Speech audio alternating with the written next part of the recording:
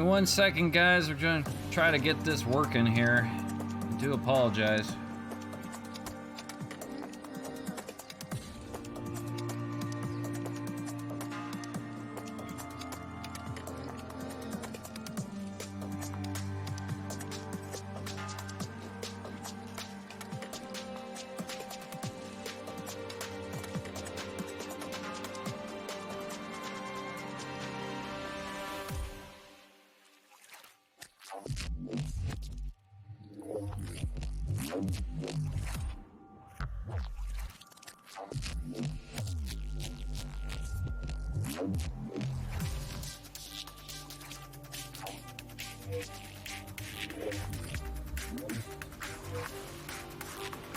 Alright guys, I think we're gonna try this. It seems to be okay. Holding on, I think. For now. I do apologize. If it keeps going out, we'll try again another day or another time, I guess. Boy, that sucks.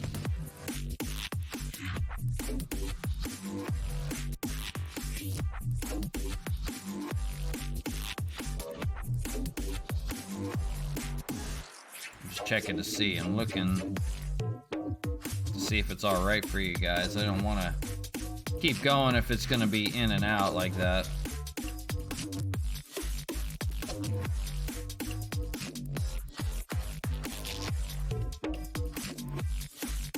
I have a feeling it's just going to be crap the whole time. Boy, this sucks.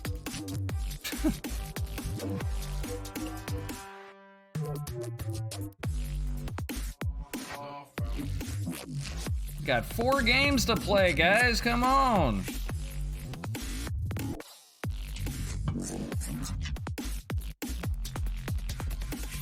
Maybe it's just my internet. I don't know.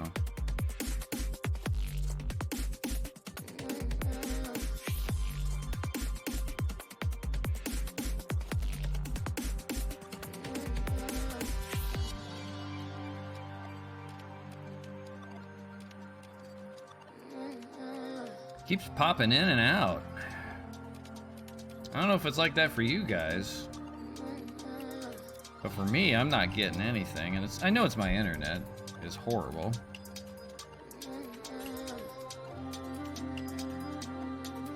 It's just popping in and out for me. I'm gonna put her on break for a bit. We're gonna test and make sure everything's good to go. I do apologize. I really apologize, guys. This sucks. Makes me so mad. But I'll be right back.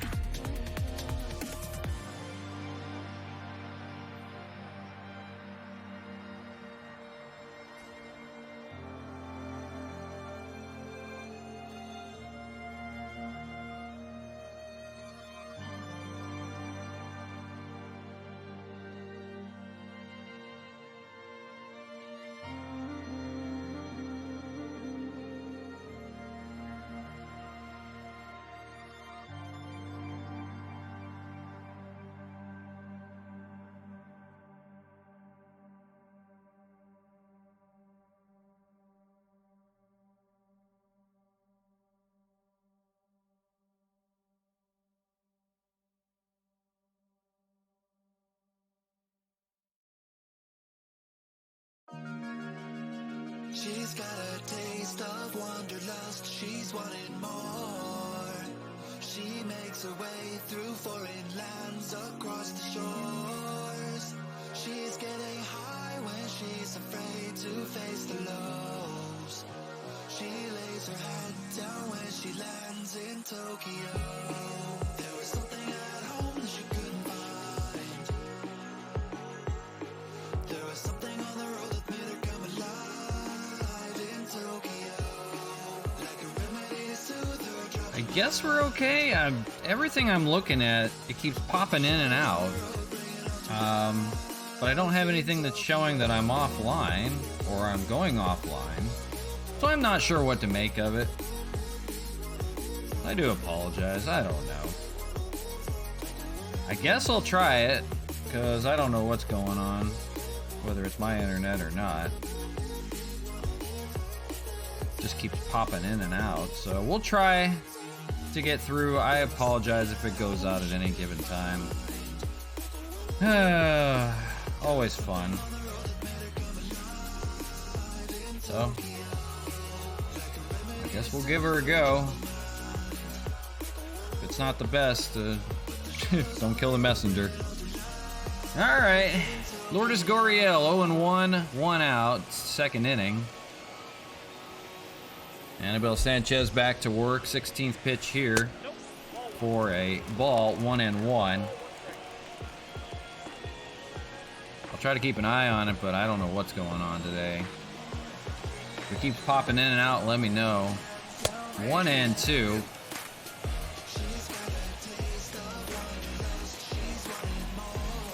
I don't want to play 4 games if it's not even going to come up right. Popped up to left field. Matt Kemp will be under it, and he'll make the catch for the second out.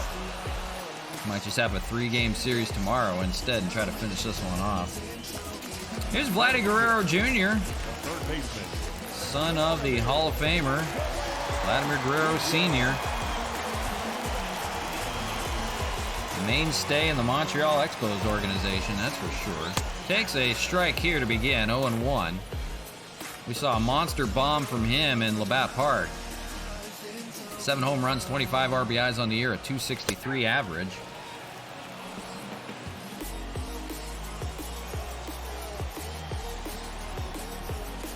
And 0-2.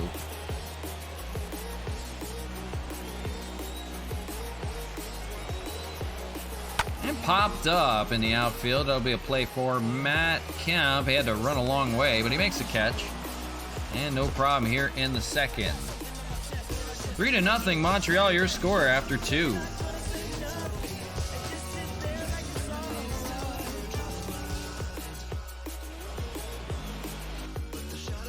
Still popping in and out for me on the stream, and I don't know how you guys are seeing it, but seeing that nobody's really watching, that's probably a problem.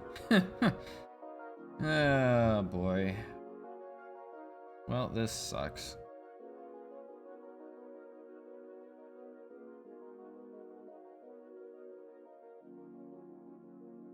Let me go on break. I'll be right back. Apologize, guys.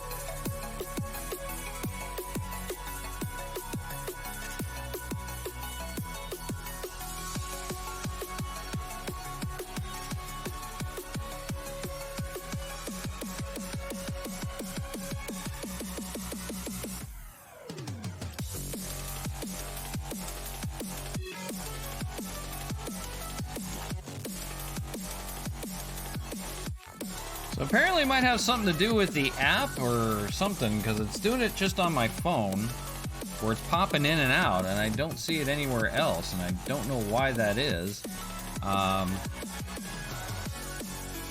We seem to be okay. Oops, wrong screen there. Seem to be okay. It's so weird. Like, I can't watch the preview of it, but I check it on anything else and it's okay. That's really weird. I might just open up a web page then for it. I do apologize, guys. This is so weird. I don't know what's going on. Strange stuff today.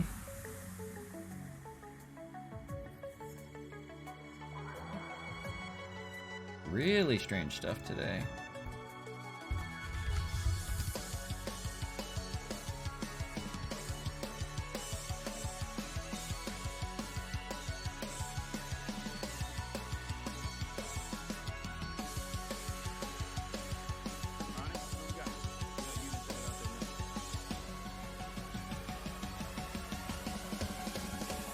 I'm gonna pop this on the screen just so I can watch.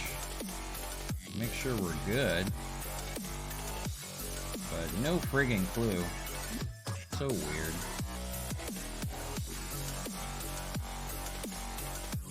Looks like we're okay there. Wow. So something's up with the app apparently. We'll do away with that. I apologize for the break in the action, guys. That was so stupid. Everything was working until I went live. Oh well, we'll try that, I guess. Okay, well, whatever. Here's Donovan Solano lead off the third. 3-0 your score. Do apologize for the break in the action. And a ball to Solano, one endo. Solano against Roark, 1 for 10. He's got a foul ball there. Looked like it might have been pretty good. Boy, we got a lot of baseball to play. We got to catch up now. 2-1. That might get through. Now it's going to be a play there at second for Semien. First out of the third. Here's Mark Hanna, 0 for 1, reached on an error back in the first inning.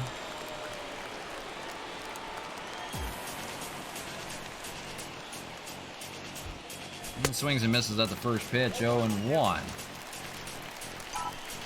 So checking on everything looks good. It might have been just me. For whatever reason, my phone was going in and out on the stream. I couldn't check it. So I thought the stream was popping in and out. Actually, let me fix something while I'm at it then. Make it look a little bit better. Because I downplayed everything. Make it look worse. In hopes that that was it, but apparently not. Weird stuff going on today, apparently. So we'll go with that. 0-2 to Canna. Lays off, good take on the slider, 1-2. Always when you're live. He reached on an error back in the first. That would have ended the first. That was a play by Roark. He gets him this time, though, with the swing and miss. And second strikeout for Roark. Comes here in the second. And here's Franmil Reyes. Franmil's 0 for 1 with a fly out to center field. Fouled away in 0-1. So here in Toronto this time. For the battle for Canadian supremacy. The Expos taking the first 3 out of Montreal. And look at this. Towering drive to left center. Does that have enough? That's at the wall and caught by George Springer. That surely looked like enough to get out, but not so fast. That will end the third. We'll go to the bottom of the inning with the Expos still leading it 3-0. Here we'll see Kevin Biggio lead off for the Jays. It's going to be 7, 8, and 9 here in the third. And they'll face Anibal Sanchez. So far, so good for him. 22 pitches through the first 2 innings, and first pitch a strike, 0-1. After Biggio, it's Grichuk and McGuire. And takes a ball, 1-1.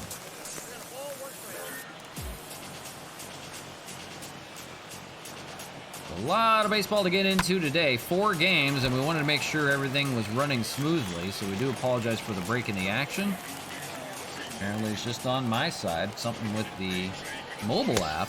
Swung on a miss. Biggio goes down swinging.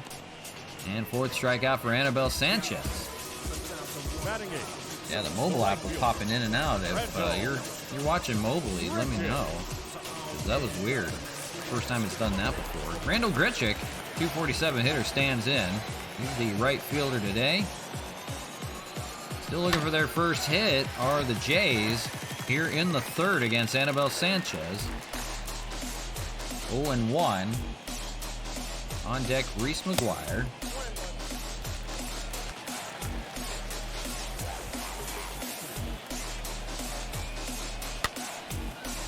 Three to nothing, your score in the 3rd. That came from a 3-run home run for Sean Rodriguez. Penciled in the lineup again. He can do no wrong off the bench.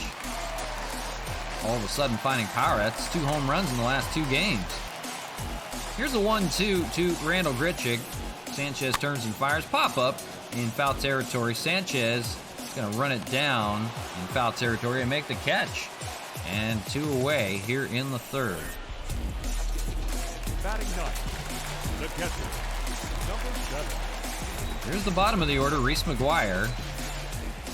301 hitter, 4 home runs, 24 RBIs. Not a bad season for him in 50 games. As not the everyday catcher, but for the most part, gets the majority of the starts. And a strike, 0-2 on the foul ball.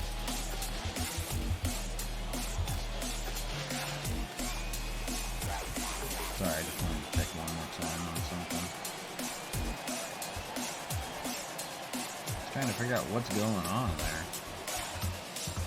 No idea. My phone, I guess, has just seen better days. Here's the 0-2. Up the middle. Play for Solano. He'll fire it over the first. No problem there. And that ends the 3rd. So still looking for their first hit off of Anibal Sanchez. 9 up, 9 down. After 3 to nothing, your score.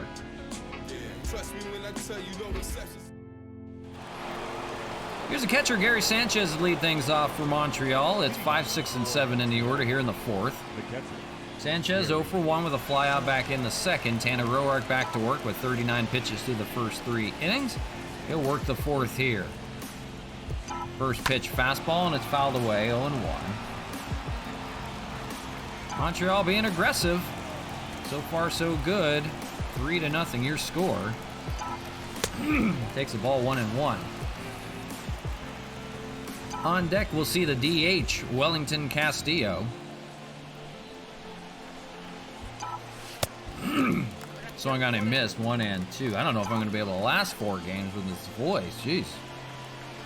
Not good stuff. It's just been a rough week. Texas swing, he didn't go, 2-2.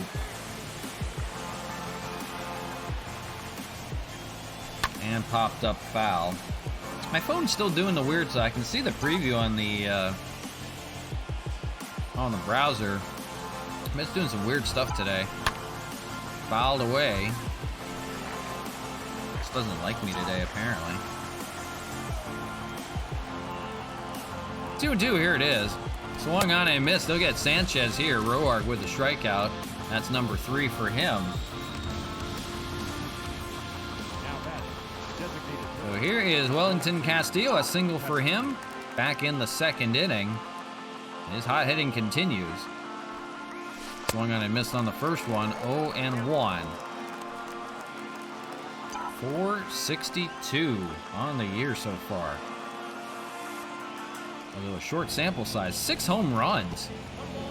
That is amazing. He was sitting in AAA for the Nationals, waiting for a call-up for a catching job, and he got one with the Expos with the retirement of Tyler Flowers. And then he went and go and joined the Royals afterwards. After all that, I don't know, maybe if he's trying to be a coach or not, but I don't know what's going on. We'll see when we play the Royals just what's going on there. I think he was trying to get out of Montreal, maybe. Swung on and missed. They'll get Wellington Castillo here.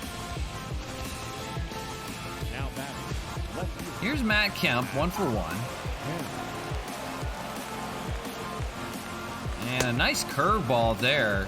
Checks the swing and he went. He had a single back in the second inning, did Kemp. He's down 0-1 here to Roark. Much better inning for him here. It's going to be a base hit, though. This will extend the inning, so 2 hits on the day for Matt Kemp so far. So extending the inning, that brings up Sean Rodriguez, and back in the second, he had that 3-run home run. 2 home runs in the last 2 games for him. But he pops up the first pitch here, and it's going to be caught over there by Bo Bichette. And that will end the inning for the Expos. So despite the 2-out base hit, nothing doing off of Tanner Roark. We'll go to the bottom of the 4th, 3-0. Expos still lead. We'll see Bo Bichette here, top of the order for the Blue Jays. He's 0 for 1 with a strikeout.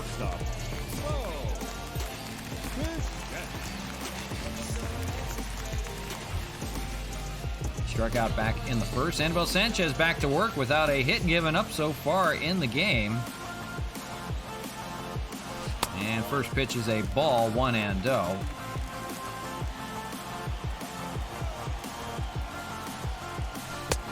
And 1-1. So far 36 pitches entering the 4th, so still good on the pitch count. See if that carries over. That is going to be down for a base hit. That's going to be the first hit of the day for the Jays. Comes the second time around in the order. So the first 9 go down, but the top of the order gets on. It's Bo Bichette on first. The leadoff base hit here in the 4th.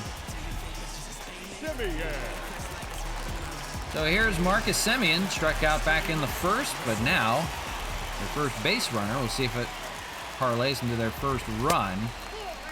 Ball 1. To begin with Semien.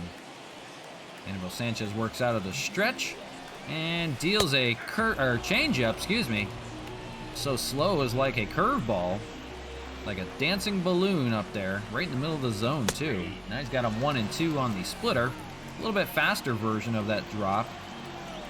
See what he goes to here, 1-2. Fastball inside and gets him swinging again. Second strikeout of Semien and 5th strikeout for Sanchez overall on the day.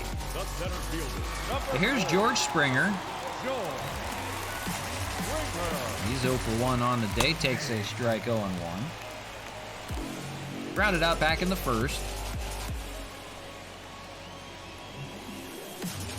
And takes a strike 0-2.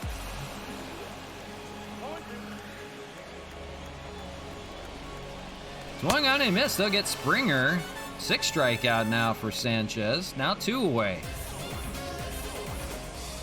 And that'll bring up Teoscar Hernandez, the DH. 0 for 1 with a strikeout back in the second. The power hitter hitting from the right-handed side. With 2 away here in the 4th, trying to extend the inning. Takes a strike, 0-1. Giving up the base hit, 2 strikeouts for Anibal Sanchez, and we'll try to finish it off here in the 4th. 0-2 now. On deck, Lourdes Gurriel Jr. Swung on and missed. He gets 3 strikeouts in the inning despite giving up the first base hit, but that's all they get off of Anibal Sanchez. Retires the side on strikes. After 4, 3-0, your score. Greg Garcia will lead off the 5th for the Expos. It's 9-1-2. 3-4-0 for the Expos. 0-1-1 for the Blue Jays. They finally got their first hit, but not their first run. And Tanner Roark back to work. And 0-1 to Greg Garcia. 56 pitch coming here is inside. And back out. After Garcia will be back to a Rosarena and then Donovan Solano in the inning. As they try to tack on to this 3-0 lead. That's going to be a ground ball play. Biggio's going to fire it over to the pitcher covering at first and in time. No problem there. One away in the fifth for Randy Arozarena. 0 for 2 with a strikeout and a ground out on the day. On deck we'll see Donovan Solano. Takes a first pitch strike down the middle, 0-1.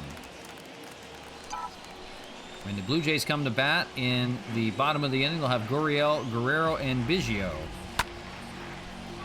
Sounds like a 90s team, but it's current.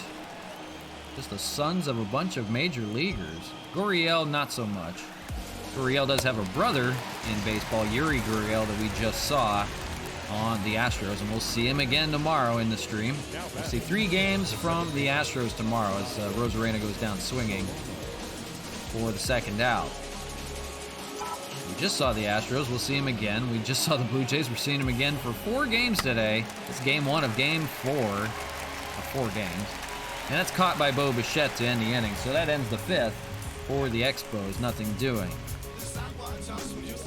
Much better inning for Roark.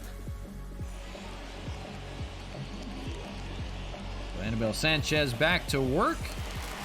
We'll face Lourdes Gurriel Jr. that we just spoke of. His brother Yuri Gurriel in the bigs with the Astros. Anibal Sanchez, 47 pitches to the first 4 innings. Only giving up 1 hit. That came in the 4th. And he goes back to work here in the 5th with Gurriel. Takes a strike, 0-1. Gurriel flew out to left field his last time up. That was back in the 2nd. 0-1 fired in there. That's called strike. Nice placement there. Sanchez gets the call, and Gary Sanchez with the nice placement. The Sanchez boys back at it again. Battery mates. Here's the 0-2. And got him with the cutter hanging outside. And Gurriel will go down. That's the 8th strikeout already for Anibal Sanchez on the day. He is dealing. Carved him up in 3 pitches. You see a couple strikeouts there. Retired the side on strikes last time out. Now he's got another here. Make that 4 in a row. Here's Vladdy. Flew out the left back in the 2nd. He'll try to go for 5 consecutive strikeouts here against him, but it's going to be a tough one. He pops up the first pitch. That is going to drop for a base hit. So that's the 2nd hit for the Blue Jays on the day. Arozarena can't run it down. It'll fall right in front of him. And a 1-out base runner. There you see the line on Sanchez. 4 1/3, 2 hits, 8 strikeouts, and 51 pitches thrown. So he's still good to go. Kevin Biggio stands in. Son of the Hall of Famer Craig Biggio. Gets a good hand from the crowd. Struck out back in the 3rd.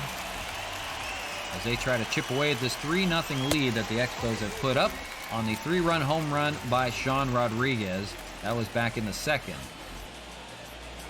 1-0 here to Biggio. Takes a strike, 1-1.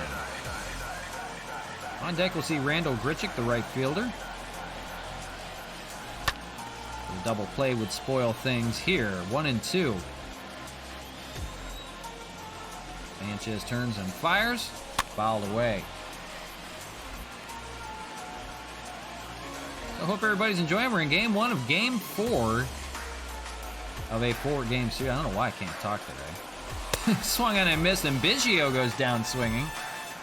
That is now the 9th strikeout for Anibal Sanchez here. 2 away in the 5th. Game 1 of 4. We'll be featuring on the stream today as long as it all holds up all right. We had some problems earlier. We do apologize for that. Apparently it was just me, and the app on the phone is going a little crazy. At least for me it was. I was testing it out to see. But everything seems to be okay. Looks good.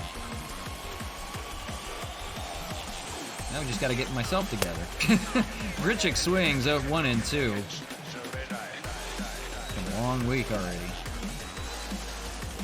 1-2, here it is. Popped up, and that should end the inning. Arozarena's under it. And he'll make the catch, no problem. That ends the 5th. So another base hit for the Blue Jays, but still looking for their first run after 5. Anibal Sanchez dealing, and they need him to today. The bullpen is a little bit depleted for the Expos, so they're going to ask Sanchez to go a long distance if he can. You see Mark Canha lead things off in the top of the sixth. It'll be 3, 4, and 5, the heart of the order for Montreal. We'll see Reyes and Sanchez also facing Tanner Roark here in the sixth. 61 pitches through the first 5 for Tanner. First pitch here, going to be a ground ball play for Bichette. Fires it over, no problem for the first out. 1 pitch, 1 away. See Franmil Reyes 0 for 2, 2 flyouts, both to center field. Seeing the ball well, just not attacking it. Fouls away the first pitch, 0-1. One measly home run, holding up 3-0 your score. Swung on and missed there. Good curveball. 0-2. He goes with 0-2. Curveball again. Try to get him to go outside with it. Doesn't chase. 1-2. Put that curveball in the wrong spot. He can send it back to Montreal. Fastball inside. He's not going to take. 2-2. On deck, Gary Sanchez. If anybody reaches, it'll be Wellington Castillo. 2-2, and that's going to be roped down the opposite field way for a base hit, and he's going to hold the first. It bounced off of the sidewall in foul territory and bounced back onto the field of play, so Grichuk was able to corral it a little easier. So it'll be Gary Sanchez, and it'll be a runner on first with 1 away. Sanchez 0 for 2 with a fly out to left field and a strikeout on the day. First pitch to him is a ball, 1-0. Strikeout and a fly out. Reyes runner on first, decent speed over there. He's just got to get chugging first. Sanchez is grounded in a 10 double play, so that is a possibility here. I'll try to keep the ball on the ground. You see 2-1 there on the slider. So midway point through game number 1. We got 3 more on tap for you today. That's going to be a base hit on the other side down the left field line. We'll see if Franmil takes the turn. He does. He's going to head over to third. It's going to be first and third on the single by Gary Sanchez, and now the Expos have something cooking as they try to tack on some more.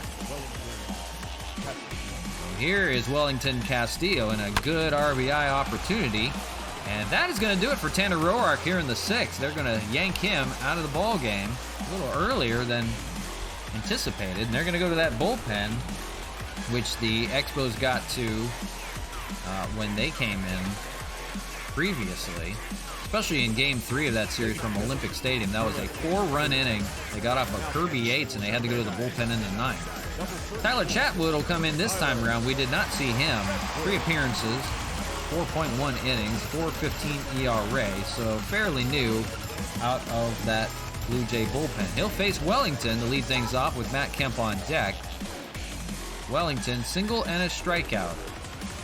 First pitch to him, fastball, and it's fouled away, and it's 0-1. Still hitting at 450 on the year. Although a short sample size, 6 home runs and 12 RBIs is nothing to complain about. He's having a good year. That is going to get through for a base hit. He's going to have himself another RBI. It's an RBI single for Wellington Castillo. And second hit of the day for him. It's now 4-0. Now batting, the left fielder. Even on the road, they get the job done. And boy, we have 2 DHs on this team. They can get the job done. And now Matt Kemp, which you see here, has to play out in left field. You just have too many good guys hitting right now. First pitch to him, and that's going to be speared and caught over there at first by Biggio. And that'll bring up Sean Rodriguez to the plate, and he's only had a 3-run homer on the day. 2 homers in 2 days. What does he have in store here? He's got first and second with 2 away. Still good RBI opportunity. Runner in scoring position at second. Swings and misses at the first pitch, 0-1. You can reach, you'll see Greg Garcia, bottom of the order. Nice curveball drops in there by Chatwood, 0-2.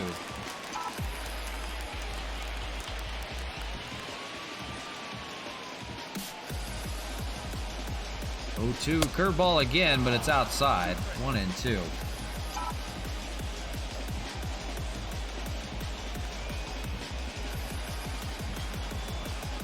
Fouled away, we'll do it again in 1-2. Rodriguez, 19 RBIs despite being at the bottom of the order. He can kill you with those base hits. But it's a 3-run homer here, due in large part to 4 runs on the day. 4-0 your score right now. Checks the swing and he went, and that will end the inning. So they'll strand 2, and a nice job by Tyler Chatwood to get out of the jam. We'll go to the bottom of the 6th with the Expos now on top 4-0.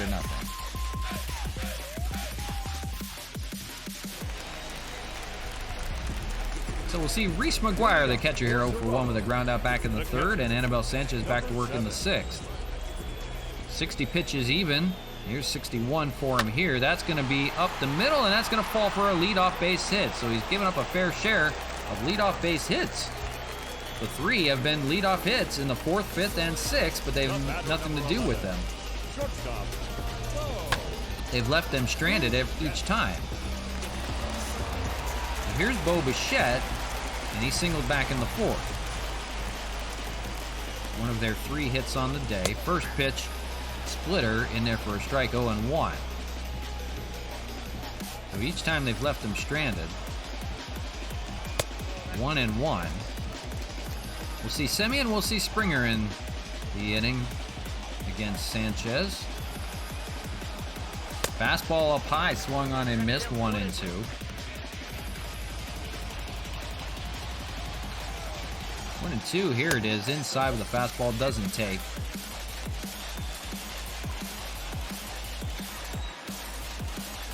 2-2, ground ball play. They got a chance to turn 2-3 to 6, 2 back to 3 for the double play.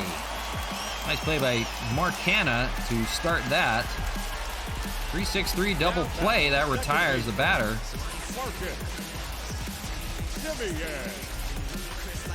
That'll bring up Marcus Semien now with 2 outs. And we'll see Sanchez for another inning. 0-1. 2 strikeouts of Marcus Semien on the day, 0-for-2. Like we mentioned, it's not a very fresh bullpen down there. They were worked yesterday in that entire Astros series, actually. They're now without Homer Bailey, who's now part of the rotation, and Donovan Solano will make the play over at second. So that ends the 6th. 4-0 your score. The leadoff base hit is squandered. Still nothing doing for the Jays as they look for their first run. Your attention, please. Now pitching. They'll bring in the lefty, Steven Matz. Number 22. And leading off is Greg Garcia. But we'll see if that's who they're going to send up there. Yeah, they're going to leave him in. There's too many guys that are taking the day off today.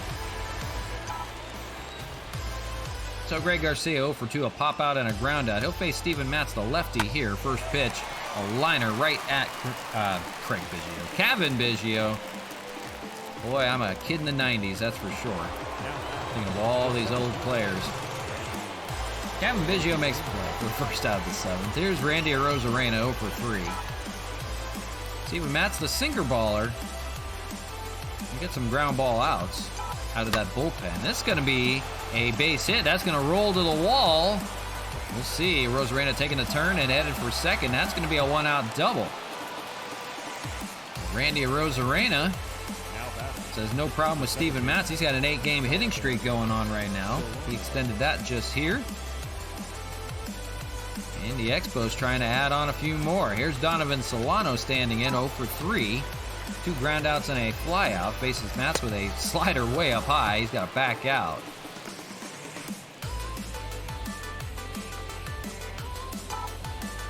One 1-0 here to Solano. Mark Canha on deck. Inside again with the curveball. Trying to establish the inside part, but any closer, it's going to nail Solano. He'll go outside and get the slider call, 2-1. Donovan Solano, a patient hitter, but he's also a very good contact hitter. Curveball, and that's hit pretty well out to left, but that's going to be caught out there. Caught by Gurriel, and Rosarena is going to stay put over at second. He's not going to test the arm of Gurriel. So 2 away here in the 7th, and here is Marcana. And he's 0 for 3. Reached on an error, a strikeout, and a ground out. See what he does here with the lefty, Matz. And that's back up the middle for a base hit. That's going to score a run. Rosarena coming home, and he will score. It's an RBI single for Marcana. He is an RBI machine. Even when he's not hitting home runs, he is doing the job. And here's Franmil, 1 for 3 on the day. He singled back in the 6th. We're keeping the inning going against Matz. Checks his swing, he didn't go. A little inside with that sinker. And 1-0 to Franmil. On deck, Gary Sanchez if he can reach. That's hit pretty well out to center field, but that's going to fall right into the glove of George Springer. So it's time to stretch. We'll take a quick commercial break. Your score, 5-0 now as we enter the 7th inning stretch. And oh, Canada.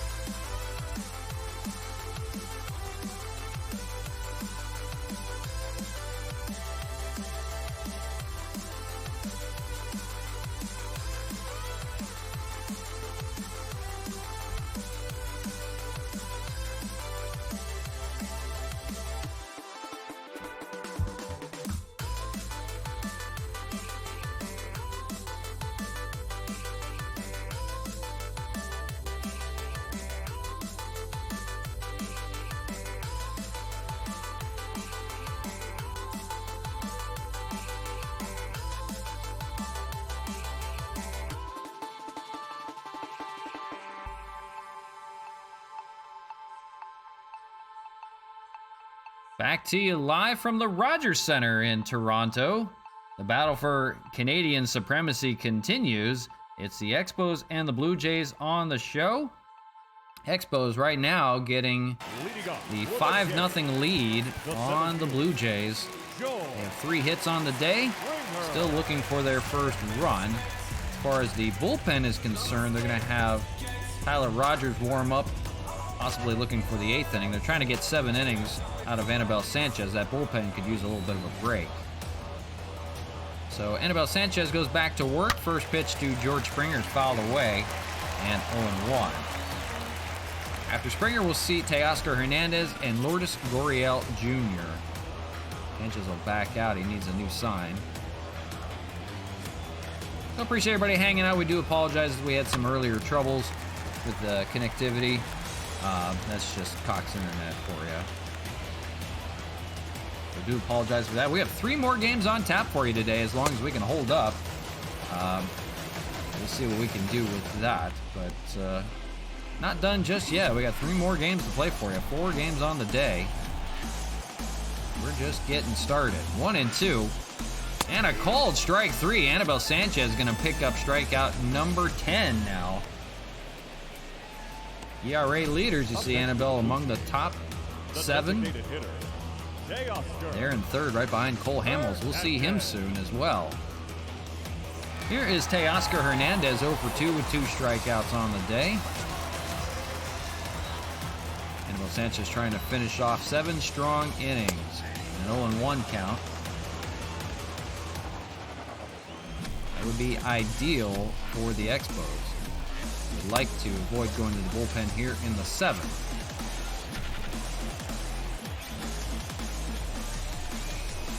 One and 1 fouled away. It'll be 1-2.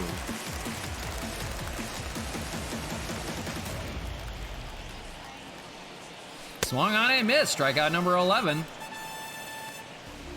Excuse me. Jeez Louise. Now batting, left fielder. Allergies or something out here. Gurriel. Here is Gurriel. And for Gurriel, 0 for 2 on the day for him as well. A flyout and a strikeout. One of 11 punch-outs by Anibal Sanchez on the day here in the 7th.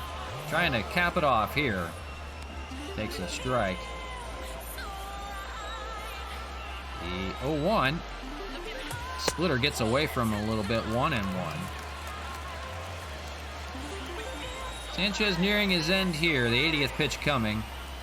And 2-1.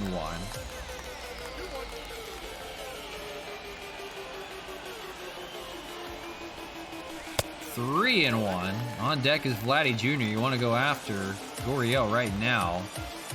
Try to finish this inning off. Gets the called strike, so now it's full 3-2.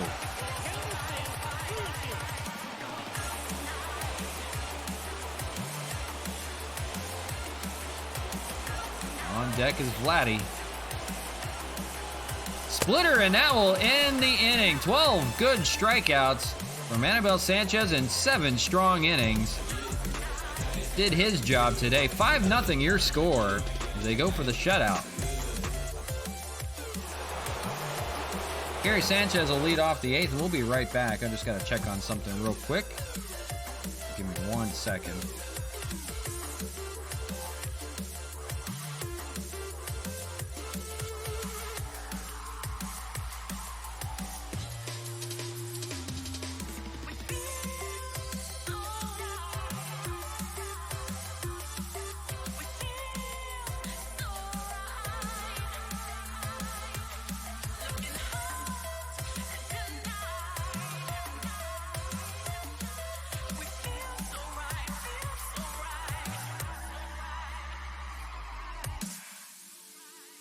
Alright guys, I do apologize if the stream is bad. There's nothing I can really do about it. So I'm just trying to let her go. But we'll make do with her. Oop, wrong screen again. I've been playing around with stuff so long, I don't even know what goes to what anymore. Alright, let's get back into her. 3 more games on tap if we can make it. Jeez. Here's Gary Sanchez to lead things off here in the 8th against Steven Matz back out to work, and first pitch fouled. I'm doing my best, guys. Need to hire some people. Here's the 0-1. If only I got paid that much. Fouled away. Randall Grichuk gonna run it down, and he makes a catch right in front of the wall. Nice job by Grichuk to hang on with that one, and that's the first out of the 8th. Went a long way to cover ground there. Kept charging, just in time. Makes the catch. There's Wellington Castillo, 2 for 3. Had an RBI single back in the 6th. 2 singles on the day for him. Just keeps hitting. And he's going to have another single on the day. 3 on the day for Wellington Castillo. The man just rakes. He flat out rakes. And that'll bring up Matt Kemp. Kemp's going to be careful. He's going to lose his DH job to Wellington Castillo. Everybody needs to be on alert now. Guys are just hitting. The man on deck was hitting today, Sean Rodriguez. He had a 3-run home run. Matt Kemp, 2 singles for him as well. Sinker ball, that's going to be a double play possibility. 4-6, 2-3. They pull it off. And that will end the 8th for the Expos. The Wellington base hit does nothing, and we'll go to the bottom of the 8th, but they still lead it 5-0. We'll see Vladdy lead things off here, but it's going to be against a new pitcher. It's going to be Tyler Rogers out of that Expo bullpen. The Submariner. 3-1. 2.20 ERA, 19 saves. That was as a member of the San Francisco Giants. He's going to try to probably finish this off. No need for Roberto Ozuna today. We'll see if he can pitch 2 strong innings. It's asking a lot for him, but he's going to go up against Vladdy here, 1-0 to begin the 8th. 29,000 Ontarians, whatever you want to call them, Canadians, to watch this All-Canadian Series, the Expos and the Blue Jays. And caught by Solano for the first out of the 8th. So far, it's been all Expos in this series. They've won the first 3. The first baseman, number 8. Game number 4. But it's a first of 4 that we'll feature today. So a lot of baseball to play. And you see Kevin Biggio standing in 0 for 2. Fouls away the first pitch. Strikeout on both times for Kevin Biggio. Casualty of Anibal Sanchez in his 12 strikeouts on the day. Good 7-inning performance from him. Just let the pitch count get to him. And it's 1-1, excuse me. With 1 away here in the 8th. Rogers, that submarine, fouled away.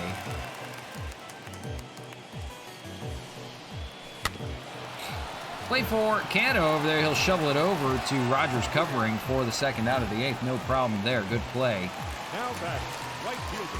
And with 2 away, we'll see Randall Grichuk go for 2 with a fly out and a pop out.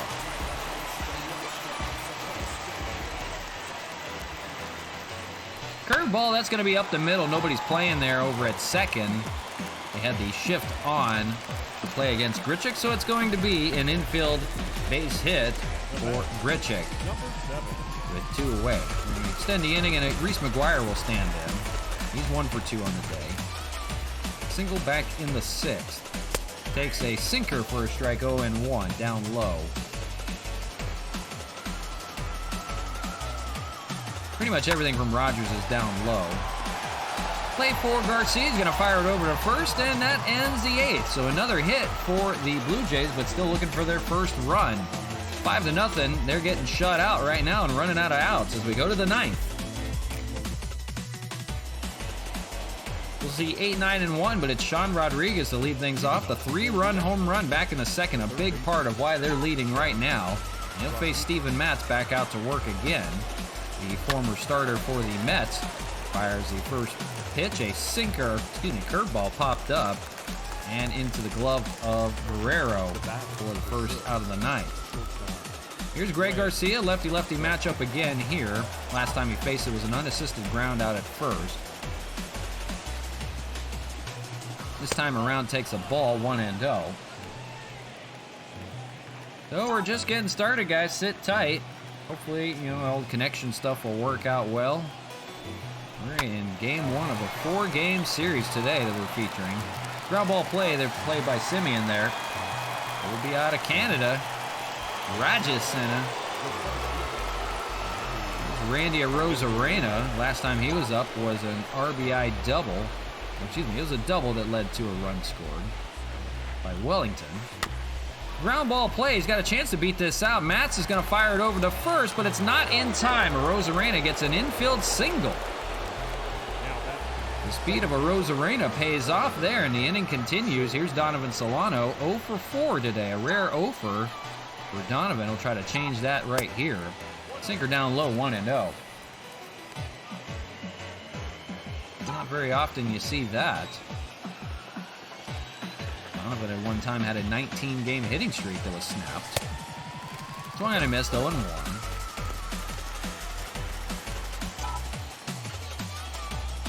Hitting .315 on the year, well above 300. Sinker, and that's going to drop, and he's going to have himself a base hit here. Rosarena's going to take a turn and head for third, and the inning continues. It's now first and third as they try to tack on even more. And here steps Mark Hanna. But he'll see a new pitcher. David Phelps will come in on the game. 3-1 record, 3.31 ERA for David Phelps. And a good season so far for him. 8 holds on the year. 304 against lefties, but he'll see a slew of righties here. So here is Mark Hanna. And he's 1 for 4 on the day with a single back in the 7th. First pitch to him is going to be a cutter up high and a ball, 1-0. There's an RBI single for Mark Hanna. Even when he doesn't hit home runs, he's driving in runs. It takes a ball, 2-0. If he can reach, you'll see Franmil Reyes right behind him.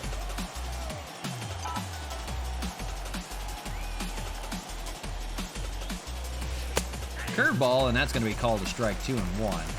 Phelps will feature a cutter, curveball, and 2-seamer and a 4-seamer.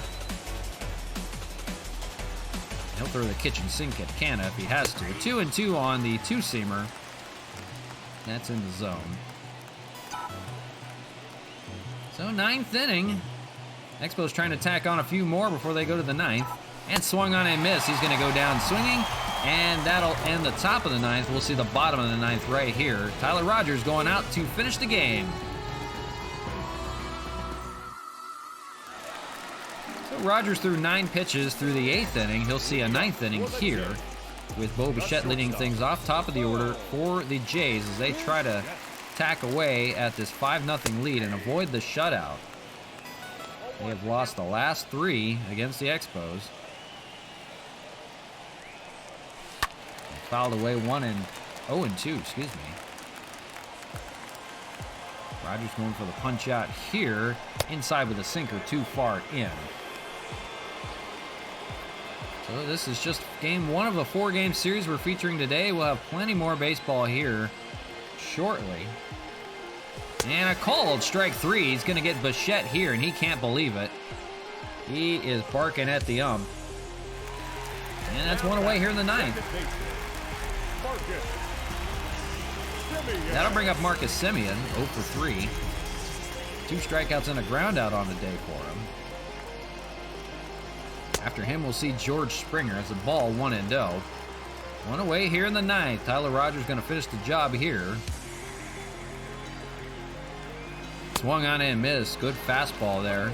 Even though it's only at 84, looks like it's coming at you a lot faster than that, just with the arm angle.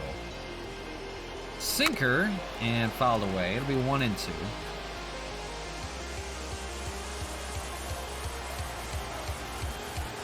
Rogers gets another punch out on the curveball there. Good job there, going outside with the curve. And 2 away here in the 9th. They're down to their last out. That'll be George Springer. And he's 0 for 3 on the day. Ground out and 2 strikeouts. Trying to avoid the shutout. The Expos, it's been all them all day. 4 hits for the Blue Jays. All the way 1-1. Good day all around for Montreal. Due in large parts of the 3-run home run for Sean Rodriguez on the day, the most unlikeliest of home run hitters. But he's got 8 on the year now. 1-2. Called strike 3, swung on and missed. Excuse me, geez, I don't even know what's going on right now. The Expos win game 1 of the 4-game series by a shutout score of 5-0. Whoa, what was going on there with the handshake? So, game 1 is in the books. We've got 3 more on tap for you today.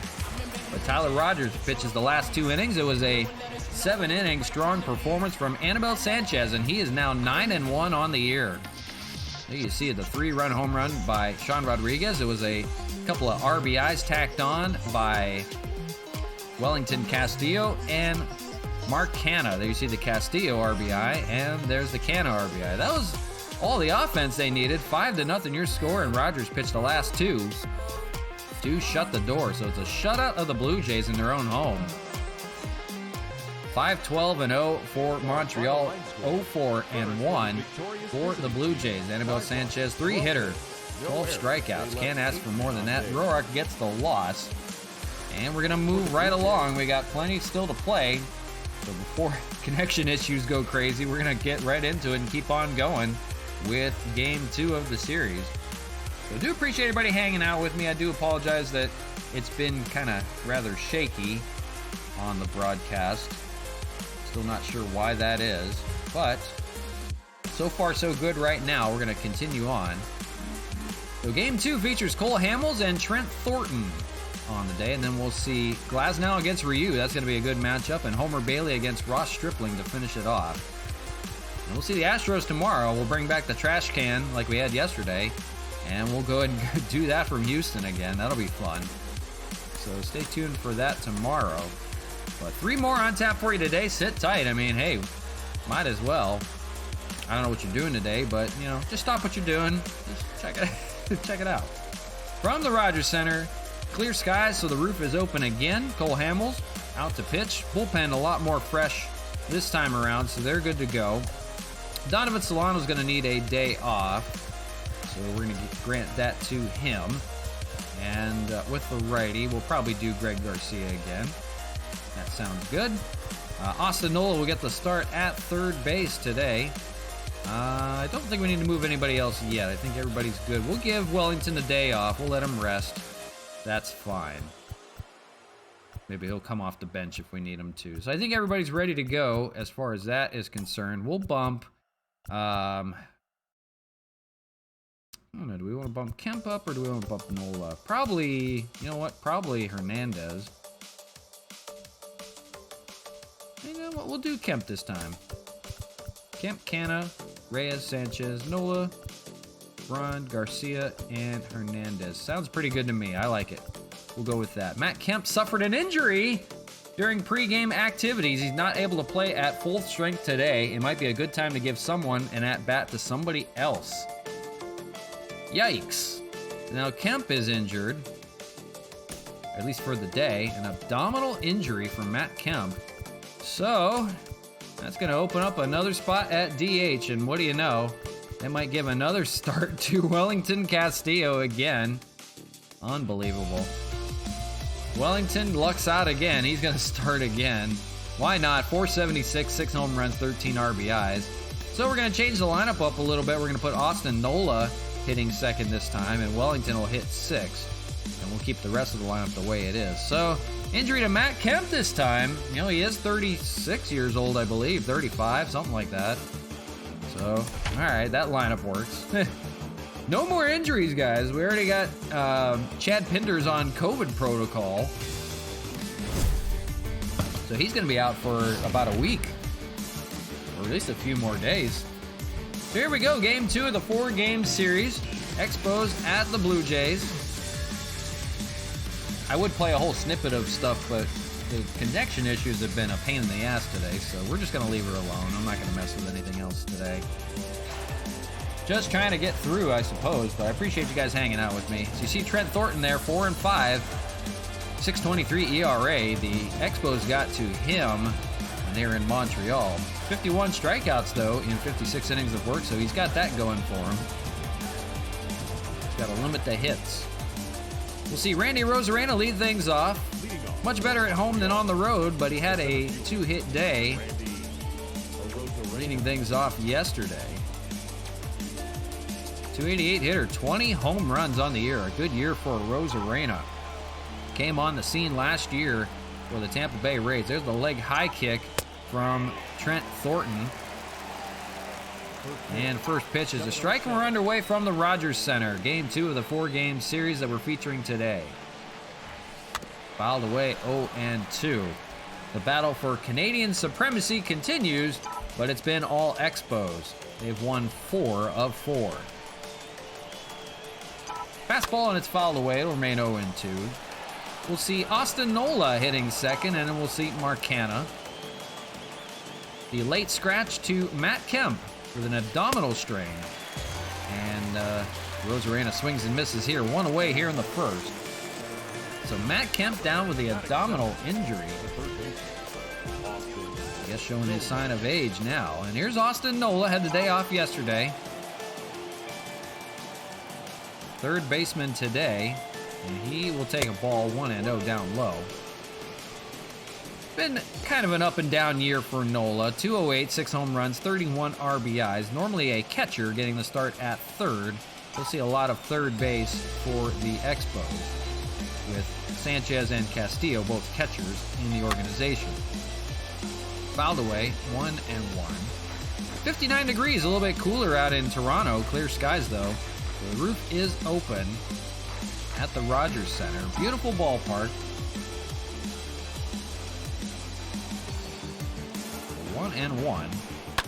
Hit out to left field. That may drop. That's going to fall for a base hit in front of Gurriel over there. We'll see the rest of the lineup. I want to make sure we know who's even playing today for the Blue Jays. Bichette, Semien, Springer, Hernandez, Gurriel, Grichuk, Biggio. Guerrero's bumped down to 8th in the order. Why?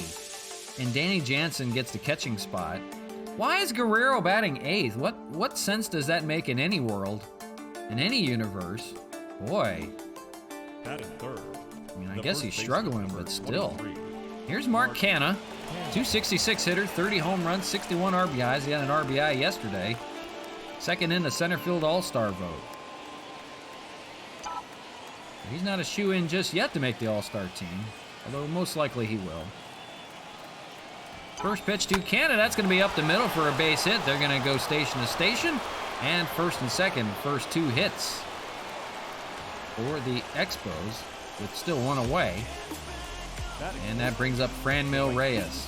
First now in batting average, .338, 24 home runs, 55 RBIs, and a monster all-star year for him. We'll have a special all-star special. That'll be on Wednesday's stream next week. If I did my calculations right, that'll be by Wednesday. We'll have a home run derby and an all-star game featuring our guys that whoever gets voted in. I don't even know if the voting is in yet. I don't think so. Takes the ball 1-1. On deck is Gary Sanchez. One away here in the first. Expos threatening with a runner in scoring position at second. It's first and second. Fouled away 1-2.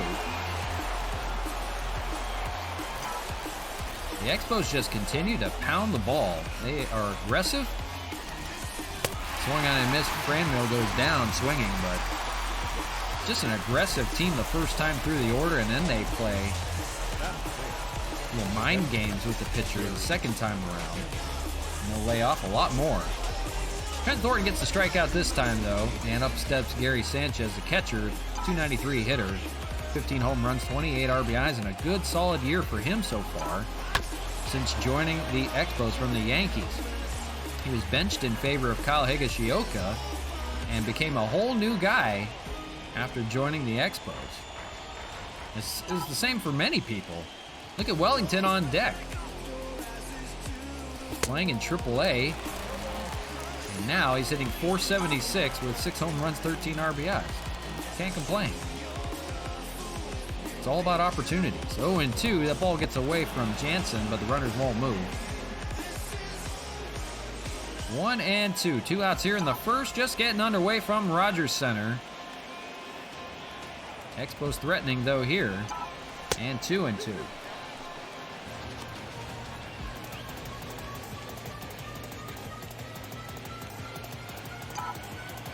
RJ to DJ Witt to game 2 of a 4-game series that will feature today.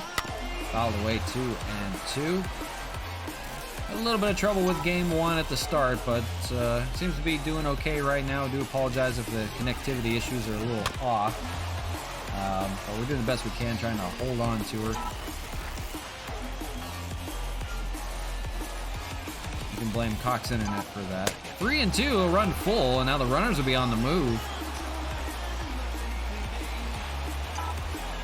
Nola, the runner at second. Decent speed. He'll take off. Here's the 3-2, and fouled away. Will do it again. They're going to get their calisthenics in right now. They'll go back and try again. Canada, the runner on first. Here's the 3-2 again. And called. Strike 3. It looked outside. But they get the call, and that ends the first. So two runners stranded on 2 base hits. But we'll go to the bottom of the first with the Blue Jays coming to bat. No score.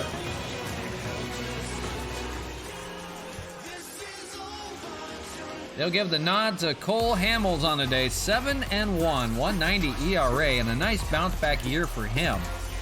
140 strikeouts really catches your eye in 94 innings of work. He's been a workhorse, but a good one. A really good one this year. The lefty will deal with Bo Bichette to lead things off, hitting .304, 11 home runs, 31 RBIs. The everyday shortstop for the Blue Jays. And first pitch from Hamels to Bichette's a strike 0-1. You see the Expos 61-14 running away in the AL East. Nobody expected that. But wheeling and dealing, and boy, they are poised for a playoff run. Liner right to third base. That's going to be a play by Austin Nola. No problem for him. And that's the first out. Here's the rest of the lineup for you. Marcus Semien, George Springer, Teoscar Hernandez, Gurriel, Grichuk, Biggio. You see Vladdy Guerrero hitting 8th. I still don't understand. And Danny Jansen. 99 home runs this year for Toronto. That's like Mark Hanna and Franmil Reyes combined. Oh, man. I know we lead the AL in home runs. Here's Marcus Semien. And first pitch to him is fouled, 0-1. I know that's due in large part to our ballpark. If you haven't seen Labatt Park, it's 300 to both sides and 400 to dead center. We have a higher wall in right field, but that left field short porch, man, can be line drive home runs left and right. You got to be really careful. And we've seen a share on both sides, but more so from the Expos. They're taking advantage of it. Here's a ground ball play by Cesar Hernandez. Throws it over for the second out of the first. So nice job for Cole Hamels through the first two. And here's George Springer, and you got to be careful with him. Former Astro, 284 home run. 284, he has 284 home runs. 21 home runs, 62 RBIs. Don't mind me flubbing up today. It's one of those days. Just get frustrated with the connectivity stuff. 1-0 to Springer. On deck is Teoscar Hernandez. But 2 away here in the first. Cole Hamels will try to finish off the inning. 7th pitch, and it's fouled away. Still working quickly is Cole. Circle change is outside, 2-1.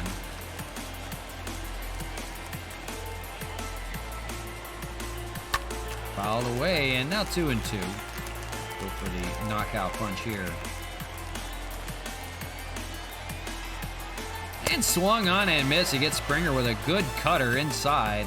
And that retires the side. Down go the Blue Jays, 1-2-3. And a good inning from Cole Hamels. After one, no score from the Rogers Center.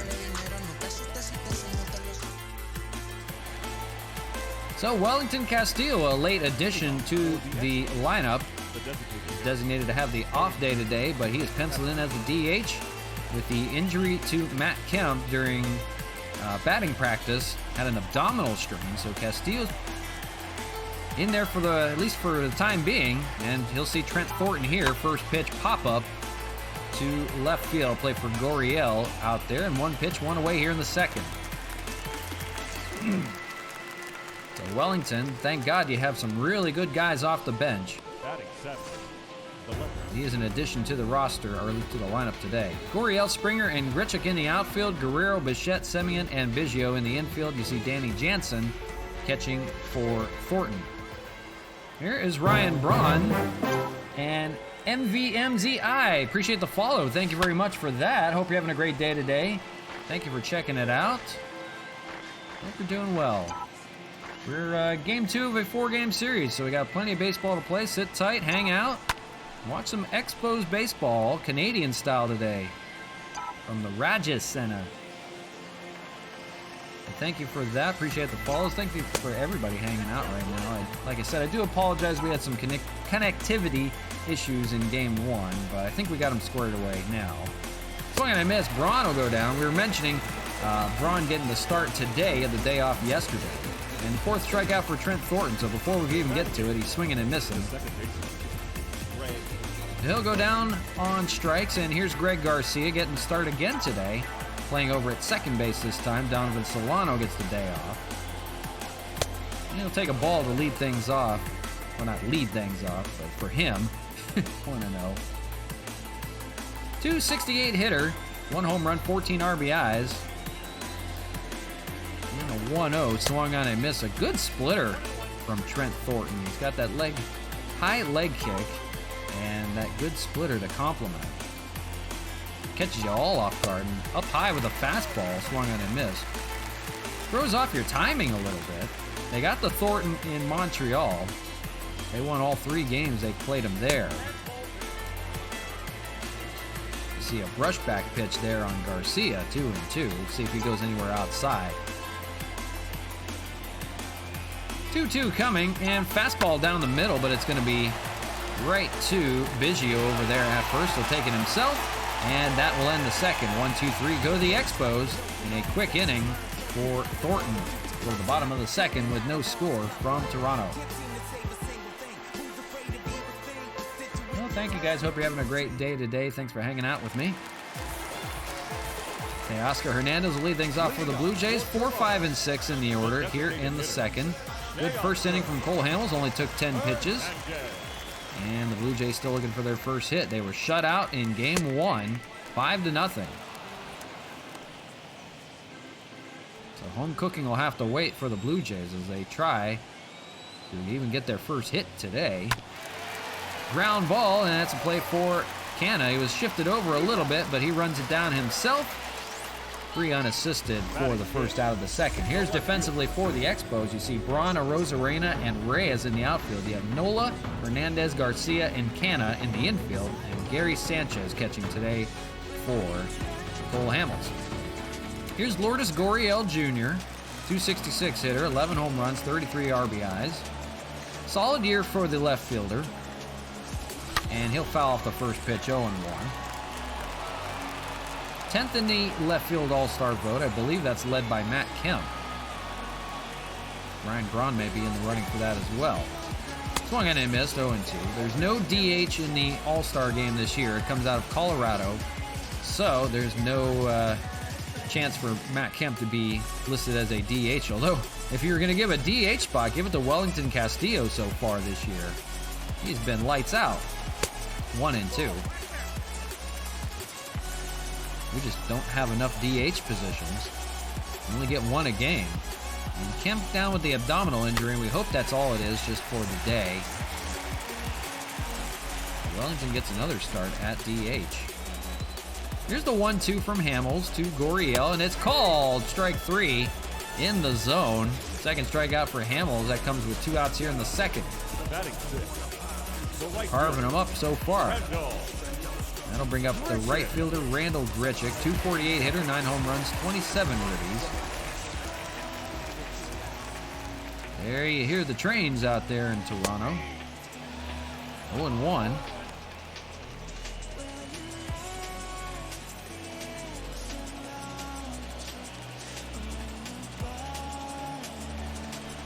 Oh, and 2. Swing and miss on that good curveball from Hamels. Will try to finish it off here in the second.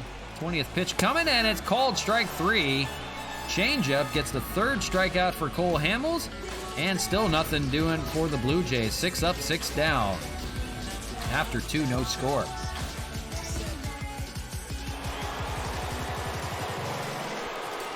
That'll be 9-1 and 2 for Montreal. It'll be Cesar Hernandez leading things off. 303 hitter, still hitting above 300. 12 home runs, 36 RBIs.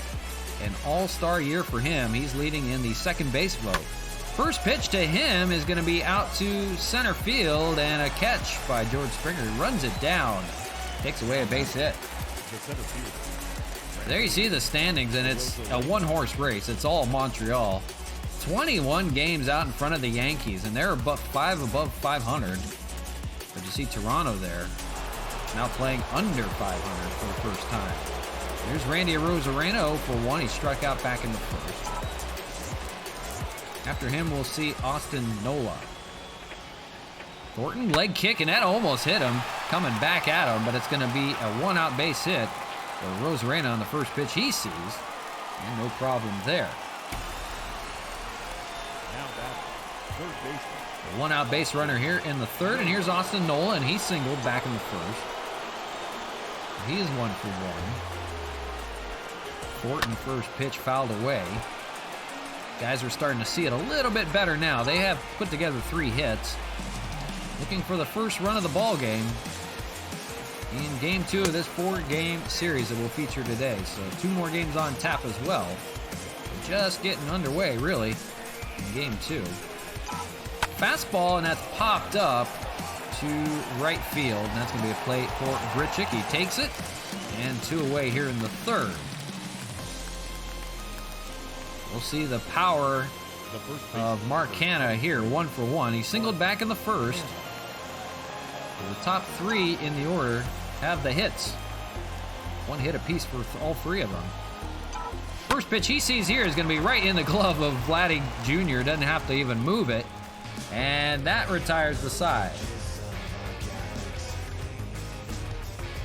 Canna in disbelief. He thought he had himself a nice little line drive base hit. Arozarena's just going to walk away for the throw. Come on.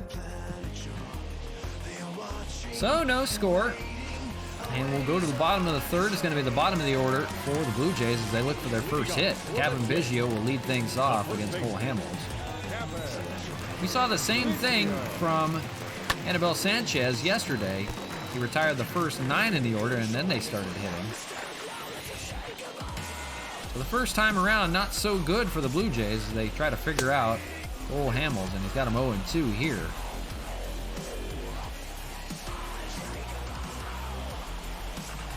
Pop up, and right on home plate, Gary Sanchez just to the right of home. Make the catch in foul territory, and that's out number 1 here in the third. The third baseman, Vladimir. So that brings up Vladdy Jr. hitting 8th in the order, as we mentioned. Not sure why that is. 273 hitter, 7 home runs, 25 RBIs. He's having a good year. Maybe not the year they expected, but still a decent year for a third baseman. And you see 10th in the AL third base all-star vote. 0-1 here from Cole Hamels. Fouled away, and it'll be 0-2.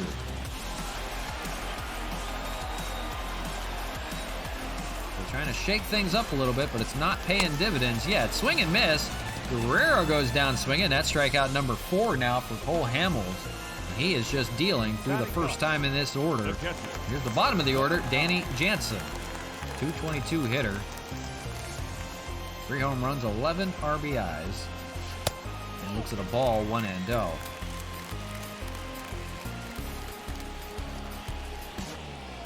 Oh, easy work through the first 8. We'll see if he retires all 9. 2-0.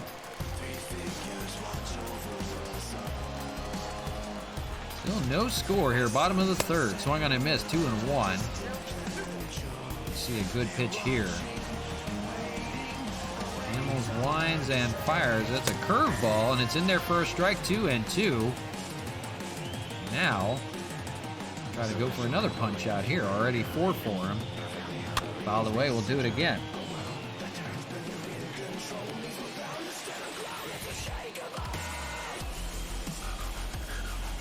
Two and 2. Curveball. It's going to be a ground ball plate for Cesar Hernandez. Fires over the first. No problem. And that ends the third. Good work for Cole Hamels. 9 up, 9 down. After 3, still no score here in Toronto. We'll see 4, 5, and 6. It'll be Franmil Reyes leading things off for the Expos as they look to get the first run of the game. Trent Thornton equaling Cole Hamels, although he's given up 3 hits. 37 pitches through the first 3, and the first pitch here is a ball, 1-0. The pitch count is good for Thornton. He can hang on here. Still pitching a shutout. That's up the middle. That's going to be a leadoff base hit for Franmil. So the 4 hits coming through the first 4 men in the order. Here's Gary Sanchez, strikeout looking for him back in the first. He's got a runner on first here, still nobody out. Takes a strike 0-1. Sanchez, Castillo, and we'll see Ryan Braun if they advance. 0-1 to Sanchez. Eyes lit up with a high fastball, but swung on and missed 0-2.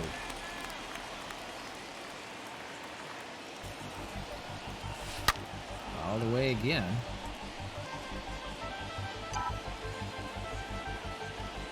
Franmil doesn't run that well over there at first. Decent speed. And we'll look at a ball, 1-2 to Sanchez.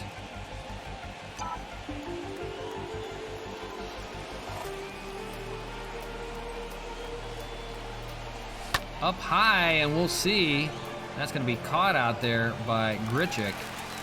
Now number 1 here in the 4th. Reyes will go back to first.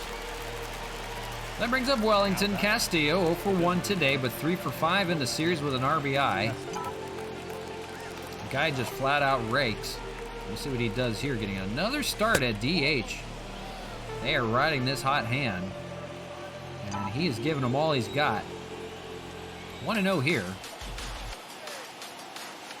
Thornton deals, fastball, and a little jam shot. That's going to get through for a base hit. They'll play station to station. It's a single for Wellington, Castillo, and now first and second with 1 out there trying to get their first run in. And Wellington's got a 12-game hitting streak. I don't think he has had one day on the team where he has not had a hit. That season began for him with 2 home runs in his first 2 plate appearances in Montreal. An amazing year so far for him. Here's Ryan Braun, first pitch he sees. Cutter down the middle, but fouled, 0-1. He was out in front of that. Got a runner in scoring position at second. It's first and second with 1 away. Lays off 1-1. Now, this time around, as we mentioned, they're trying to get to Thornton a little bit. They're being a little more selective on their pitching. Fastball, and that is a fair ball down the left field line. And that's going to score 1. Wellington is going to be out at third base trying to advance. It's going to be an RBI double for Ryan Braun, but they'll get an out on the play. So it's 1-0 Montreal. They take the early lead. Just fair down that left field line.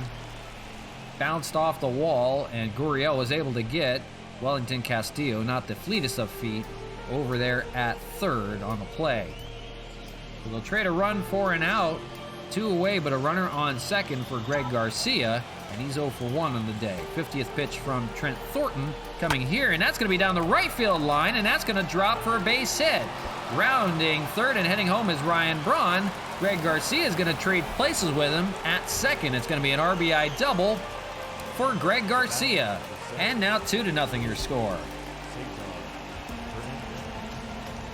They trade spots. Braun scores, and now 2-0 here in the 4th. They're getting to Trent Thornton the second time around the order. And here's Cesar Hernandez, 0 for 1. Little 2-out hitting here, and that's the first 2 runs. It's going to be a ground ball plate for Semien, so that will end it there. So not before, 2 RBI doubles in the inning. And that's the first 2 runs of the game for the Expos. We'll go to the bottom of the 4th now with the Expos leading 2-0.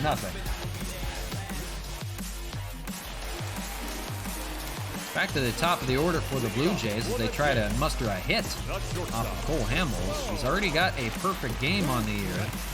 Right now, 9 up, 9 down, entering the 4th. 32 pitches through the first 3 innings, so the pitch count is right where you want it to be as well. Now working with a 2-0 lead, he pitches a strike to Bichette, and 0-2. Working fast. I mean fast. 0-2 to Bo Bichette. Popped up as a possibility to make a play on that one. Evil Dragons, hey, how's it going? Astros, yeah, they cheated their way to a win yesterday. We'll split the series, but we'll have more for them when they come to Dodger Stadium. That was unfortunate, but we did the best we could with them. Just wasn't a day for Trevor Bauer, I guess. But that's all right. Hope you're doing well today. Glad to see you again. We're in game 2 of a 4-game series that we're featuring today, so plenty of baseball still to play. 2-0, we just took the lead on a couple RBI doubles.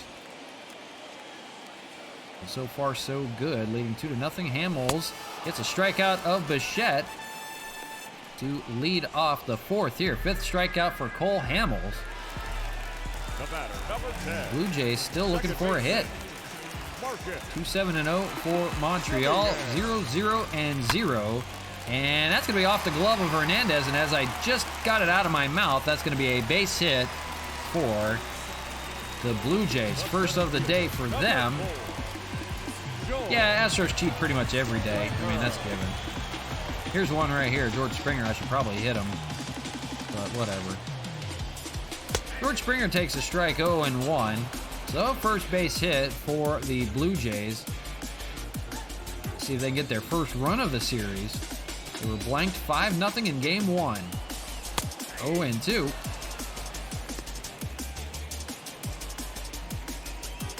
You know what the funny thing was about that game?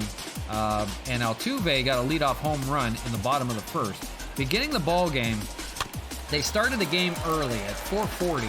I guess Pacific time, so it was like 6:40 maybe Central time. The lighting in the ballpark, the light was shining at the hitters. and the Dodgers were leading off in the first inning, top of the first. As that's hit pretty well out to left field by Springer, but Braun is there, and he'll make the catch for out number 2. So the lighting was hitting the batter as the Dodgers were leading off in the top of the first. And it just so happens like 5 minutes, 10 minutes later, the bottom of the first comes, and there's no sun there. It's all shadows. So the Astros cheated their way through the first inning by starting the game earlier and messing the light up. And they also, in game 1 of that's just only 2-game series, game 1 they messed with the lights in the stadium. In Minute Maid Park, they made the lights brighter when the Astros came to bat, and the umpires took offense to that. So they're already finding ways to cheat again. Unbelievable stuff. But they played that just as a start day early. 20 minutes earlier than they would have started a game. Just to cheat again. Just so the Dodgers couldn't see in the first inning to try to get to him in the first. Because that's when the Dodgers usually do all their hitting, is in the first inning. Unbelievable. Finding ways to cheat yet again. 1-1 to Teoscar Hernandez, 2-1. But I digress. We'll see the Astros in the stream tomorrow. Yeah, it was really stupid. Popped up, and we'll see if Greg Garcia can run it down. He's in the outfield and makes the catch, and that ends the 4th. So they do get a base hit, but not a base run. 2-0, still your score after 4 from Toronto. So, yeah, that's fine. I'm over it, whatever. So they got to come to Dodger Stadium, and we'll be prepared for them. Dodger fans are going to love that. That'll be in August. So it's a little bit of time still, but we'll be ready for them. Randy Arozarena to lead off the 5th against Trent Thornton. Thornton, 51 pitches through the first 4, had to labor a little bit in the 4th inning where he gave up 2 runs on 2 RBI doubles. So after him, it'll be Nola and it'll be Canna. Ball to Arozarena, 1-1. So we'll see what happens. Right now, in this game, 2 of the 4 game series, 2-0, and we'll see the Astros tomorrow for 3 games. So stay tuned for that. We'll bring back the trash can and all. If you didn't see the stream yesterday, we had the trash can ready to go every time there was a favorite of ours out playing, and we're going to take care of Carlos Correa for taunting the crowd on a home run that they were down by 3. They weren't even leading. They were down by 3, and he was taunting the crowd with his home run. It was a solo home run, I think. And he was just giving it to the crowd. As Nola pops it up, and that'll be the 2nd out of the 5th. So we took a little offense to that. Didn't get to see him the next time up. It was towards the end of the 3rd game. So we'll be ready for him next time we see him. We don't forget. Here's Mark Canha, 1 for 2. Single and an unassisted ground out to 3rd base. And he'll take a ball here, 1-0. If he can reach, you'll see Reyes with 2 outs here in the 5th. 7 hits for Montreal for 2 runs. And only 1 hit for Toronto as they look to get out of the cellar. They were shut out 5-0 in game 1. I believe there was only about 5 hits in that game. Swung on a miss by Canha, now 2-1. Oh, who knows?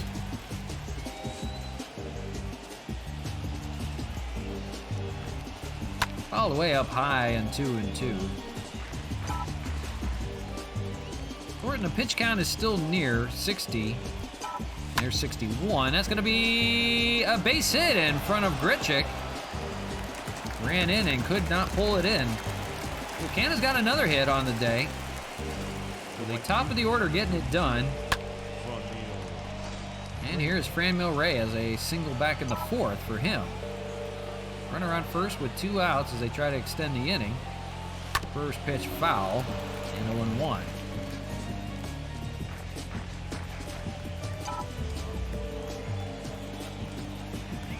Home run ball quiet today with these guys, but putting in some good RBI doubles, and that'll end the 5th there. Padres face the Astros in the next series. That's nice. Yeah, although I want the... I'm kind of... I know, I'm kind of torn between that series because I want the Padres to get out of first place, but I want them to beat the Astros too. So I guess the Dodgers have to just win out against... They're playing the Giants again. So I guess we'll just have to win out against them and hang on. But yeah, that's a weird series, but yeah, Padres and Astros can duke it out. I don't really care. That's fine. But I need the Padres to get out of first place too. Well, Hamels back to work. 48 pitches through the first 4. He faces Lourdes Gurriel Jr., 5, 6, and 7 in the order for the Blue Jays. Only 1 hit so far through 4. Hamels back to work here. They'll make it another base hit every time I say it, apparently. And they'll have a lead-off runner here in the 5th. That'll be Gurriel. So through 50 pitches, there you see it. 4 innings of work, 2 hits, 5 strikeouts. Good day for Cole Hamels. He'll try to cap it off. You see Randall Grichuk here 0 for 1. Curveball fouled away. Might want to keep that one down. They look to get a double play. Swung on and missed 0-2. We'll take a strikeout. Hamels lays a cutter inside. Doesn't take. Strikeout looking for Grichuk last time, and swung on and missed this time, swinging. And 6 strikeout for Hamels now. 1 away here in the 5th. The first baseman, number 8. You see Kevin Biggio, the first baseman. He's 0 for 1. 1 away here in the 5th. He popped out to the catcher. Back in the 3rd.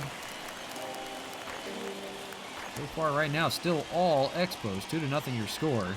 Here in the 5th. Cole Hamels dealing. Runner going. Sanchez way in time down there. He was ready for it. And it might have been a hit and run possibly. It was a swing and miss and a throw him out at second base. He'll get Gurriel here. Gonna say that was probably a hit and run that was foiled. So they'll get Gurriel, the base runner, and now 2 away and an 0-2 count. Cole Hamels now 1 pitch away from ending the 5th. Sometimes it works out that way. Fouled away, we'll do it again. If he can reach, we'll see Guerrero at the bottom of the order. Hamels gets the swinging strike, and no problem for him in the 5th. A caught ceiling and 2 strikeouts ends the 5th, and Hamels is dealing 2 hits on the day against him. 2-0 your score after 5.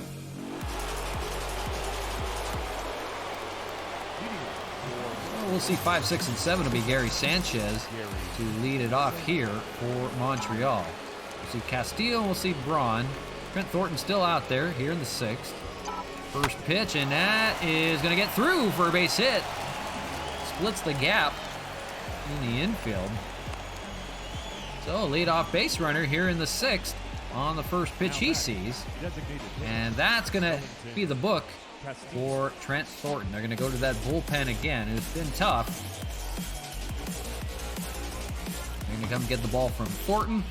That's going to end it here for him. So he's responsible for the runner at first here in the 6th. They're going to call upon Tommy Malone, the lefty, out of that bullpen. 2.14 ERA. He's had a good year. The former starter, 3-2. Limited lefty hitters. We'll see one later on in the lineup. Right now, it's Wellington Castillo. 1 for 2 with a single back in the 4th. He's got a runner on first here. First pitch foul. Now Castillo does hit well against left-handed pitching, so it's an interesting move here. There's only 1 lefty in the lineup. That would be Garcia. He's down a little bit further. And also a switch hitter in Hernandez. He'll hit from the right side when he comes up. Nobody out. Sanchez, the runner at first. Slider swung on and missed. They'll get Castillo here on the strikeouts. So they knew something we didn't. And that's the first out of the 6th. Here's Ryan Braun. And a strikeout and a single for him. That was a single came in the 4th. First pitch to him. That's going to be a 5-4-3 double play. Quickly retired after the base runner. So Tommy Malone does his job here in the 6th. We'll go to the bottom of the inning. And the Expos still leading it 2-0. Cole Hamels back to work. He'll face Vladimir Guerrero to lead things off for the Jays. 8, 9, and 1 in the order. Yeah, Dodgers still trailing. What was that, game and a half then? Giants still 3rd place. Oh no, we're tied for us in 2nd, I guess. But we'll take care of that in this series against the Giants. Diamondbacks, nobody's worried about. Rockies, nobody's worried about this year. They are bottom dwellers. But yeah, it's a 3-horse race, but Giants trying to hang on at all they can. But I think we'll make quick work of them at Dodger Stadium, like I knew we would. Got to keep the faith. But yeah, the Padres, man, they're tough. So that's why I said I'm kind of conflicted on how I want the Astros to do with them. Swung on a miss by Guerrero, and first out of the 6th. Cole Hamels still dealing 8th. Punch out for him. So, I don't know. Maybe they can, maybe let the Astros win 1 of 3. I don't know. Just so we can get ahead. Danny Jansen 0 for 1. Pops up on the first pitch, and it's everybody charging in at the same time. They're going to let Garcia take it in the infield. Everybody started running in on each other to look out for an injury. And 2 away here in the 6th for Bo Bichette, 0 for 2.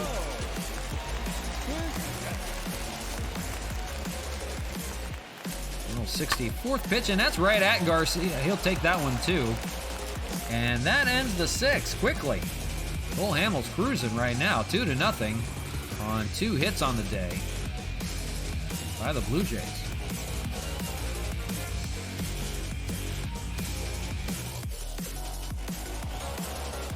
So all Expos so far in this one, 2-0 your score. Greg Garcia will stand in. He'll face the lefty Tommy Malone. There's a double for Garcia back in the 4th, and first pitch fouled away. Rockies need to rebuild. Yeah, oh yeah. They need to build around Trevor Story. They need to get rid of Charlie Blackmon. I'm sorry, he's too old. They need to get a new closer because Daniel Bard is like 36 years old. He's their closer. What else? They basically need everything, I mean, honestly. But they screwed themselves over by getting rid of Arenado. Instead of building around Arenado like he wanted them to, they went the young route. Raimel Tapia is probably the only guy besides that I would think about keeping, and maybe Ryan McMahon is a pretty good hitter. He has a good card in the show, too. There's not many guys I would even keep on that team. CJ Cron is okay against lefties, but not righties. I mean, even Ian Desmond opted out for a 2nd year in a row, and that wasn't because of COVID. That's just because he didn't want to play for the Rockies. It's that bad. Ground ball, that's going to get through for a base hit. Yeah, they definitely need to fire the GM. It's a mixture of ownership and the general manager. They're on the same page, but they want to just rebuild the wrong way. They just want to go super young on everybody. They realize they're paying way too much on some bad contracts, like Charlie Blackmon and, of course, Arenado. They never wanted Arenado long-term, but they had to just to hold on to him for a few more years. So they deal him. They don't get anything in return, really, not enough. I mean, they just did it to get rid of the money. Cesar Hernandez going to have himself a base hit. That's going to fall out to right field. They're going to play station to station. Here to lead off the 7th, 1st and 2nd, and then back to the top of the order for Rosarena. But yeah, that's something I thought about doing, is doing a Rockies rebuild. I could definitely turn that around. They need power hitters. They play in a power-hitting ballpark, and they have barely any power hitters. That's the stupidest thing I've ever seen. They need big guys like, you know, like Franmil Reyes, like Mark Hanna, those guys. Guys that hit home runs day and night. Take advantage of the ballpark you play in. You know, you're pitching, you're not going to get good pitchers to come there, so you're going to have to score a lot of runs, and they're not doing it. They're not scoring runs. They have a pitching specialist as their manager who makes no sense to me. Bud Black should be fired as well. He's a nice guy, but he's not a good manager. Pirates always need to Pirates are always rebuilding, but I don't know what they're doing with it. The only good player they've ever gotten since this rebuild is Brian Hayes. He's the only good one I've seen so far from them. They're doing it wrong. Stallings is a good catcher. Good defensively. That's going to get through for a base hit. They're going to send a runner home. It's going to be an RBI single for Randy Arozarena, and they extend the lead 3-0, and still nobody out off of Tommy Malone here in the 7th. Yeah, the Pirates just never had pitching. They traded Garrett Cole when he was getting good. They traded Joe Musgrove when he was getting good. That team has always worked off of, how should I put it? They always want value back instead. They wait until a guy's in their last year of their contract or nearing the last year of their contract, and they trade him away and they want like 3 players in return, and that's been their MO for years. Doesn't matter who they are. They don't even care if the 3 guys are good or not. They just want 3 guys in return, and that's all they're worried about. If they're good, okay, whatever. So be it.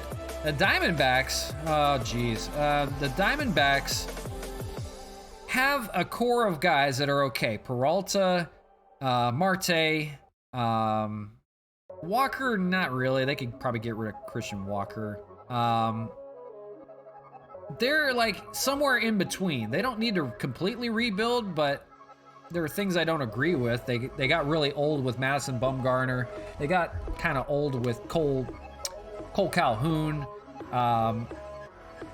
They're not a complete rebuild that they need, but they need to turn it around. They need some different pieces. They still don't have a good rotation, and their bullpen is trash, just complete trash. After getting rid of Archie Bradley, that did it for them. So they can't hold on to games either. I don't know what exactly the Diamondbacks need. I mean, they've got guys that can get it done in certain days, and then they just don't. But they just need straight up pitching, I believe. Bumgarner is not getting it done for them, unfortunately. And they had, I think, an injury to one of their pitchers too that was really bad.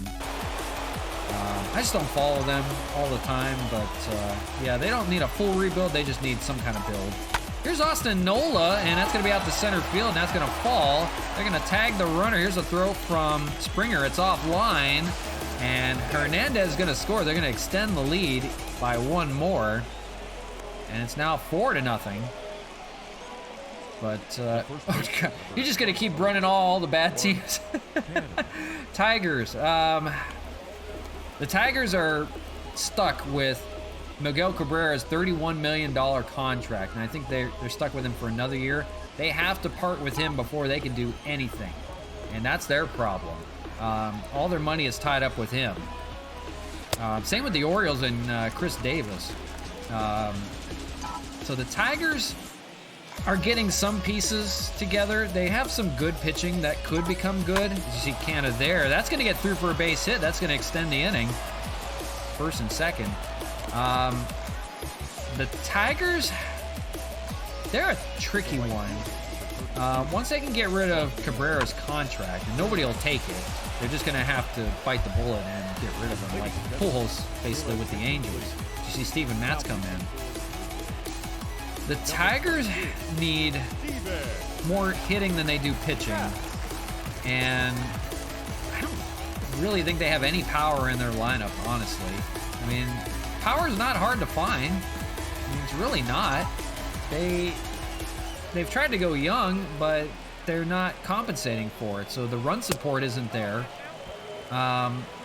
Their young pitchers need time to develop, and they need run support to do that, to make them, feel better about themselves. And it's just a mismatch of stuff. See, Franmil hit it out to center field, and that's going to be caught out there. And Canna got in the conversation. Canna got caught trying to get back to first, and that's going to be a double play. It'll be time to stretch. So I'll get back to that conversation with you here in a second. We'll take a quick commercial break.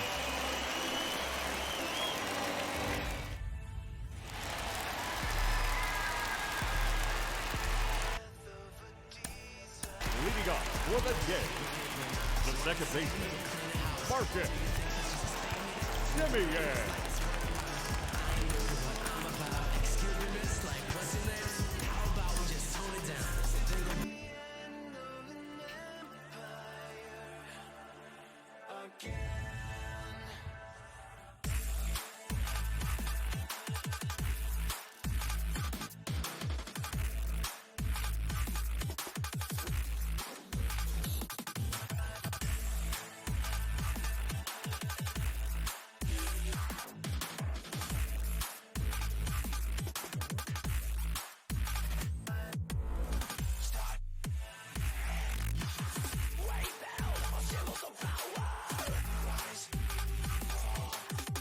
Back to you live from Labatt, or not in Labatt. Geez, we're in Rogers Center in Toronto.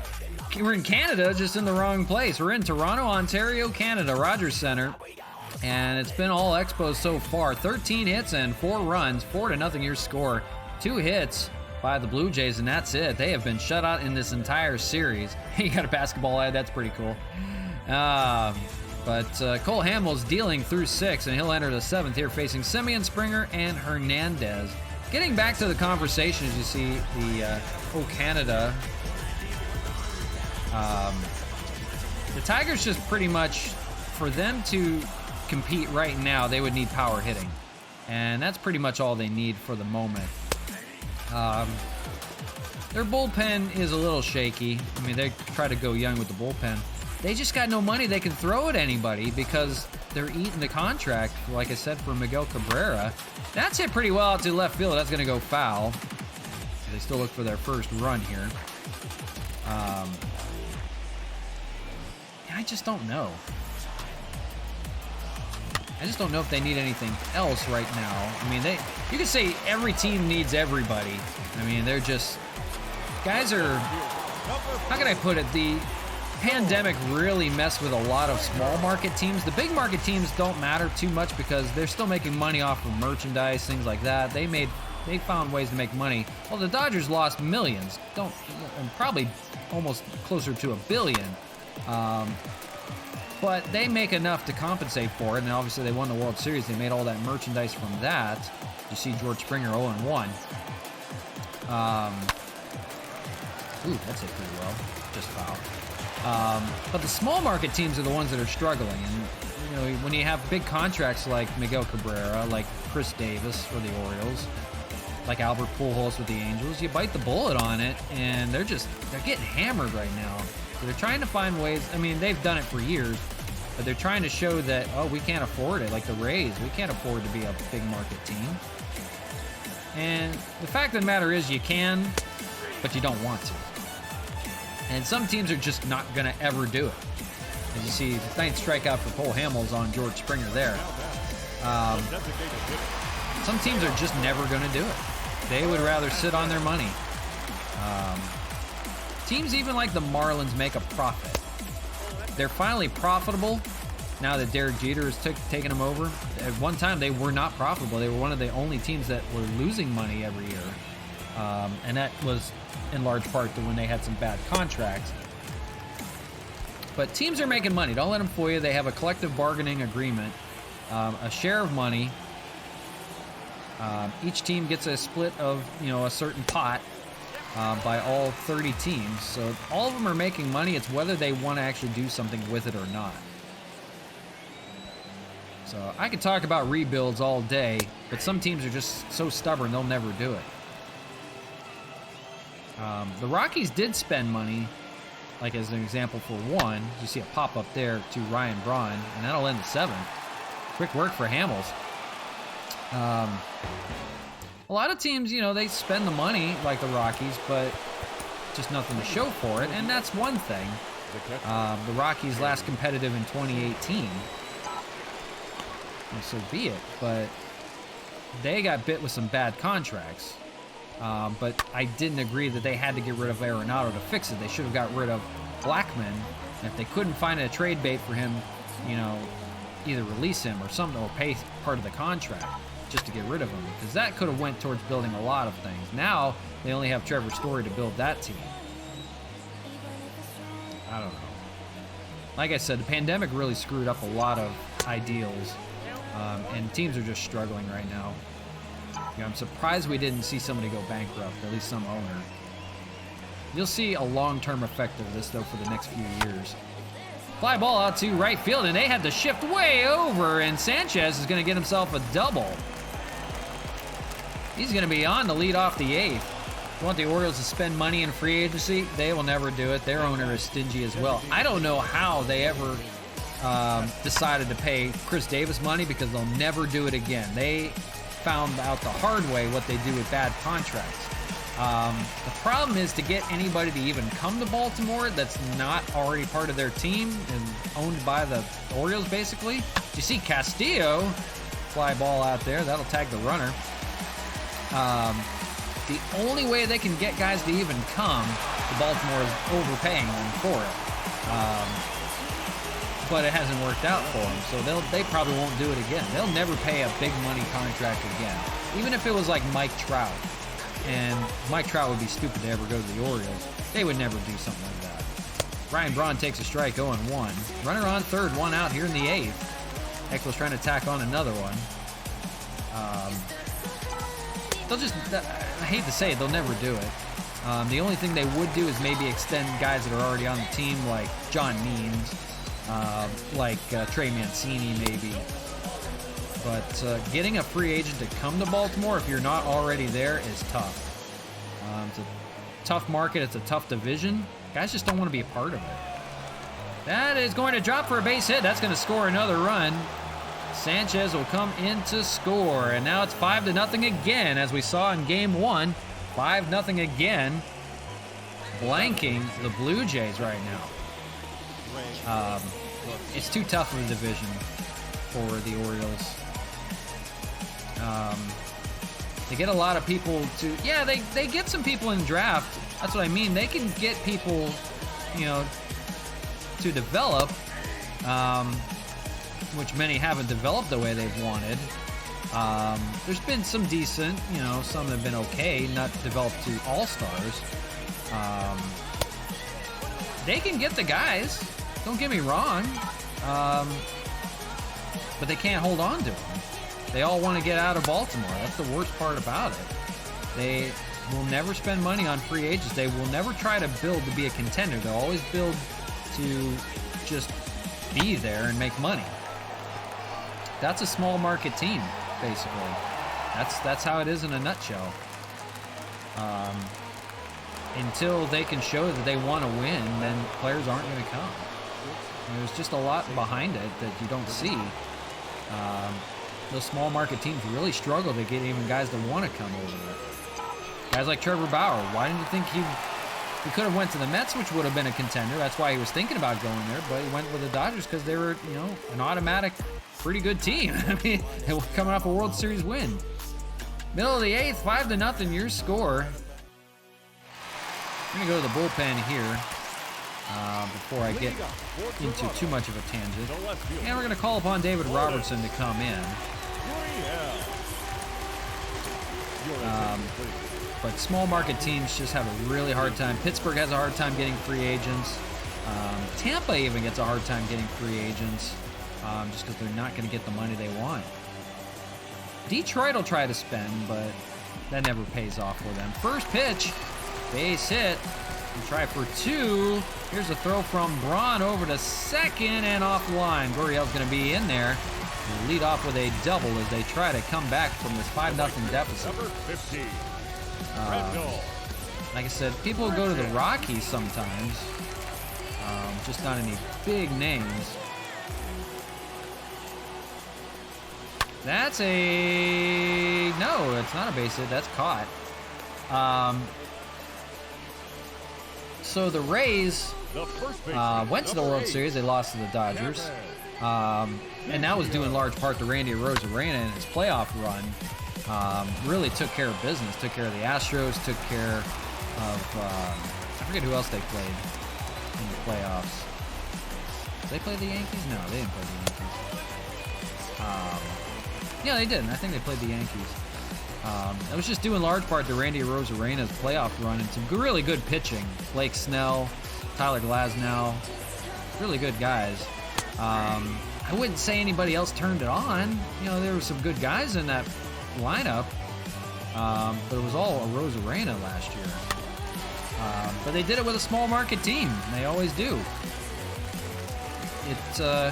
Frame Rays can't get the beach ball. Oh boy. A little windy in Toronto apparently.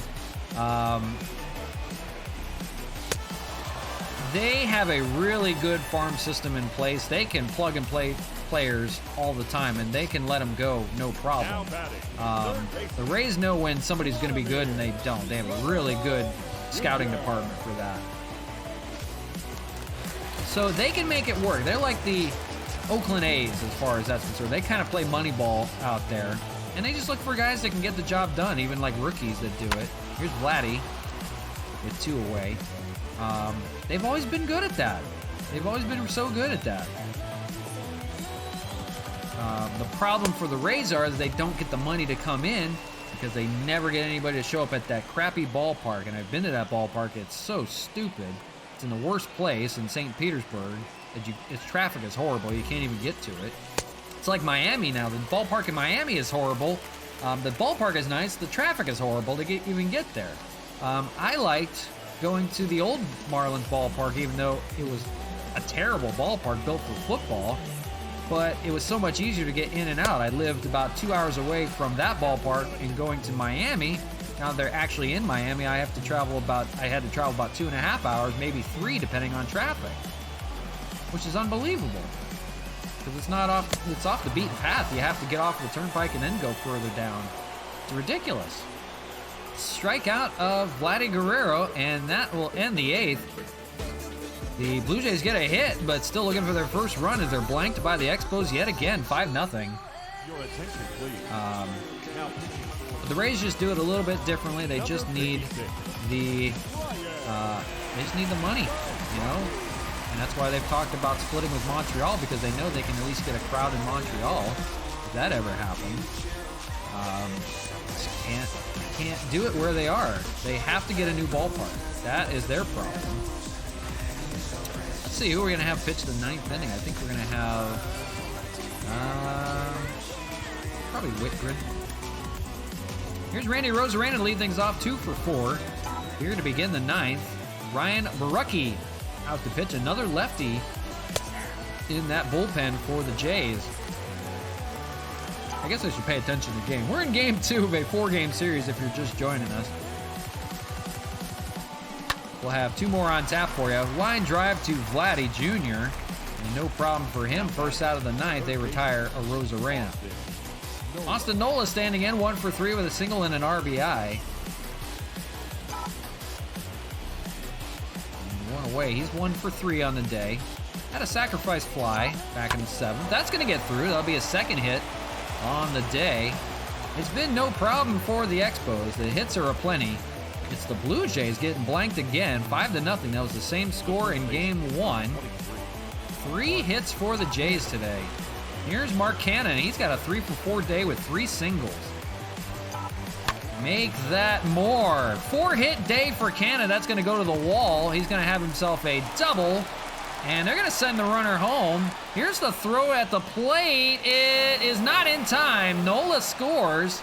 And it's an RBI double for Mark Cannon. They tack on another here in the 9th. It's 6-0.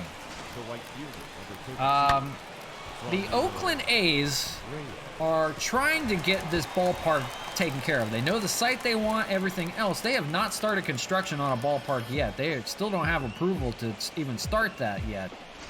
So even at the earliest, it's going to be like another 5 years before they can even get into another ballpark.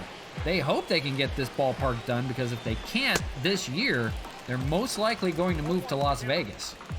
That has been the talk. They have officials, ownership and stuff like that are going to Las Vegas to look at ballpark sites, and they can get a downtown ballpark site somewhere probably near like Allegiant Stadium where the Raiders play now. They can get a ballpark there, no problem. They'll get it, publicly financed, things like that. There's a play for Bichette over the first. It's tough to get a new ballpark in California, because there's so many hurdles you have to hop over. That's why you don't see many new ballparks in California. You see some football stadiums being built, because when it comes to football, they make sure they keep football in California, but they lost the Raiders. So there's Gary Sanchez.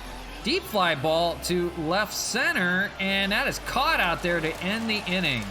They do get a run, 6-0 your scores. We enter the bottom of the ninth, trying to finish it off here. They have to make sure they don't lose any more football teams, because they were already mad about losing the Chargers, even though they went to LA.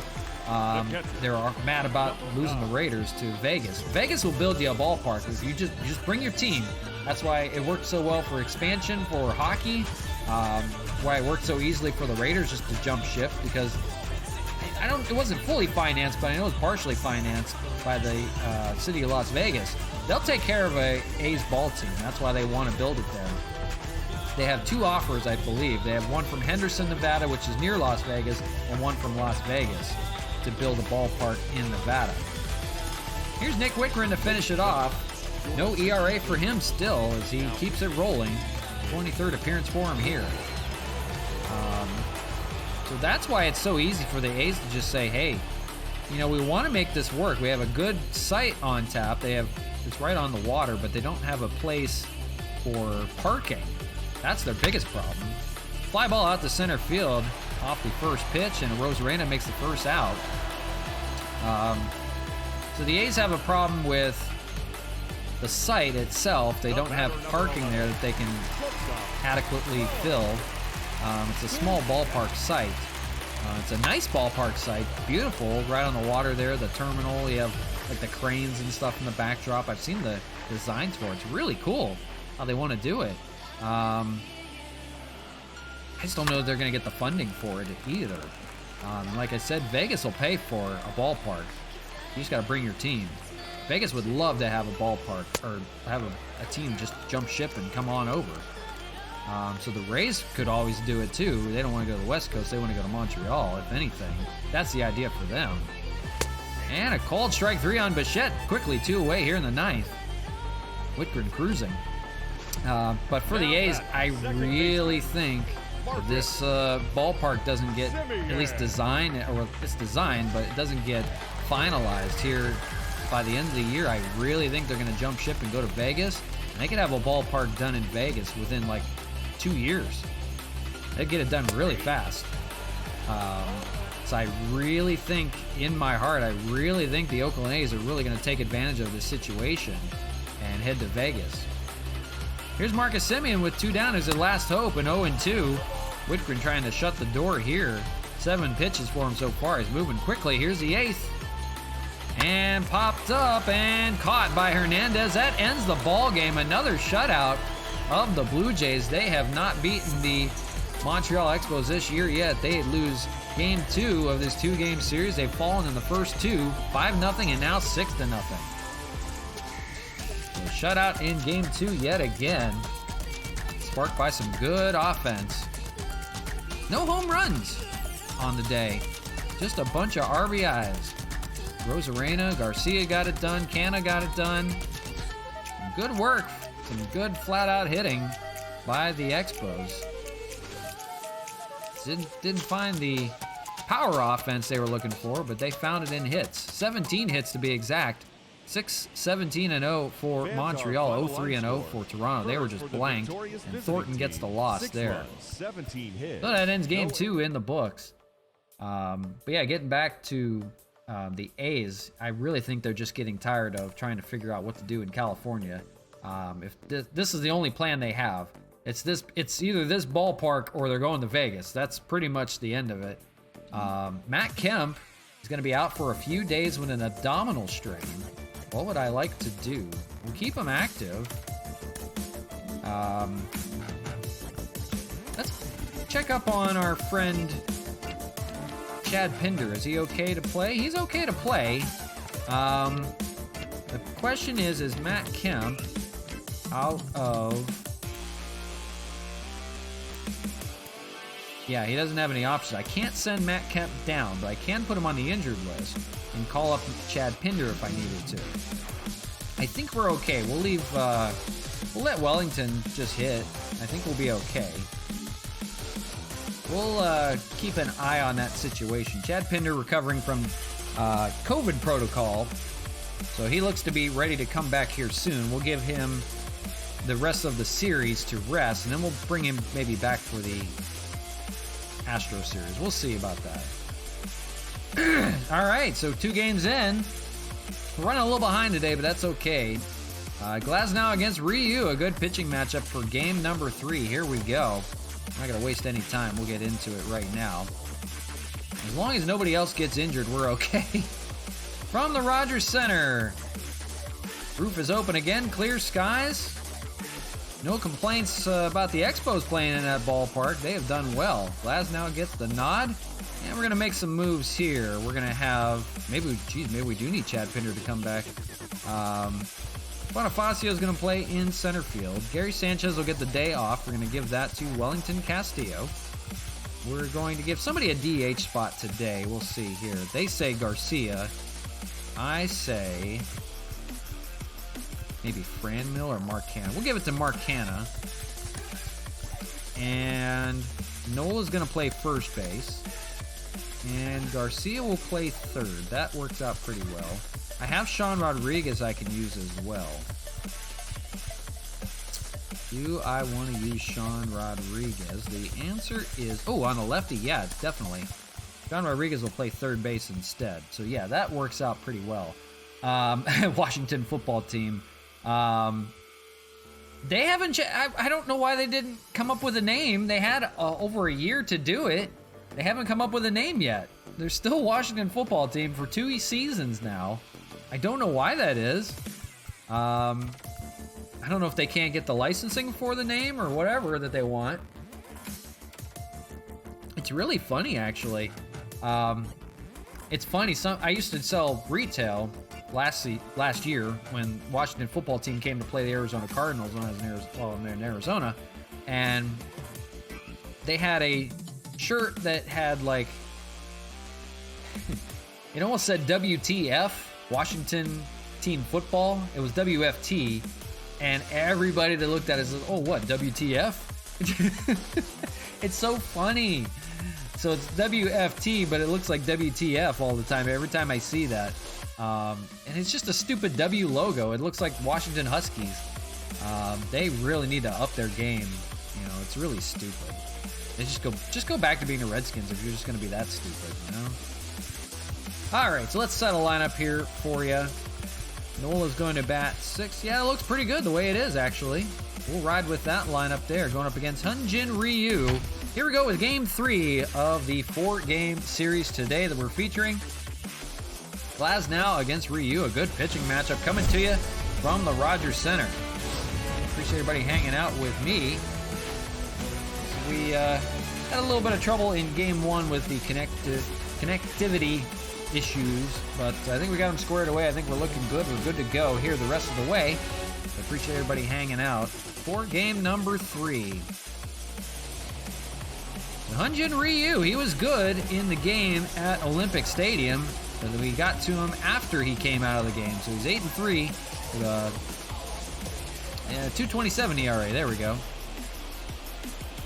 He was good in that game against Cole Hamels. Here is Jorge Bonifacio to lead things off. He's getting the start today in place of Rosarena. Hitting 286 on the year. No problems for him. First pitch.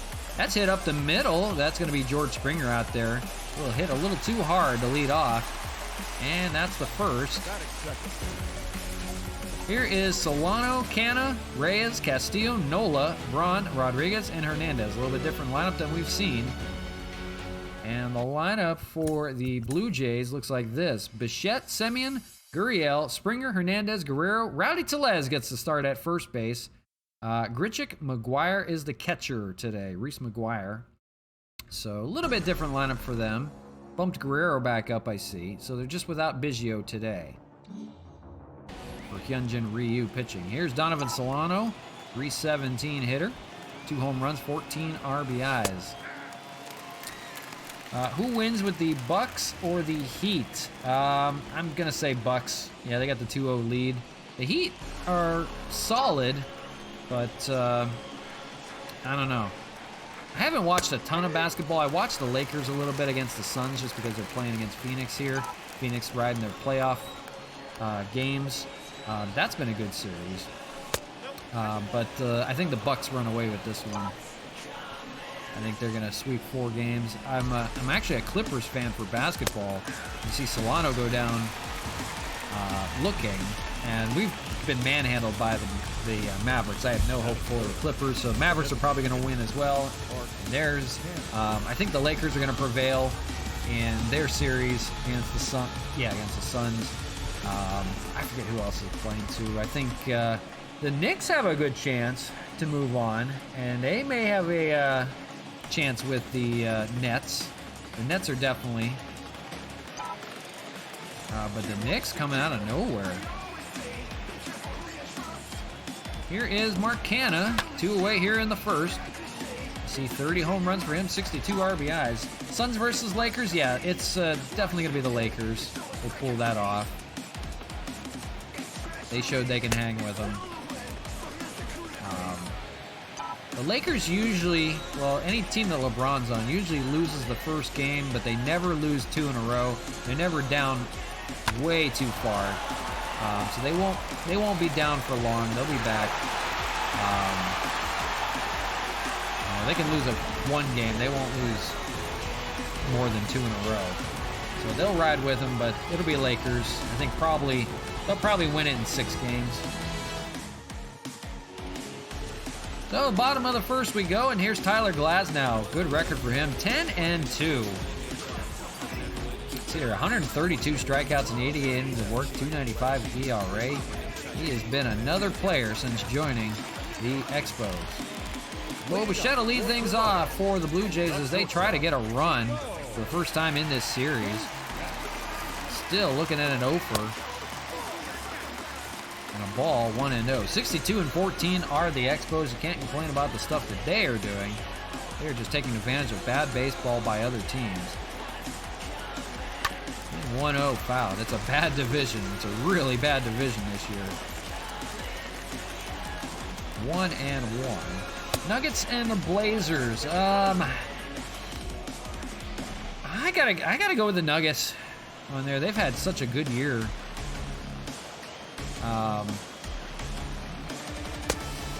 And I can't tell you why, because I don't follow basketball that religiously. But I know Nuggets have been on a good run. I like the way they're building their team together. The Blazers, it might be one of their last chances. Uh-oh. Tyler Glasnow looked to be in a little bit of discomfort on the field. He's clutching at his rib cage, and he's wincing quite a bit. And he is out of this ball game in the first friggin' inning. Oh my gosh. I don't have enough bullpen guys to make this work today. This is going to be bad. Hold that thought on basketball for a second. This is a little more serious. We're going to lose Tyler Glasnow here. Boy, this is coming at the wrong time. I don't have enough guys. I've got a fresh bullpen. They're going to have to use all of them today. 1 out here in the first, and I have to go to the bullpen.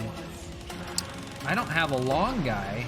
The only thing I can do is I can have Homer Bailey pitch, and I'm going to have to sign a starter or something to pitch in another game. We're going to go a bullpen game. Here we go. Austin Adams is going to get into this ball game. Wow. This is bad. Your attention. Anyways, back to basketball. Yeah, I just like the way the Nuggets are put together. I think they'll take care. Oh, Jamal Murray got hurt? I don't know then. I think they'll still hang on. I didn't know about that, so I haven't been following them that much. So Austin Adams enters the game here with 1 out in the first, and they're going to ask the bullpen to get 26 outs. As they lose Tyler Glasnow, and we turn the attention to see how he's doing after the ball game, but not a good injury. Something with his chest. This is not good. They've already lost Matt Kemp for a few days. But another blow to that rotation, and you hope it's not serious. Strikeout for Austin Adams here, 2 away here in the first. They're going to ask him to pitch quite a bit here, I believe. Here is Gurriel, 270 hitter. It's going to be a blown out bullpen today. I'm gonna have to sign somebody to make a move tomorrow. We might have to put Kemp on the IL just to call up a pitcher, maybe. I was thinking about maybe doing that. Foul ball and a 1-2. So we need to sign somebody. Probably gonna sign a starter to pitch out of the bullpen. 2-2. We will need help tomorrow for the game. That is a big blow. Ground ball play. That's going to be Sean Rodriguez over at third. He'll make the third out here.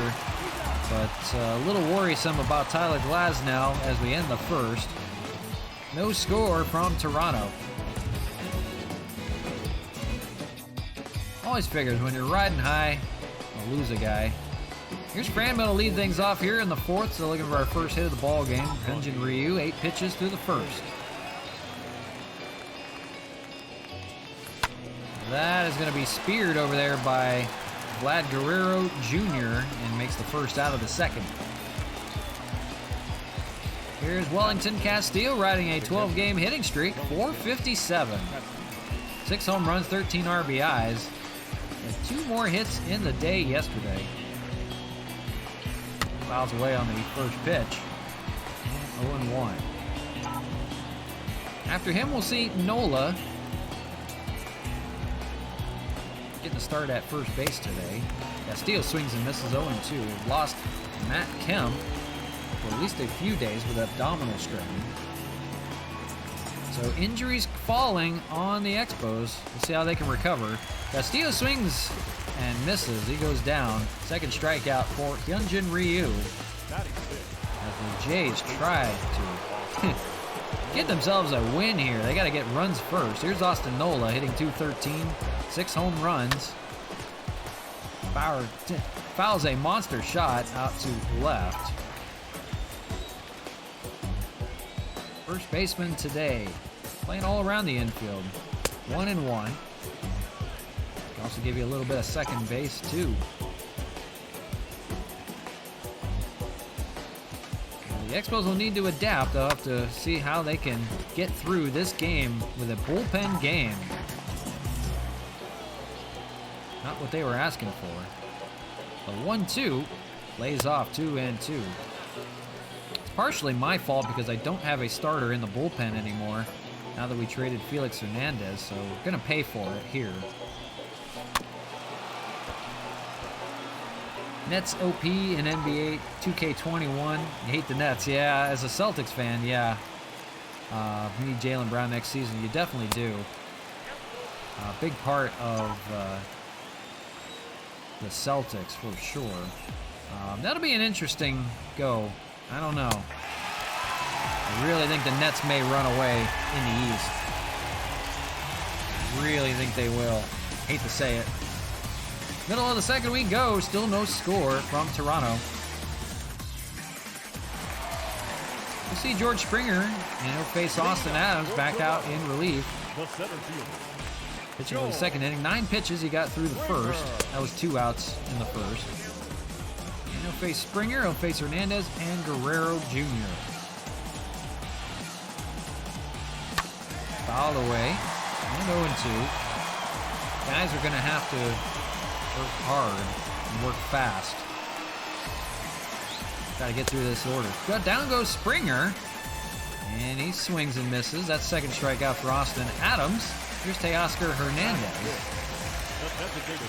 The idea is to get Austin Adams through 3 innings of work. That would be ideal. They can work around it the rest of the way.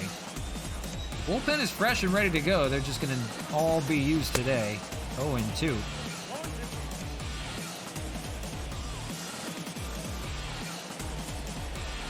And down goes Teoscar Hernandez. So Austin Adams got it going right now. 3rd strikeout for him already. Through the first 4 he has faced. And here's Vladimir Guerrero Jr. Hitting .270, 7 home runs, 25 RBIs. Swings and misses at the first pitch, 0-1.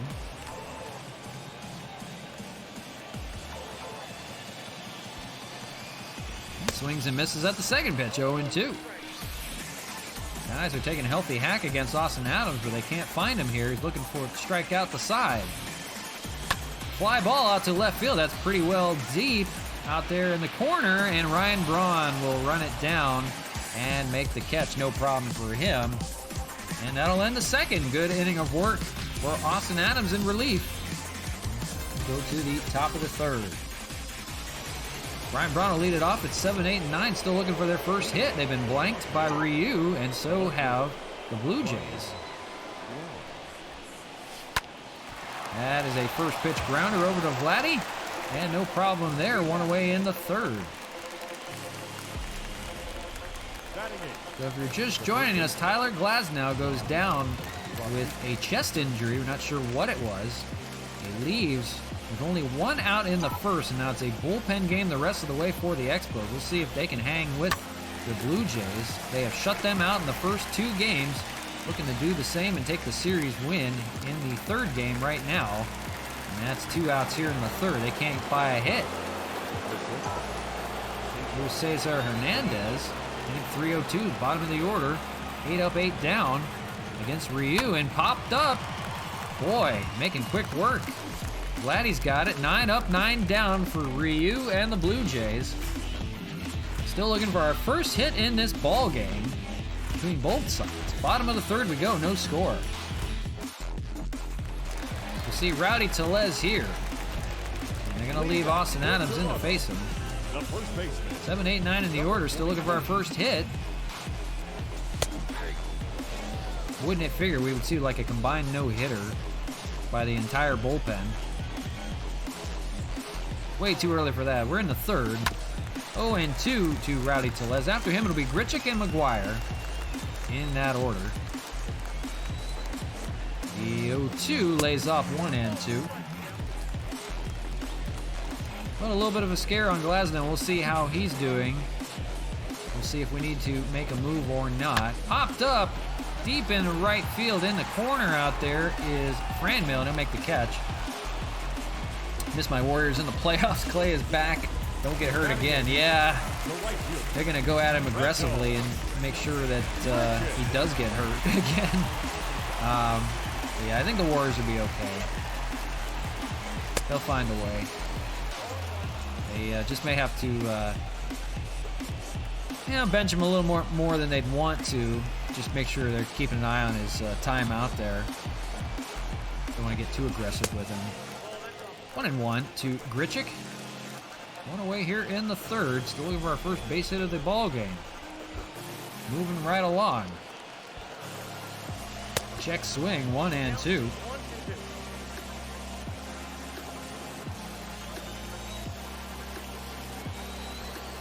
Swung on and missed. Another strikeout for Austin Adams. Looking good today here in relief. 26 pitches for him so far. It won't go too far in. But he's got a little bit of life in that tank. Here's McGuire. They're going to use Austin Adams as long as they can today. First pitch strike, 0-1. Coming after guys, that's the biggest part.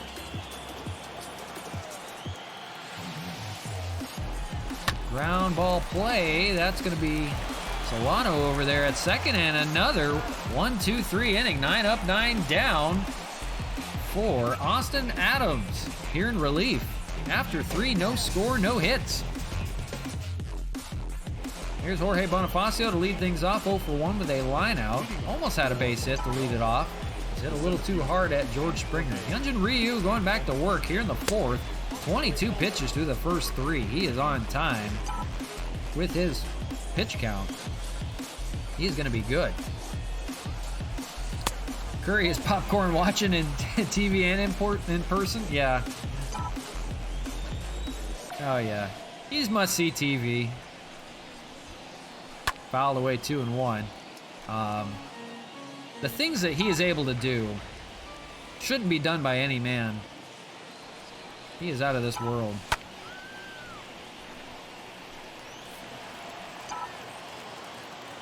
But it'll be an interesting run in the West. I think the East is going to be the Nets, but the West I don't know. I don't know that the Lakers can pull it off. I don't know, was it the Jazz that are in? I don't know. Or the Nuggets, I mean. I don't know who's going to get away in the West. Might be the Warriors. Solano stands in, takes a ball 1-0, and lays off 2-0. 30th pitch coming from Ryu, and just with 1 out in the 4th. We'll ask him to go a long way. 2-1. After Solano, we'll see Canna in the inning. If anybody reaches, we'll see Reyes. That's going to be the first hit of the ball game. Comes with 1 out here in the 4th. That's on either side. And Solano is aboard. 1 on, 1 out for Mark Canna. And we'll see if they can break through now. Canna's the DH today. Grounded out 6-3 last time. See if we can avoid a double play and get some runs on the board.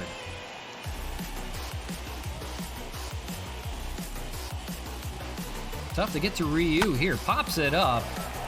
That's going to be a play for Springer out in center field, and he'll make the catch. 2 away here in the 4th. So we'll see Franmil, last hope here in the 4th, if they want to get a run. He's 0 for 1 with a ground out to 3rd last time up. And he's going to get down the right or left field line for a base hit. Solano's going to round and head for 3rd. He's in there. And Franmil scampers to 2nd. Now here's a good opportunity. 2nd and 3rd on the double by Franmil Reyes down the left field line. And now the Expos have something cooking. They've got Wellington Castillo to the dish, facing Ryu here. 2 on and 2 out here in the 4th. First pitch fouled. 0-1. It's a good opportunity here. Castillo is 4 for 9 in this series with an RBI already. Looking to score 2 here and put the Expos on the board. Gets the called strike on the changeup low, 0-2. Now down 0-2. We'll see what Ryu goes to. Ground ball and foul. Get Seth Curry to the Warriors. I never understood. There was an opportunity they could have signed him a long time ago when he was leaving the Mavericks. I don't understand why they never got the two together. That would have been so cool, and to have their dad there. I think he's a broadcaster for the Warriors, I want to say. That would have been so cool. I always thought that would have been really cool, as you see Castillo ground out there. And then we go to the bottom of the 4th, still looking for our first run of the ball game. No score. But I always thought Seth and Steph Curry would have been really cool together. I think there was some wasted years they could have used him. Not necessarily had to be, at the same time, Seth could have been off the bench, but I don't know. I really thought the two of them really could have played together. That would have been really cool. So bottom of the 4th, and Austin Adams is still out there, starting to show fatigue, but he still hasn't given up a hit yet, so they're going to let him go. He's going to face the top of the order, Bo Bichette. It's been 9 up, 9 down in the combination of Glasnow and Austin Adams so far. We'll check on Glasnow after the game. Might be a serious injury, it might not. We'll see. Might miss just the start. 0-2. If Glasnow is just missing the start, he's out for a few days, we can re-enter him in the rotation since he barely pitched in the 1st. 0-2 here. Swung on and missed. They'll get Bichette for the first out of the 4th. And Austin Adams is still cruising. 5th strikeout for him. We'll see Marcus Semien right here, 0 for 1. This is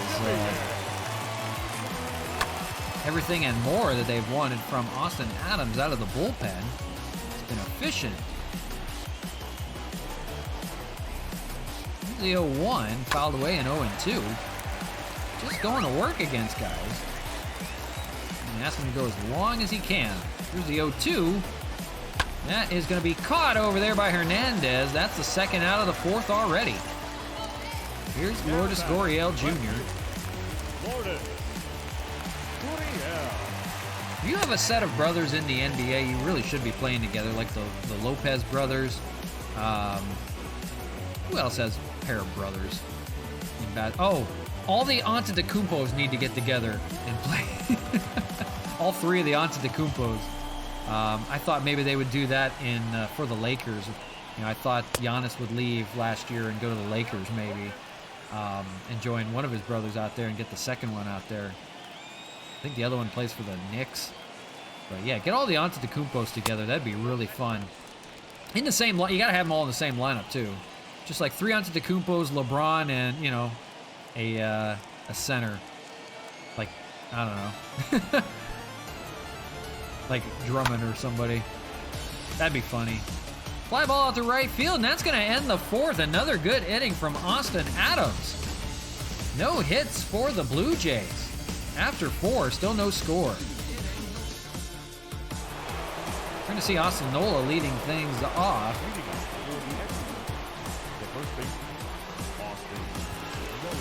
I think we're going to let Austin Adams pitch another inning. Bring him back out for another. He's been good. Here's Hyunjin Ryu's 40th pitch coming here in the 5th. It's a strike, 0-1. Expos had a good chance, 2nd and 3rd, which was foiled in the last inning, 1-1. So they have 2 hits. The Blue Jays are still looking for a hit. They've been blanked in this entire series. Canadian supremacy has been all Montreal. That's going to get through for a base hit, their 3rd hit of the day. And now they're starting to find it.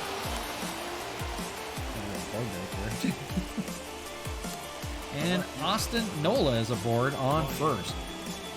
I have both Currys in my franchise. We're 2-1. He just started last night. That's cool.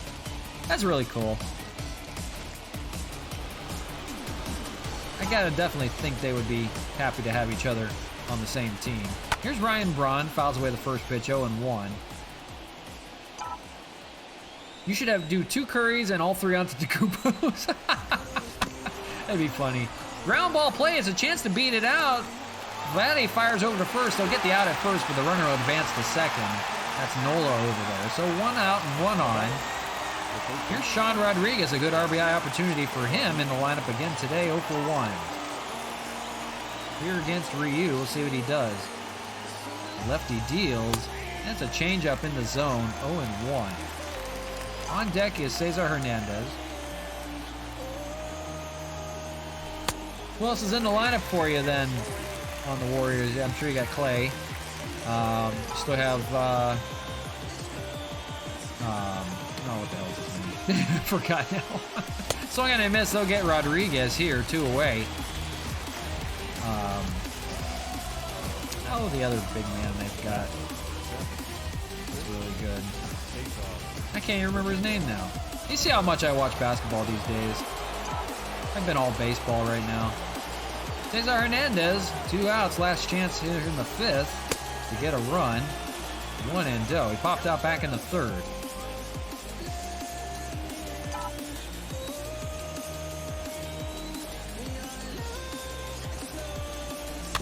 Fouled away, 1-1.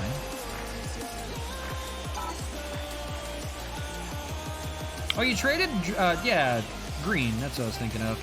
Traded him away, huh? Okay. Okay, I gotcha. He's probably, if you're going to trade one person, that'd probably be him. He's got good value. 2 and 2. So I understand. That makes sense. 2 and 2 here to Hernandez. Here it is. That's hit pretty well out to left field, but that's going to be caught out there by Gurriel, and that ends the 5th. Another opportunity squandered, and we're still looking for our first run. When we go to the bottom of the 5th, the Blue Jays are still looking for their first hit. They're going to face Austin Adams again. What a performance by Austin Adams here through 4 2/3. 38 pitches. He'll face George Springer here in the 5th. If he can get through 5, that would be remarkable. That would be everything they would need from him and more. He's going to try to go as far as he can. 40th pitch coming. And 1-1. They have Sam Freeman ready to go in that bullpen. He'll probably face Tellez when it gets to that spot. Fouled away. They're probably waiting for him in the order. Here's the 1-2. Swung on a miss. They get Springer here. Another strikeout for Austin Adams. That's number 6 on the day, and a remarkable performance for him in relief. The designated Here's Teoscar Hernandez.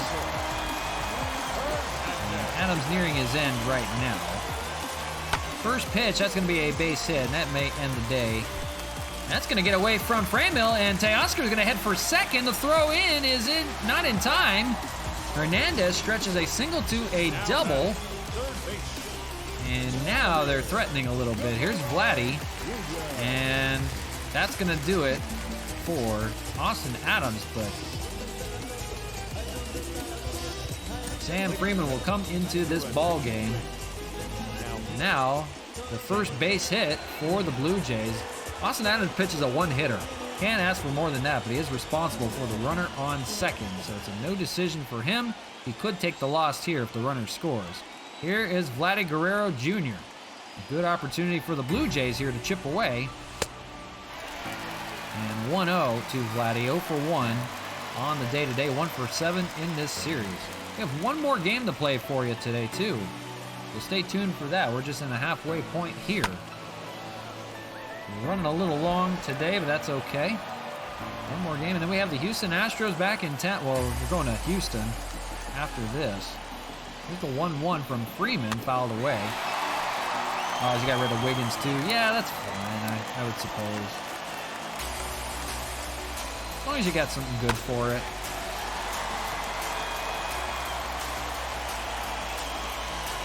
One and two, here it is, and ground ball. Freeman will take it himself, but the runner's going to advance to third now with 2 outs. They'll try to strand that runner there. It's Rowdy Tellez, so he'll get a lefty-lefty matchup against Sam Freeman here. First pitch is a strike, 0-1.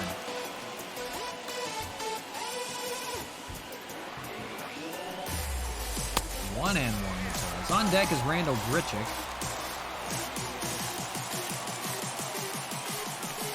Swung on and missed. 1 and 2. Expos trying to hang. They just need a run. No score, but the Blue Jays are threatening right now. Ground ball, we'll see. Hernandez got to make the play. He does, and that strands the runner at third, and that ends the 5th. Trying to get one of the balls. Ooh. You know what? Get LaMelo. Yeah, try to go get Melo. I feel like it's going to be a tougher trade to get. I mean, I suppose you can get Lonzo, but Lonzo would probably be an easier trade. Probably have to trade so much to get him. I feel like for LaMelo, they'd probably ask for a ton in return. That'd be cool to have 2 balls, 2 Currys, and I don't know, somebody else. That'd be funny. Just have like a bunch of sets of brothers just like all over the bench and on the team. That'd be really cool. I don't know. Here's Jorge Bonifacio to lead things off here in the 6th against Ryu. He shows bunt, but he's not taking it. It's a strike, 0-1. As far as the bullpen is concerned, we're going to let Sam Freeman go out again for another inning. We're going to stretch these guys as long as we can today. 0-1. Fouled away. The Expos need a run, but so do the Blue Jays. Both have their first hits on the game. Now they're trying to get a little bit further. 0-2, misses 1 and 2. The Expos take game 2, 6-0. They take game 1, 5-0. Here they're being blanked by Hyunjin Ryu. A good performance for him. 6 strikeout right here on Bonifacio.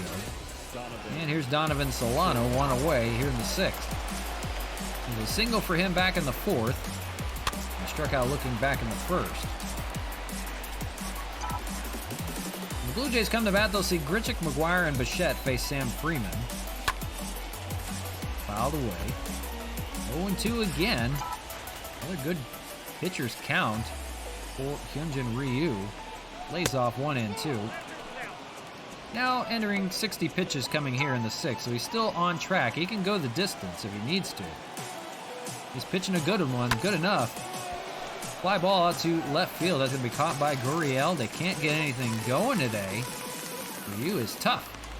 2 outs here in the 6th. Here is Canna. MLB The Show franchise, you're 15-5. Are you playing as the Red Sox or are you playing as the Orioles? Canna's got a deep fly ball out to left center. We'll see if the park holds it. And it's caught out there by Springer to end the inning. Nice play by Springer to kept with it. Canna gets robbed.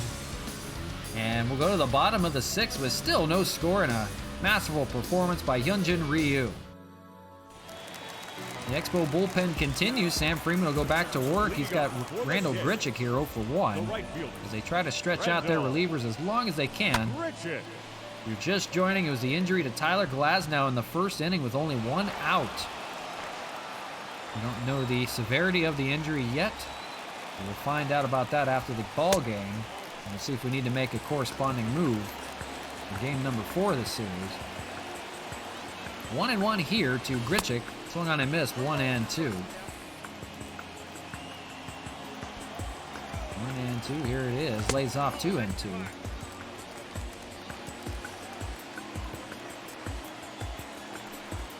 Up the middle, play by Freeman. Just takes a stab at it, and hey, look what I got. And that's the first out of the 6, so moving right along. Here's Reese McGuire, a lefty-lefty matchup here with Sam Freeman. And here it is. Ball 1-0. Manager Brandon Hyde has got to like the performance he's getting out of his bullpen. Austin Adams almost got out of the 5th. Couldn't get out of it. 4 2/3 of an inning. Excuse me, 5 innings of work. Fouled away. 1-2. Gave it all he had. He only gave up 1 hit. They still only have 1 hit. 2-2 here to McGuire. And you'll see the top of the order, Bichette. Swung on and missed. They get McGuire here. And now 2 away here in the 6th. Trying to run guys as long as they can today. But they are really showing off. Making up for the loss of Tyler Glasnow today. They needed 5 good innings. They're getting it right here. 0-2 to Bichette. Here's the 0-2. Lays off on the curveball. 1-2.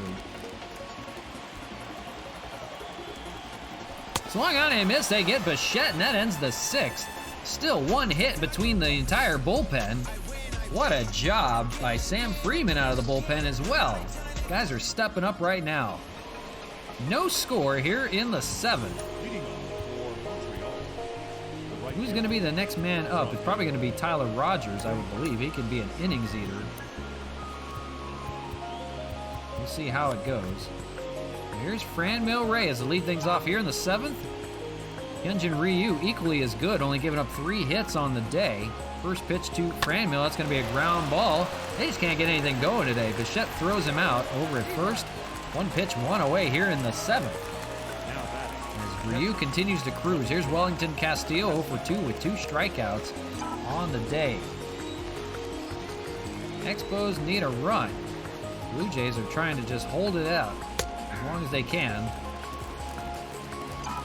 12-game hitting streak for Castillo is in jeopardy here in the 7th. Foul tipped into the glove, 0-2. Ryu looking for another punch out of Castillo. Here's the 0-2. Lays off, 1-2. The Expos need to get to his pitch count and get to that bullpen. The bullpen is terrible. The team name is the Germany Dragons. That's pretty cool. Did you replace the Astros then? Is that how we did it?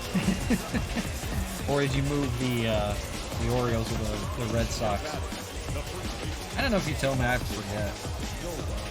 So Castillo goes down for the 3rd time on the day to Ryu. He's had his number, and here is Austin Nola 1 for 2. A single back in the 5th for him, one of the 3 hits on the day. One of the 4 hits overall on the day. It's been a pitching duel. Ryu against the entire Expos bullpen today. And no score here in the 7th with 2 away. Fouled away 1-1.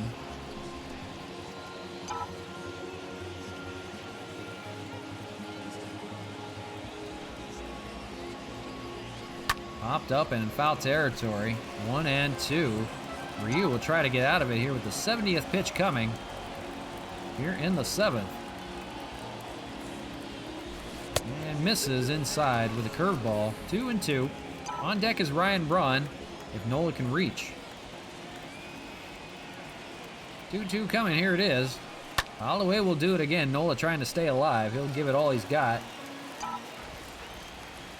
It's been tough to buy a home run in this ballpark. Only Sean Rodriguez in game 1 of the series. Been the only one to do it. Of course, the Blue Jays have been blanked in all 3 games. Unheard of.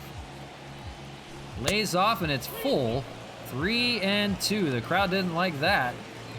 On deck is Ryan Braun, as we mentioned. The Expos need to keep the inning alive here. They need to get it going. 3-2. In the zone, but foul. Nice take to stay alive here for Austin Nola.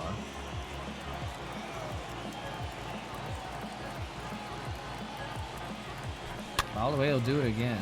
The Expos playing without Matt Kemp with an abdominal strain. They're playing without Tyler Glasnow, and they're also playing without Chad Pinder in their lineup. The bug is hitting everybody. That's hit pretty well by Nola out to left field, but that's going to stay in the park, and that's caught by Gurriel, and that ends the 7th for the Expos. 7 strong innings from Hyunjin Ryu. Can't get a run, though. Jeez Louise. Oh, you moved the Tigers team. Okay, that's cool. We'll be right back. We got to take a quick commercial break on the 7th inning stretch.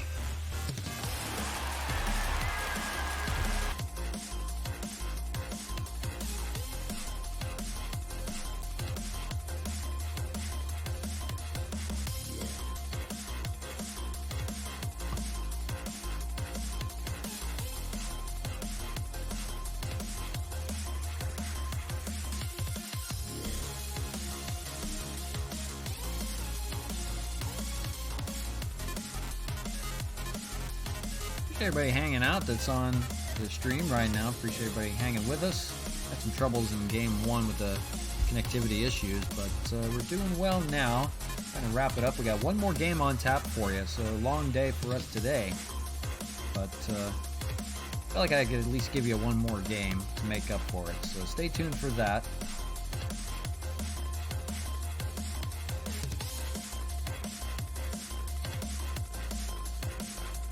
And we're back to you live from Rogers Centre in Toronto, Ontario, Canada. And it's no score, 0-0, Montreal and Toronto for the battle for Canadian supremacy here in the bottom of the 7th. RJ the DJ with you.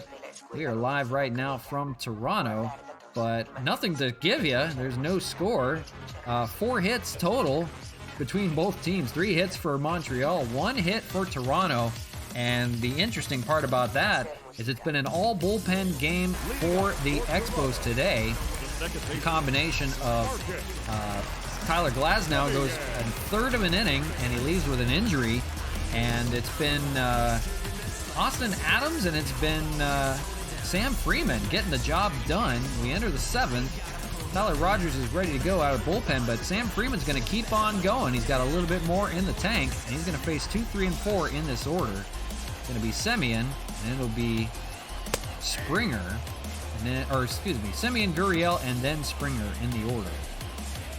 It'll be tough for the lefty Freeman. Rogers is ready to go out of that bullpen whenever they need to. So getting back to Evil Dragons, so you moved the Tigers became the Dragons. That's pretty cool. Do you get them a new ballpark? Or are they playing out of Tiger Stadium or whatever they call their field? I don't remember. America, that's what they call it. Called strike 3. Sam Freeman, another strikeout for him. 3rd on the day. The bullpen holding the door. They just need to bust it down. Here is Gurriel for 2. The last thing the Expos need here is to go to extra innings without a bullpen. They have enough guys to get it done, but they don't want to waste any more arms if they don't have to. They're going to use Tyler Rogers coming up here shortly, as soon as Freeman is done. But they don't want to waste any more arms, and they've only given up a hit. So they need that run coming up here in the top of the 8th. We want to make a deal. Right now, 1-2 to Springer Gurriel, and gets him the called strike 3. Freeman, another strikeout. That's 4 for him. What a day by the bullpen. Holding it down. Here's George Springer. This is going to be a tough task for Freeman if he wants to get out of the 7th. Let's see what he does here. First pitch, strike, 0-1. For Springer, 0-2 with 2 strikeouts. Freeman seeing his end, most likely. Use Tiger Ballpark, that's cool. It's a good ballpark. It's a very big ballpark. So you have to have some power hitters. That was the problem I thought with the Tigers, is they just didn't have enough power hitters and they needed to get rid of Miguel Cabrera's contract. That's $31 million for the next 2 years. Gotta find somebody to take the bait. Comebacker, but that's going to be played by Hernandez. Fires over to first, and that ends the 7th. What a job by this bullpen, holding the door, limited to 1 hit. The Blue Jays can't buy a hit, they can't buy a run. After 7, still no score from Toronto. What a game this has turned out to be, and Hyunjin Ryu is not done yet. Tyler Rogers is... I want Rogers, or I want Tim Hill. I think we're going to use Tyler Rogers regardless for the rest of the game. So here is Ryan Braun to lead things off against Hyunjin Ryu. 76 pitches through the first 7. Still cruising here. Ryan Braun, a deep fly ball out to left. That's going to be caught by Gurriel for the first out of the 8th. Oh, 1 away. Here's Sean Rodriguez. The bench a little depleted for the Expos. They're without Matt Kemp today. And a ball 0-1, or excuse me, strike 0-1. David Phelps and Tyler Chatwood out of that bullpen. They just need to get to that bullpen. Ryu may be nearing close to his end. They get to him to the 9th inning. That would be ideal. Pop up for Springer, and 2 away here in the 8th. 3 hits for the Expos, but no runs. Only 1 hit for the Blue Jays. They've been blanked. Cesar Hernandez 0 for 2. Hits from the right side. Pop out and a fly out on the day. It's a tough matchup. No score after 8.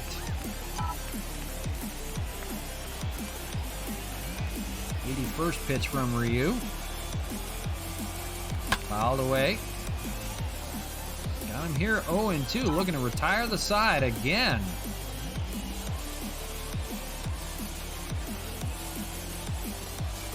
Ground ball, that's going to end the 8th. Vladdy throws over and in time.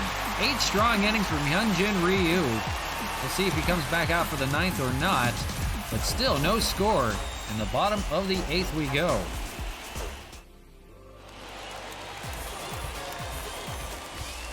So another call to that bullpen. They're going to call upon Tyler Rogers to come in. Third reliever they have used. Could have been more, but they have shut the door. And the Submariner will face Teoscar Hernandez. He's 1 for 2 on the day, and he takes the ball 1-0. 43,000 screaming Canadian fans seeing a pitching duel right now. 1-1.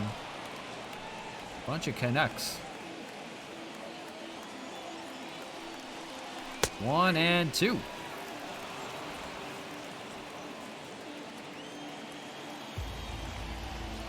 Fouled away.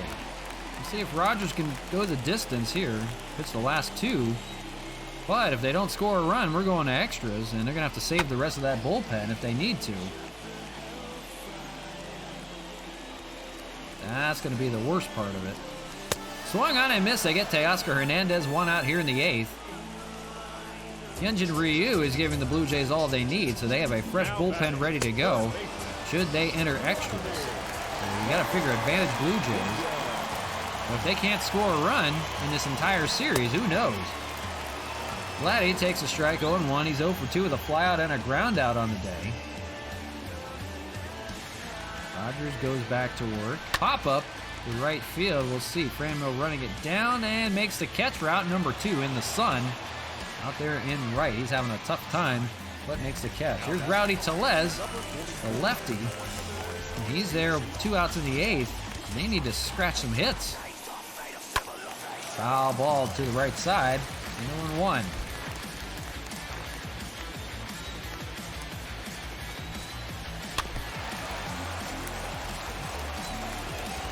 Expos have owned this series, shutting down the Blue Jays offense. No runs in 3 games, but something's got to give here. No score. Bottom of the 8th, 1-2 fouled away by Tellez. We'll do it again. Rogers looking to end the inning. Curveballing gets him looking. Another strikeout on the day by Expos relievers, and we're through 8. They're pitching a 1-hitter. Unbelievable. We go to the top of the 9th. The Expos will try to take the lead right now. David Phelps is going to be in relief. They finally get through Hyunjin Ryu. They're going to have Roberto Ozuna warming up in the bullpen. He may pitch the 9th regardless of what happens, and try to prevent a win by the Blue Jays. The Expos, their best opportunity to get ahead is right now. Here in the 9th, they have the top of the lineup. Jorge Bonifacio will lead it off. First pitch from Phelps is a strike, 0-1. After Bonifacio, it's Solano and Canna. Fouls it away. It's 0-2 to Bonifacio.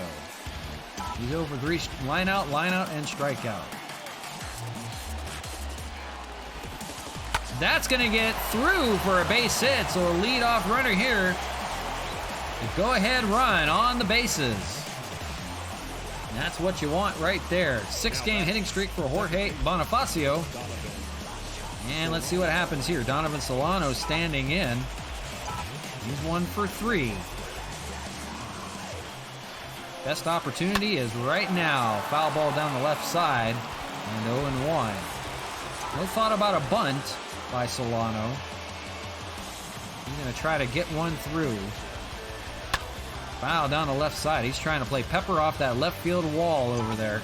0-2 now to Solano with Canna on deck. Ground ball play. It's going to be tough to turn 2. They're going to try 5-4, and they don't get the 3. So they get a force out at second. They'll trade places over at first base. So now 1 out, and Mark Canna coming to plate.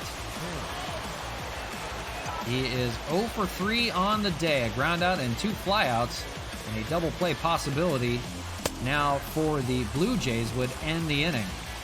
He's grounded into 13 of them, as you see there. He's got Solano at first. 1-1.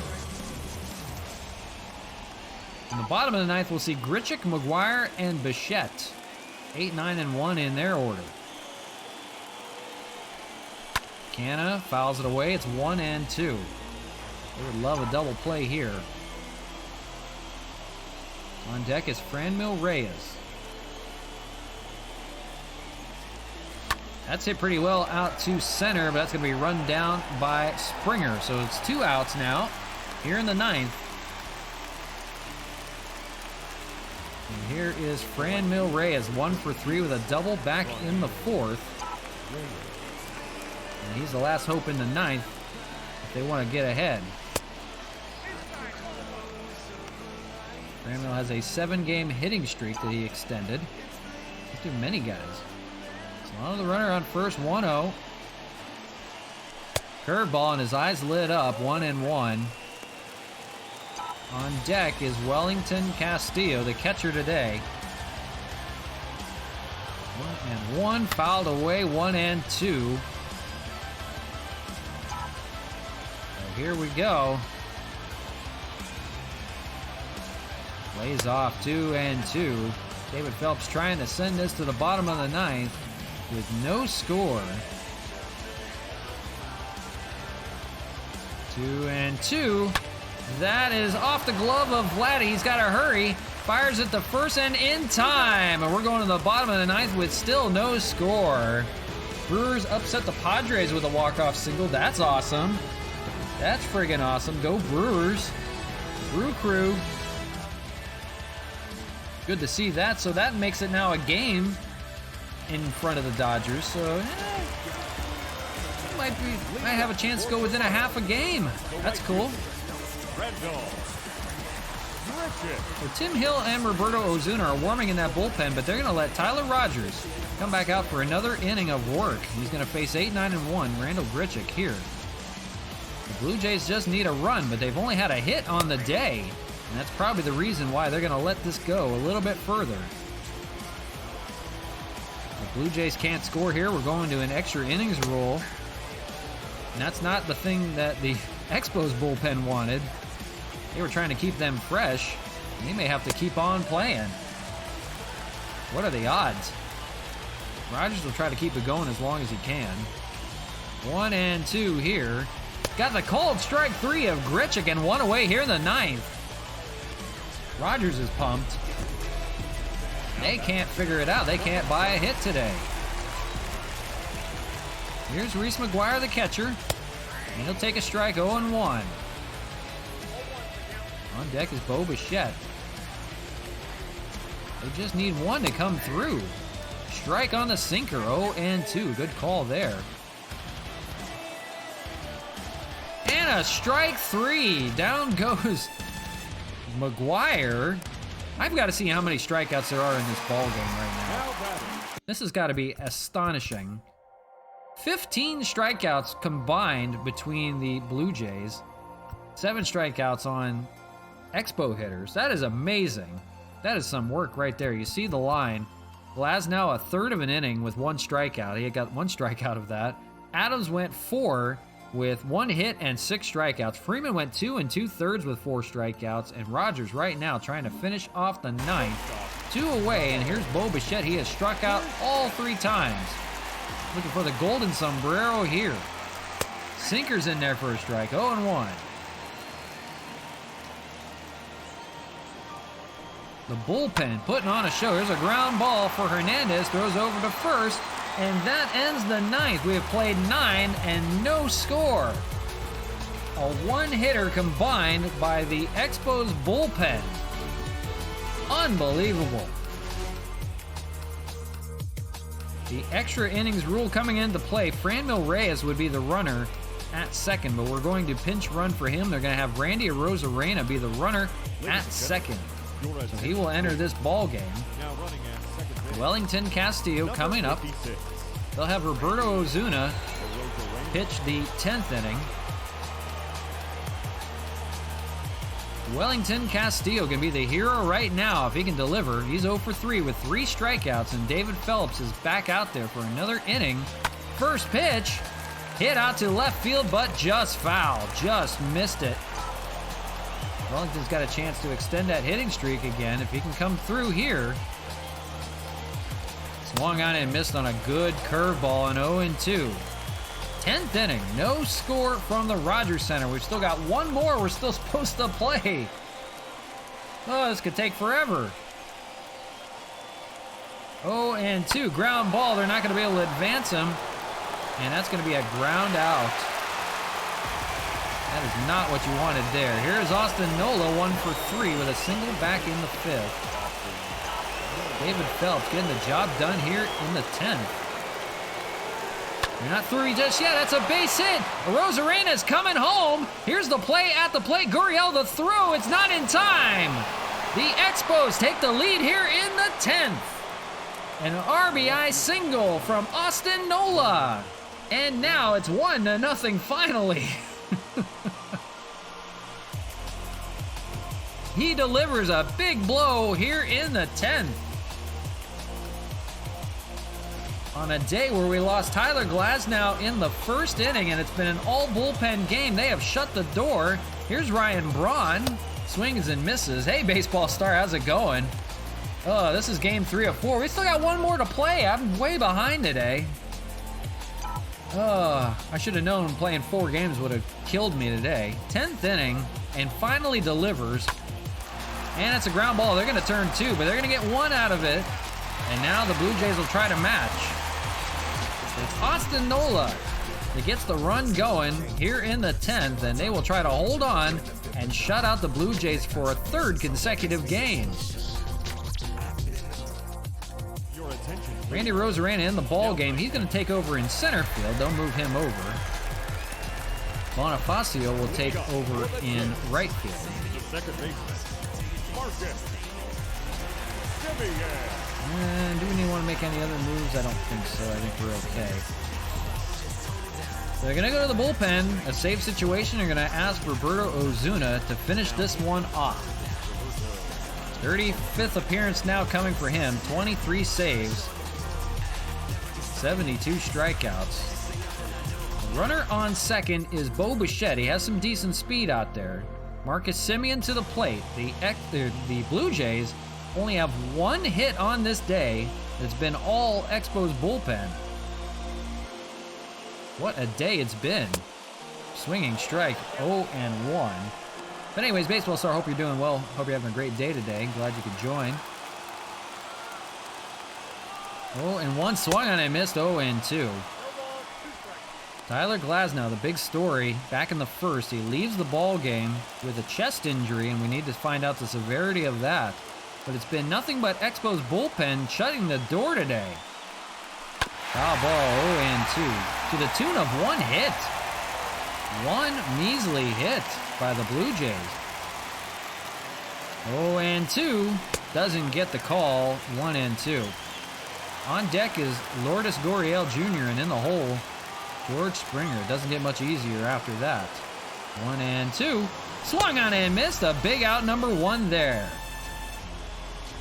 Ozuna with the strikeout to begin the 10th.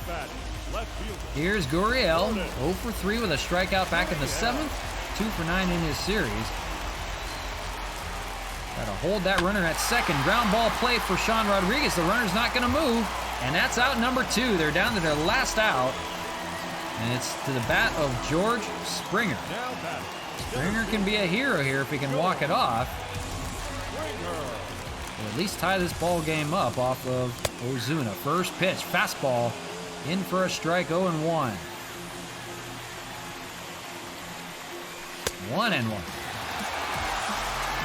Expos have taken the first 2 games of this series, looking to close out game number 3 here in extras.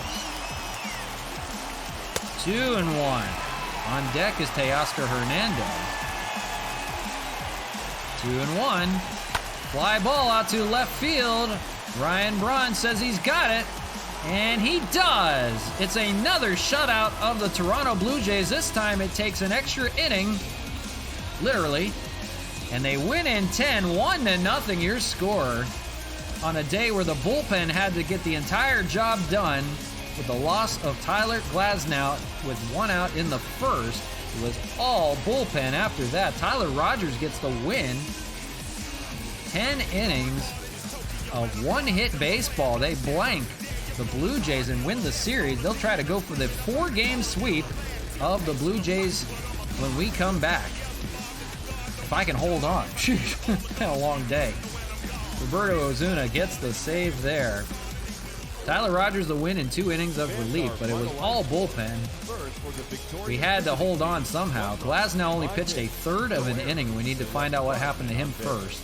4 innings from Austin Adams of one-hit ball, and then Freeman, Rogers, and Ozuna combined for no hits. Amazing stuff. I don't know how they did it. Yeah, crazy game.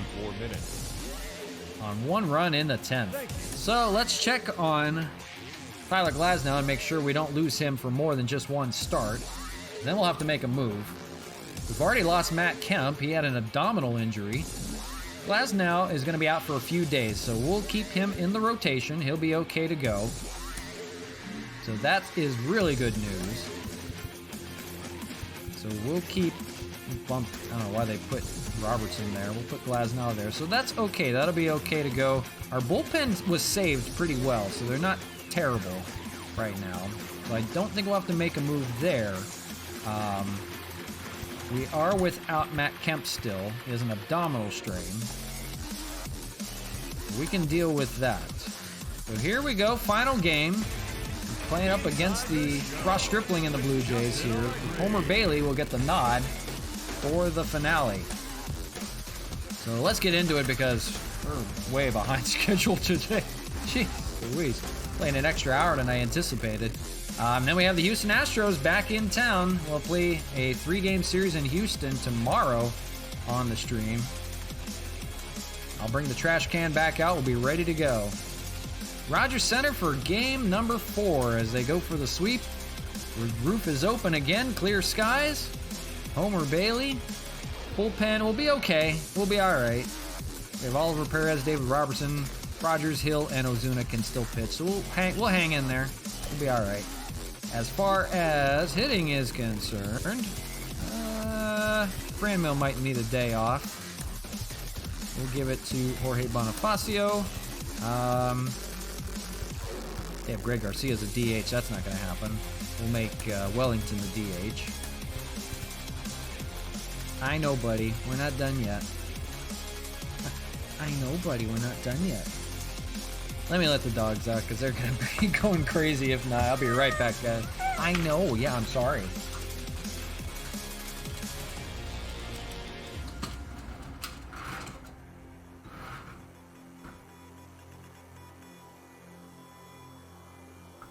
Alright, sorry about that, guys. The dogs are like, you're playing way too long. You better stop. Alright, Nola will play. I think we'll give the day off to maybe Solano. We'll do Greg Garcia over at second. That looks good. So let's set the lineup. We'll do...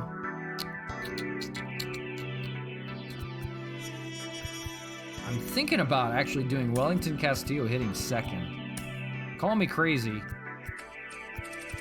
Oh, you know what? No, we need him in the lineup a little further down. We'll do Hernandez hitting second.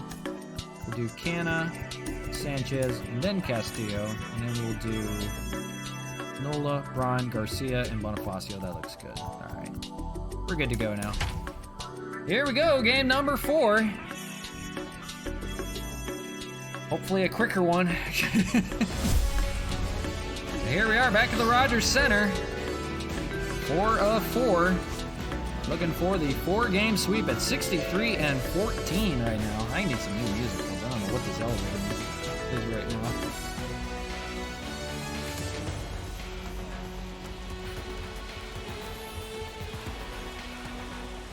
So there you see it, blanked in this series. They have not scored a run, unbelievably.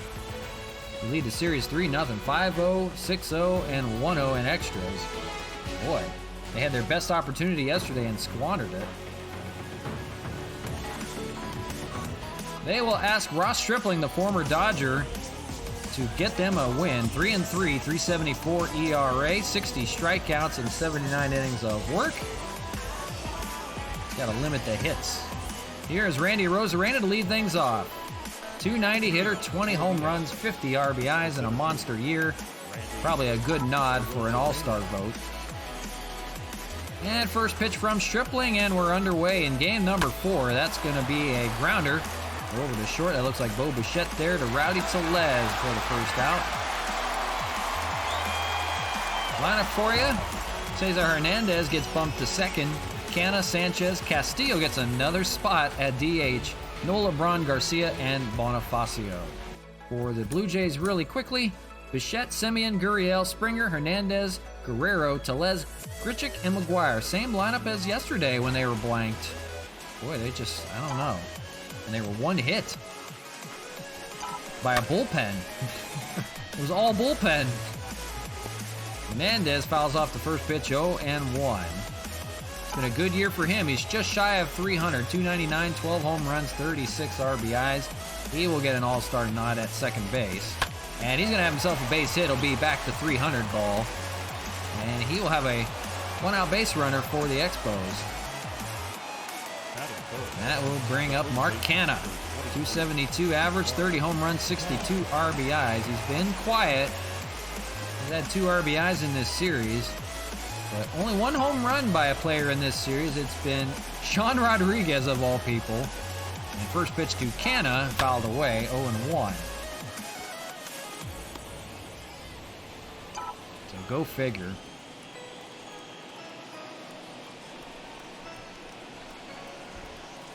Fouled away and 0-2.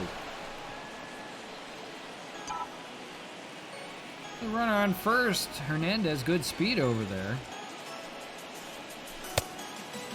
They don't like to play a lot of hit and run, any stealing, anything like that. They just play flat out baseball. Try to advance a runner. 1 and 2 here to Canner. He'll take, and it's 2 and 2. A good day out at Rogers Center in Toronto. Canadian Supremacy has been all Expos.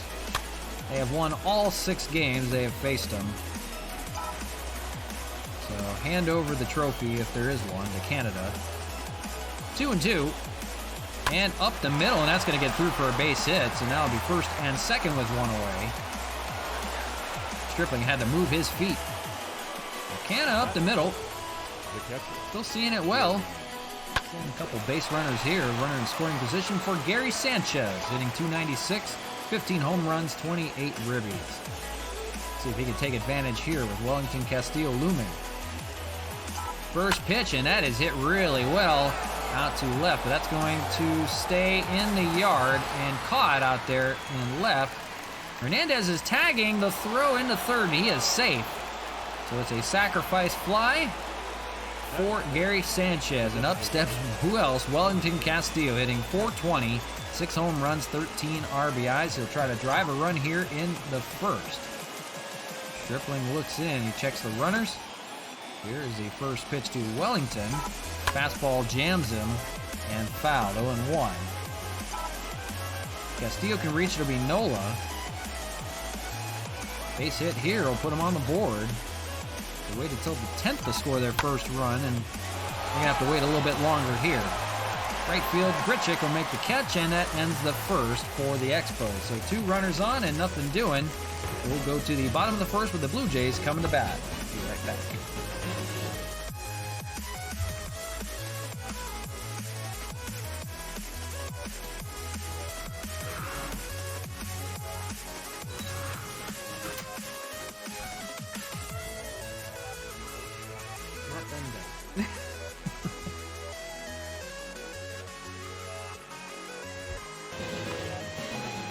I know we're not done yet. Bottom of the first, and they will call on Homer Bailey. He's got a start under his belt, and he had a win in that game. 3-0 record, 2 of them in relief. 158 ERA. He's been good. 51 strikeouts and 40 innings of work, and they'll ask him to go a little longer than normal here in his second start of the season. It'll be Bo Bichette to lead things off. The shortstop today, and he flies out to center field on the first pitch very quickly. And 1 pitch, 1 away for Homer Bailey. Here's the rest of their lineup. We didn't even get into it. Marcus Semien, Lourdes Gurriel Jr., George Springer, Teoscar Hernandez, Vladimir Guerrero Jr., Rowdy Tellez, Randall Grichuk, and Reese McGuire.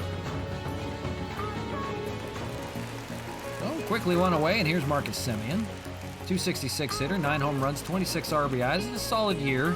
His first year with the Blue Jays, originally from the Oakland A's.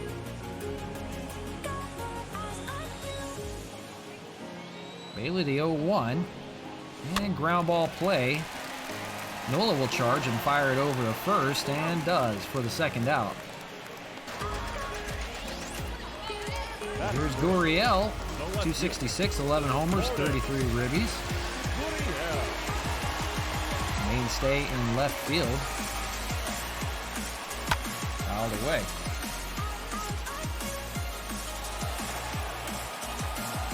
The Blue Jays can only muster 1 hit yesterday, and they'll try to do better here and avoid the sweep. They could not avoid the sweep in Montreal. That was the finale at Olympic Stadium that was blown, and a good performance by Hyunjin Ryu. It was squandered again. Another come-from-behind win. And Homer Bailey will take it himself in the infield to end the first. So nothing doing for the Blue Jays again. They need a run desperately. After 1, no score. We'll see 6, 7, and 8. We'll see Austin Nola lead things off, the third baseman today, hitting .218, 6 home runs, 33 RBIs. Recently acquired from the San Diego Padres. First pitch from Ross Stripling and fouled away 0-1.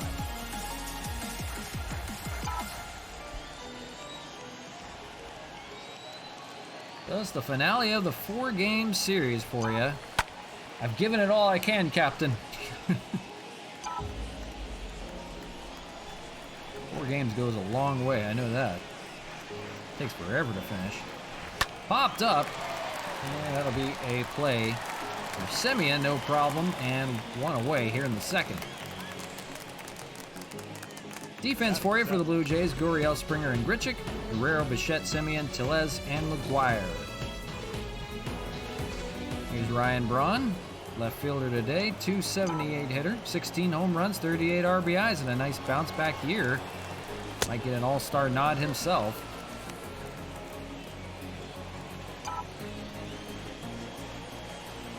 A very decorated career for Ryan Braun.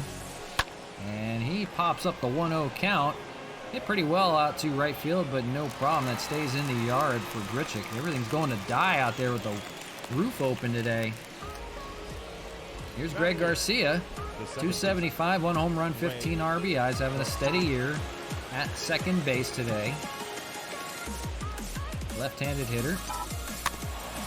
Grounds the first pitch into the dirt, and McGuire will throw him out.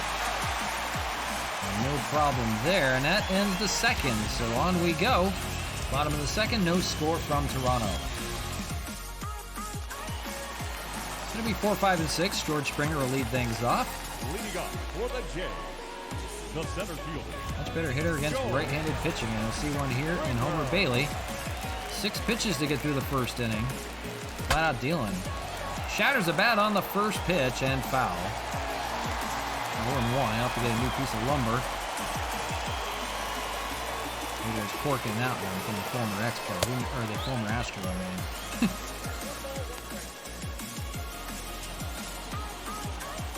1-1 to Springer.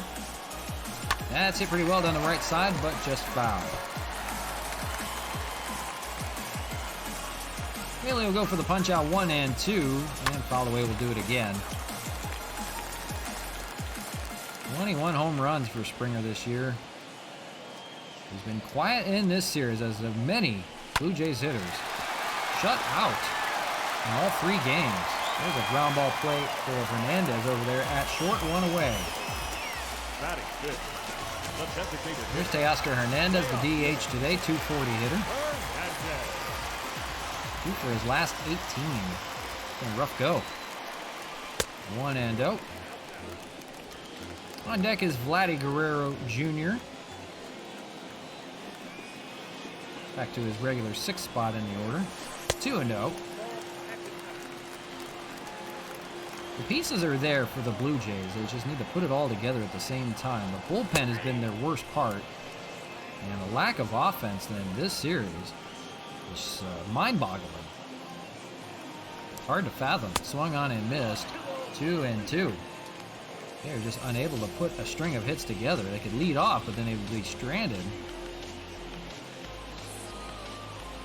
2-2 by Homer Bailey. That's going to be hit out to right field for a base hit. That's going to get through. Scoring in this game? Yeah, we probably should. I think we should. It's kind of boring when it's not. It's a rough road trip every now and then. Just depends on the ballpark, how it plays. Here's Vladimir Guerrero Jr. I wouldn't even mind if the Blue Jays scored a little bit, just for something different. Swung on and missed, 0-1. Probably because I've been playing 4 games today. 0-2.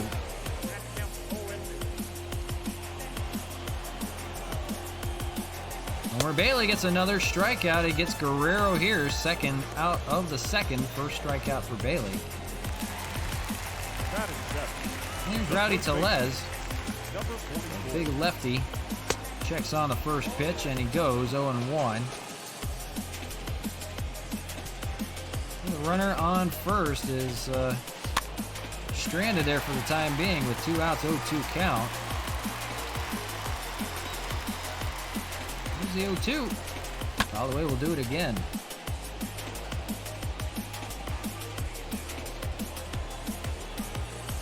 0-2 fouled away again.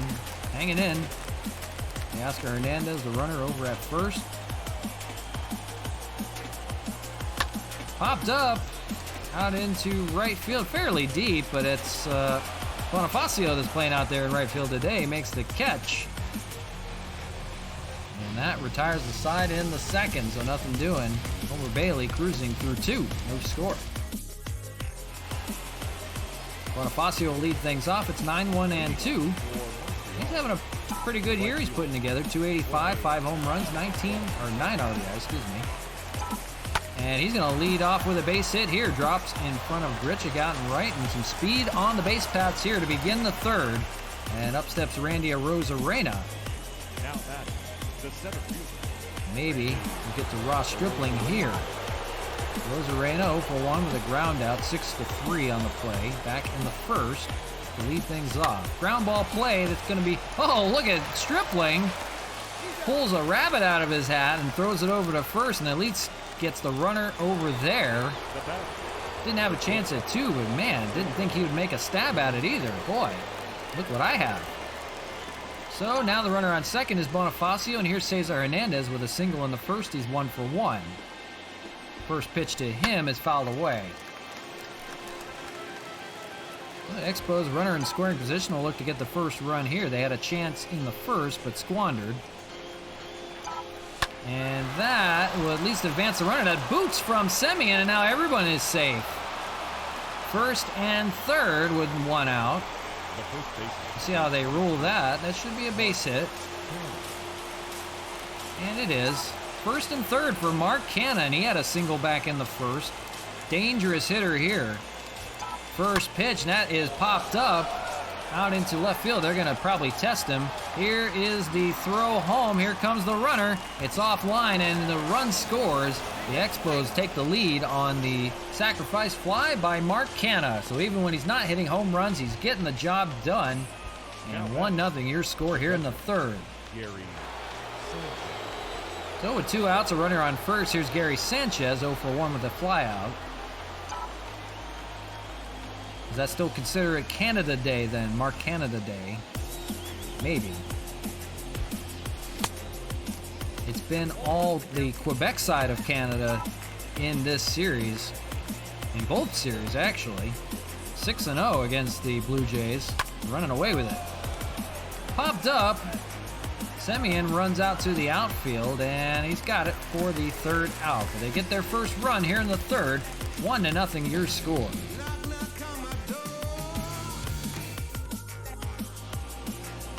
Heidi, your mic's not on again. Bottom of the third we go. It's 8-9 and 1. Randall Grichuk will lead things off. For the Jays that are looking to get it going. Homer Bailey back out to work. 24 pitches through the first 2. Throws a strike, 0-1. For the Jays, they'll see Grichuk, McGuire, and Bichette here in the third. That's hit pretty well out to right field. That may be our first run. That is off the wall. Rounding first, heading for second is Grichuk with a leadoff double. That was a heavy, hard hit double. Just shy of a home run. That would have been their first run in this series. We're talking a 4-game series right now. But they do have a leadoff runner, and he's at second for Reese McGuire, the lefty catcher. 297 hitter, having a good year. He's got a fly ball out to left field. We'll see if they test the run. They're going to go to third. Here's the throw from Braun over to third. It's not in time. So a sacrifice fly for Reese McGuire quickly now. 1 on and 1 out. But the runner's at third, and Bo Bichette can drive him in here. He's 0 for 1. And Bailey will try to collect himself here. And that's going to be hit out to right field. Some hard hitting is going to get their first run of this entire series, and scoring on the sacrifice fly. So Bo Bichette delivers, and now it's a 1-1 ball game. We're all even again. The Blue Jays can celebrate. They've got their first run of the entire 4-game series. Congratulations, Toronto Blue Jays. And here is Semien, and he'll take a ball 1-0. Hard to believe. They've been shut out in 3 games, and now a tie ball game here. 1 run apiece in the third for both teams. Fouled away. 1-1. Homer Bailey, 31st pitch coming with 2 outs here in the 3rd. Swung on and missed, 1 and 2.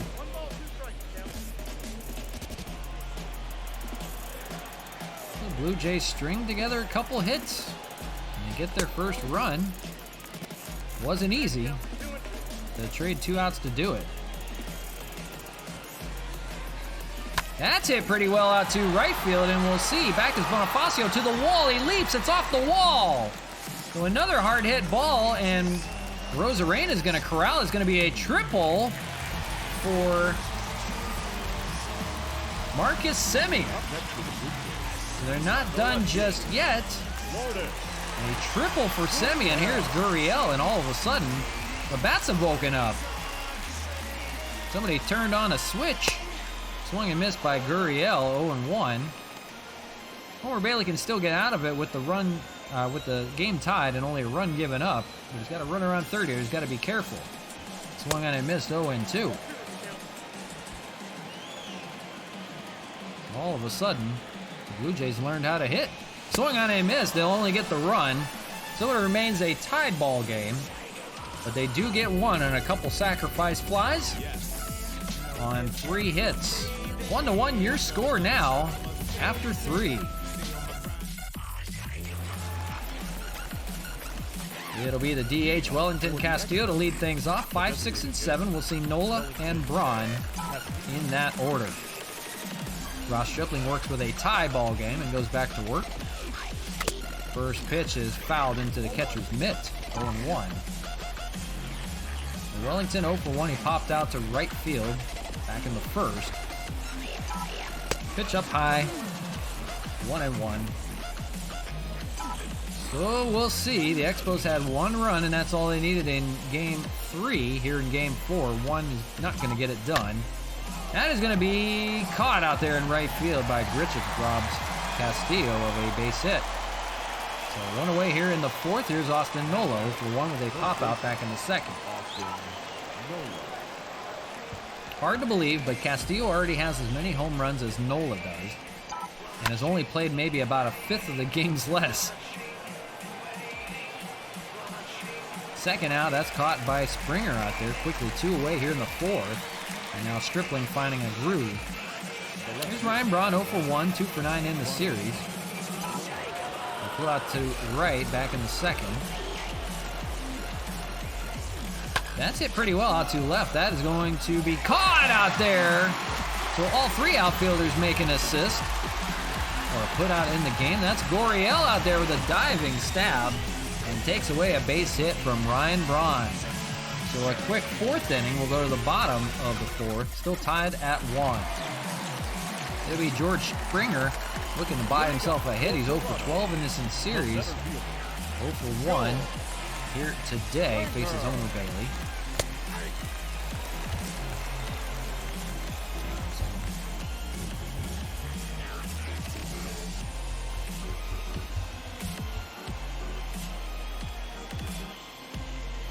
Oh, and 1.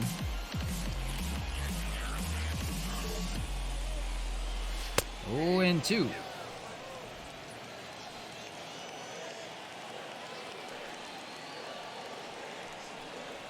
Fouled away.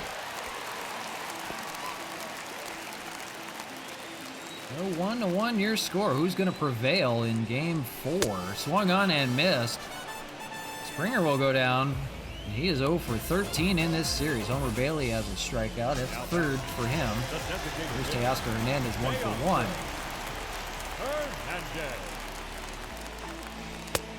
He'll take a ball, 1-0. He singled back in the 2nd. On deck is Guerrero. Strike here, 1-1.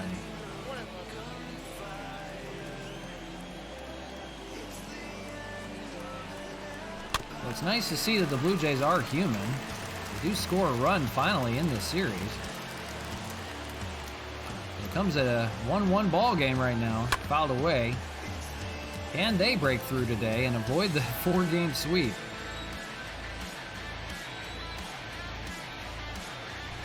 Two and 2.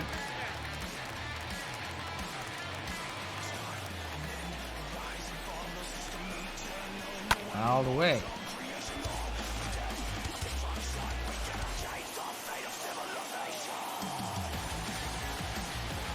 finally gets a strikeout here of Teoscar Hernandez. That's the 4th for Homer. And two-way here in the 4th. And here's Vlad Guerrero Jr. The third baseman. Who kept him quiet in this series. 0 for 1. A strikeout today back in the 2nd.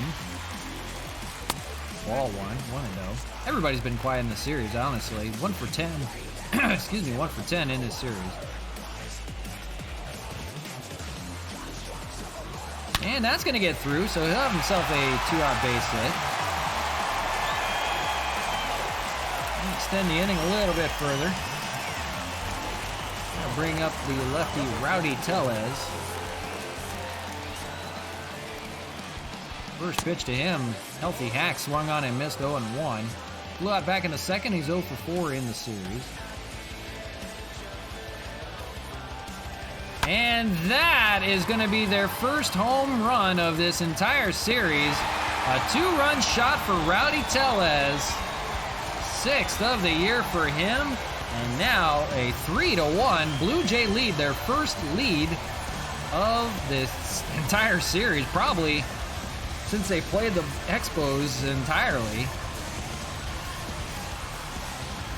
Rowdy Tellez finally gets him going. That's their first home run. 2nd home run of this entire series as well. We're not used to this. Here's Randall Grichuk, 1 for 1, so it's a home run apiece. It was way back in game number 1. Sean Rodriguez had a home run for the Expos. They have prevailed. They've won the first 3. Here's Randall Grichuk, 1 for 1 with a double.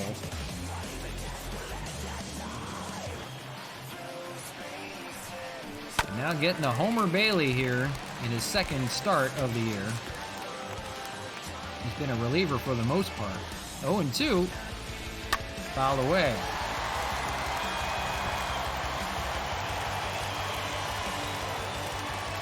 1-4-0 for Montreal, 3-5-0 for Toronto. Checks the swing, it didn't go. 1-2.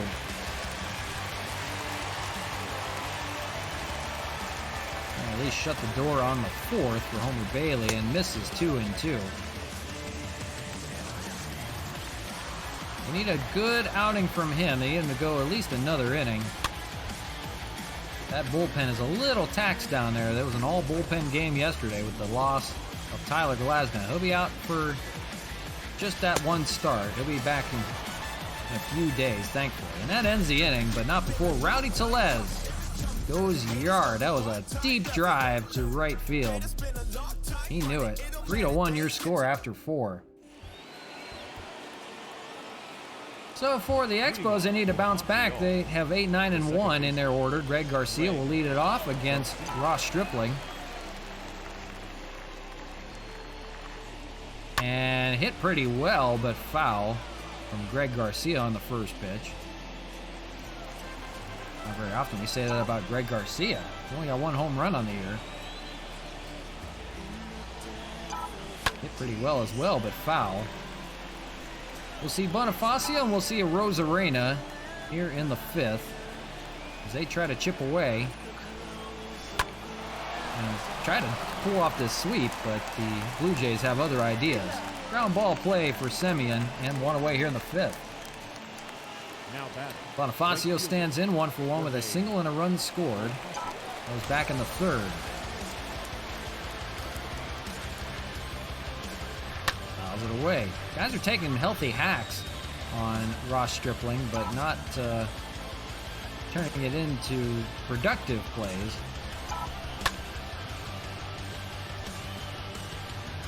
Too many loud outs. 0-2.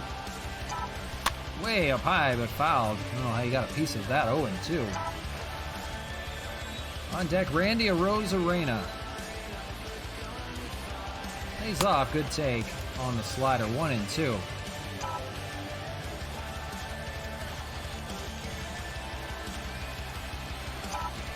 Checks his swing, and he went.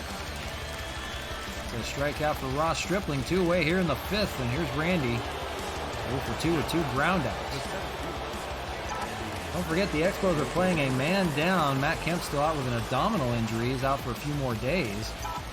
and they may need to make a corresponding move.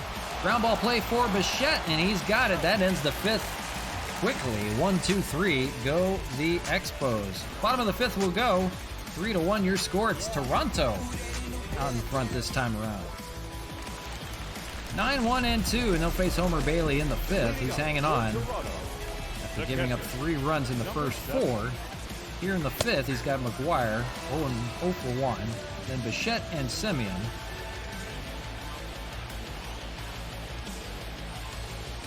Swung and missed, 0-2. Yeah, kind of moving along a little bit. Blue Jays got a home run from Rowdy Tellez.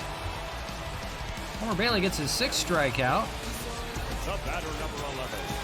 Shortstop.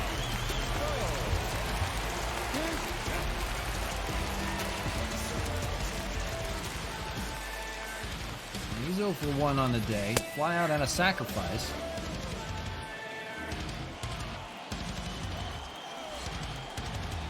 Bottom of the fifth, 3-1 your score, Blue Jays. They try to hang on at least for one of these 4 games.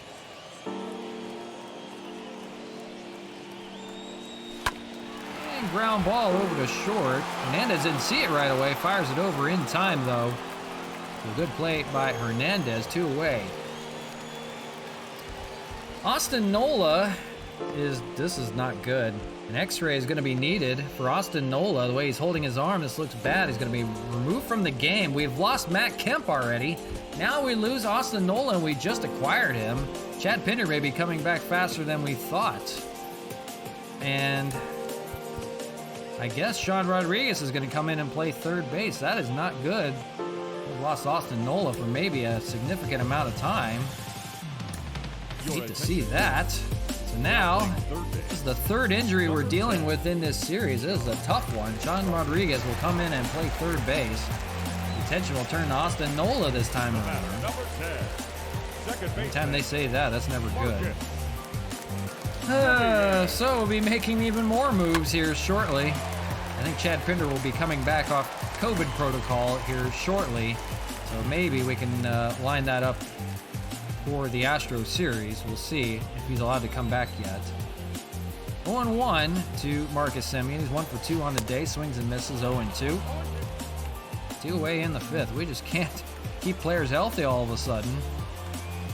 Must be the AstroTurf in Toronto. That's all I could think. Well, if the Blue Jays aren't going to win, they're going to take out all of our players in the meantime. And 1-2. We're just trying to get to the All-Star break before everybody gets hurt. Kemp is thankfully not a very long injury. He'll only be out for a few more days. Don't have to make a move for that, but if Nola is out for a significant amount of time, Pinder will have to come back maybe sooner than later. That's a fly out to Ryan Braun. So that ends the fifth, but we lose Austin Nola, and who knows for how long. That'll take his bat out of the lineup. It will be 2, 3, and 4. Cesar Hernandez will lead things off when we come back after 5. So here he is, 2 for 2 with 2 singles. Is Hernandez on the day against Ross Stripling. 40th pitch for him coming here in the 6th. We'll see Canna and Sanchez as well in the order. Pop up on the first pitch for George Springer, and that's the first out. And now Stripling's finding a groove. There's Mark Canna, 1 for 1 with a single and an RBI. That was the 1 run. As a sacrifice fly back in the 3rd. Singled also in the 1st.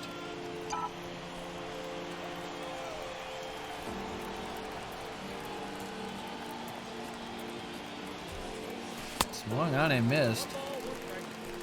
Not seeing it as well. He's getting on base, but just not the power is not there today.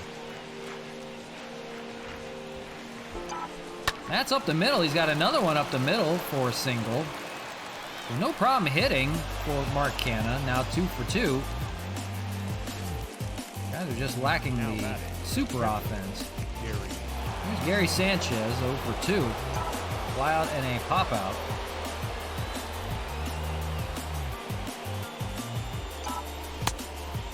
we'll see what they can do in the 6th here. 1 on, 1 out. 1-0 count. Wellington Castillo, the man on deck. His average is starting to dwindle down to 404, God forbid. That's hit pretty well by Sanchez out to left field. We'll see if that stays in the yard, and it does. Goes to die out in left, and Gurriel makes the play, and quickly 2 away. Here's Wellington, as we mentioned, 404. 0 for 2 today, fly out in a line out. He had his hitting streak snapped in the game yesterday.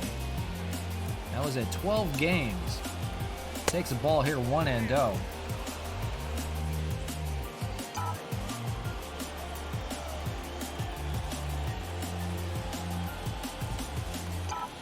That is gonna be snagged by Bichette. We'll see if he has enough time, and not in time.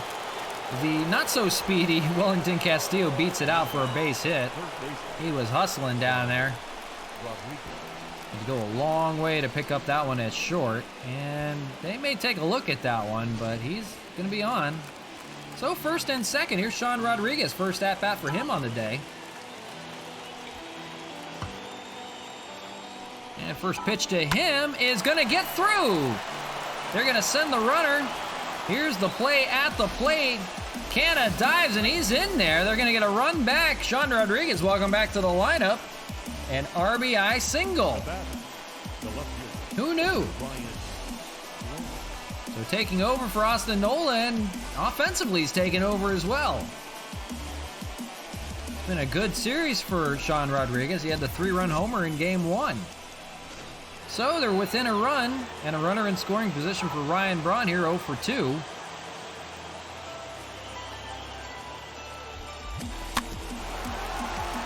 Foul ball down the right or left side, excuse me.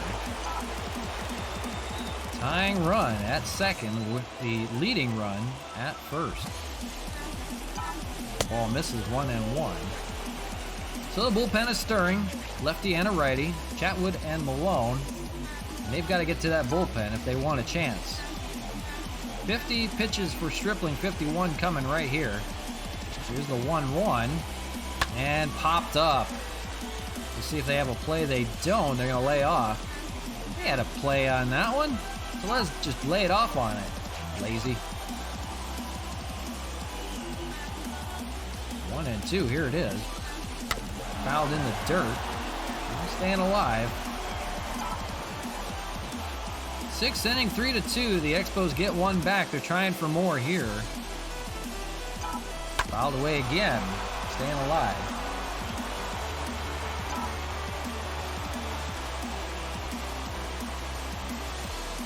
And all Expos in this series are trying to keep it that way. Fouled away again. Braun hacking away. Pitch number 7 coming.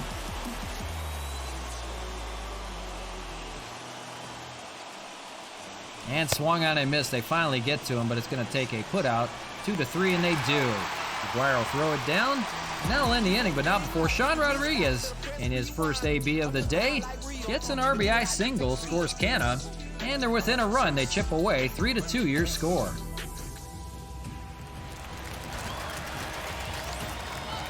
So bottom of the 6th, 3, 4, and 5 for the Blue Jays. It's Gurriel, and then we'll see Springer. And they're going to ask Homer Bailey to pitch another inning, although he's trailing.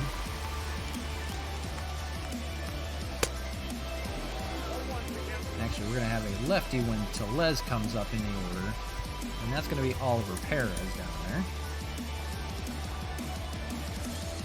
So Bailey will be nearing his end here shortly, and 0-2 here to Gurriel. He'll pop out in a strikeout for Gurriel. On deck, George Springer. Hit pretty well, too short. Hernandez, jump throw over there. Nice play by Cesar Hernandez. Nice little jump throw. Thought there was going to be another injury. Every time they pan away, I get scared. You can see the standings. 26 games in front of Toronto. 22 games in front of New York. They've just been playing 500 ball while Montreal has been going crazy. Only 14 losses on the year. Here's Springer, 0 for 13 in this series. Could happen to a nicer guy, a former Astro. Ground out and a strikeout. Swings and misses here, 0-1. 1 for 6 against Bailey, 2 strikeouts. 1 coming today. Swung on and missed, quickly 0-2.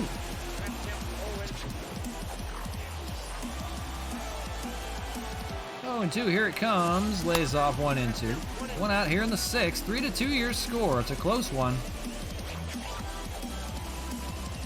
See if that's the way it finishes. Swung on and missed, though. Gets Springer again.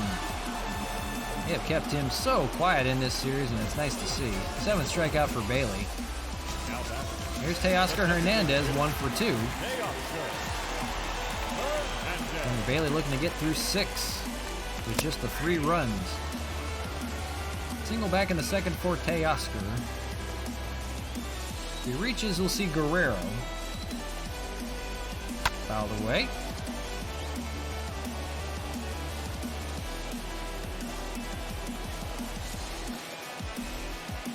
Away again. If you're just joining, we're in game 4 of the 4-game series. We're about wrapping up. Been on for just about a good portion of the day today. Trying to wrap it up here. Down by 1. Foul away.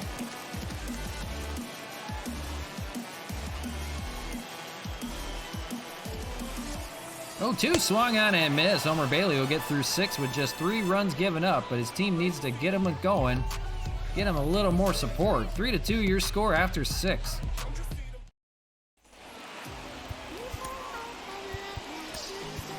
They're going to have Tim Hill pitch the 7th inning. Here's Greg Garcia to lead things off. Ross Stripling back out for the 7th. 2 groundouts for Garcia. He's 0 for 2 and fouls away the first pitch here in the 7th. The Expos looking to chip away. They got a run in the 6th, and a run in the 3rd. Popped up.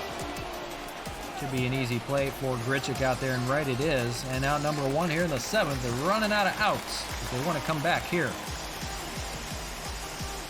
Here's Bonifacio, 1 for 2. Single and a strikeout for him.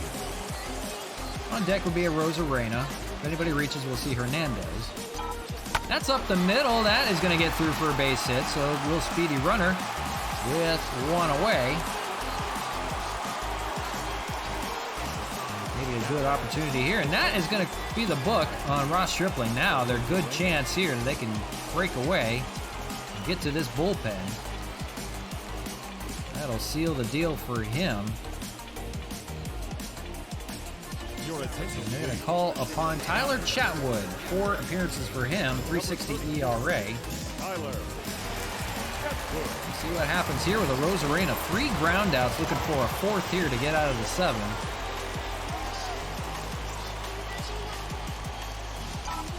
Lays off 1-0.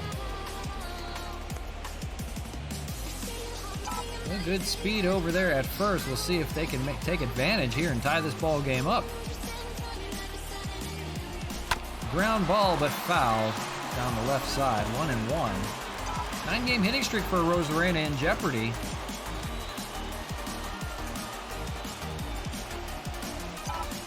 Swung on and missed. 1-2.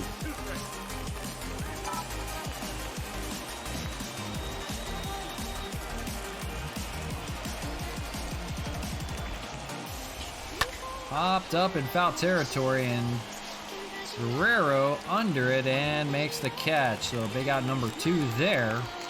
Here in the 7th, and here's Cesar Hernandez now hitting on the left side. 2 for 3 with 2 singles on the day as he faces Chatwood with 2 outs. Trying to keep the inning going. They can. They'll bring Marcana to the plate. Nearing our end here. Do the Expos have a comeback in them and pull off the 4-game sweep, or will they take 3 of 4? And it's a ground ball play. Telez will take it himself, no problem. So it's time to stretch. We'll take a quick commercial break. We'll be right back with the rest of this one. Don't go anywhere.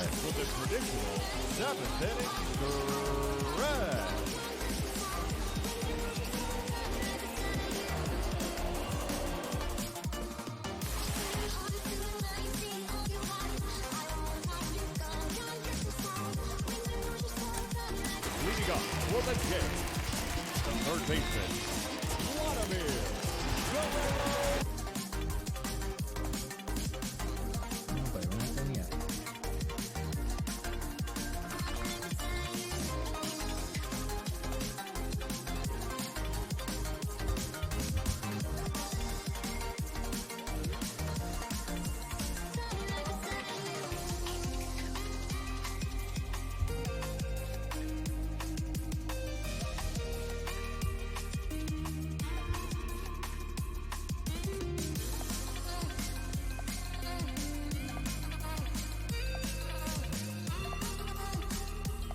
And back to you live from Rogers Center. Bottom of the 7th we go. It's Blue Jays 3, Expos 2. They're trying to avoid a 4-game sweep. Tim Hill, they'll face the lefty from that Expos bullpen. It's been a good one. 3-0 record for him, 7 holds, 2.38 ERA. And he'll see Tellez in the lineup. But first he'll see Vladimir Guerrero Jr. 6, 7, and 8 in the order. The Submariner. 91-mile-an-hour fastball, 4-strike, 0-1. We'll see Tellez and Grichuk in that order. And Tim Hill will try to hold on, keep it within a 1-run game. Swing on a miss. They'll get Guerrero again. Strikeout for Tim Hill to begin the 7th. Here's Tellez. He had the 2-run home run that you'll see here in the 4th. Deep drive out to right field. And that's been the difference in the ball game, 3-2 right now. Lefty-lefty matchup here with Tim Hill. And popped up, but played over, way over on the other side was Ryan Braun. That's going to drop for a base hit. He's going to have himself a double. Oh my gosh. The shift was on, and Braun was way out in left center. He had to come all the way back and could not get it. A faster outfielder maybe would have. But you can't blame that on Braun. They had the shift played wrong. And Tellez is going to speed all the way out to second. So now, you don't get the lefty-lefty matchup. You get Randall Grichuk 1 for 2. And runner on second here, trying to score and tack on a few more. He's 1 for 2 with a double and a run scored. So unfortunate event there. Jays would like to get an insurance run here and close this one out. Swung on and missed. They'll get Grichuk here, 2 away in the 7th. And now it's Reese McGuire back to a lefty-lefty matchup with the catcher. That's what they want. 1-0. Line out and a strikeout for Reese McGuire. Swung on and missed. 1-1.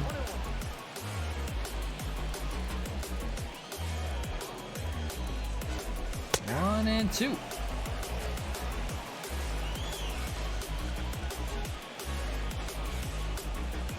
Popped up. He's got a chance. Canna's gonna try to make a play off the screen, and he can't. Took a leap. Will not end the inning. 1-2. This will end the inning. A called strike 3 on Reese McGuire. Nice inning from Hill to recover.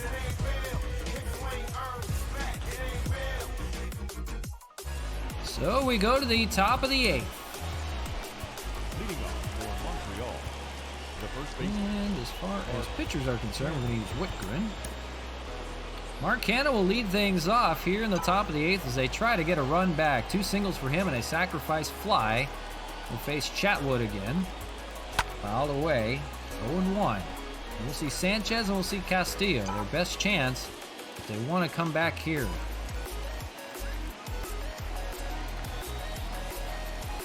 Popped up by Canna out in center field. That's going to be a play for Springer. He makes a catch. 1 away here in the 8th. They're going to go to the bullpen here in the middle of the inning. They're calling Julian Merriweather.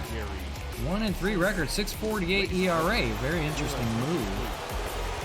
We face Gary Sanchez here, 0 for 3. So first pitch from Merriweather to Sanchez, and that is hit well at the left field, but that is just hooking foul into the second deck. That would have been nice. Just a little out in front of that one. Instead, they take a called strike 2, 0-2. On deck, Wellington, Castillo. Got the right guys in the lineup right now. Just can't get it done. Ground ball play for Bichette. And he'll throw it over to first, no problem. 2 away here in the 8th. Running out of outs. Here's Wellington, 1 for 3, a single back in the 6th. On deck, Sean Rodriguez had an RBI single his first at bat. Wellington checks his swing, but he went 0-1. little inside. 97 from Merriweather. He's got that going.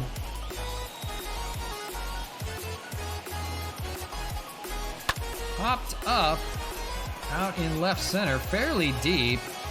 But that's going to be a play for Gurriel and ends the 8th. So still leading by a run. The Blue Jays will try to tack on more here in the bottom of the inning. 3-2 your score. It's Bo Bichette to lead things off for the Jays, 0-2. They'll see a new pitcher, Nick Whitgren. And here we go with the bottom of the 8th. They try to hang on, maybe get an insurance run here. Strike from Whitgren. Whitgren's been perfect so far. All the way. I gotta hear some new musicals. I keep hearing the same song over and over.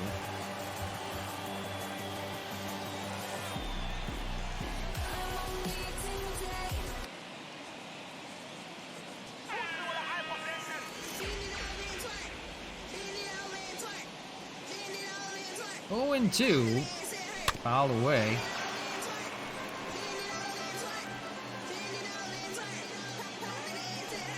Swing on a miss. They'll get Bichette here. And 1 away. Here's Marcus Semien. Second baseman, Marcus. He'll take a strike, 0-1. Don't forget, guys, tomorrow's stream we'll have the Houston Astros back. It'll be a 3-game series out of Houston. We'll bring the trash can back out. Ground ball for Rodriguez. He'll throw it over for the second out.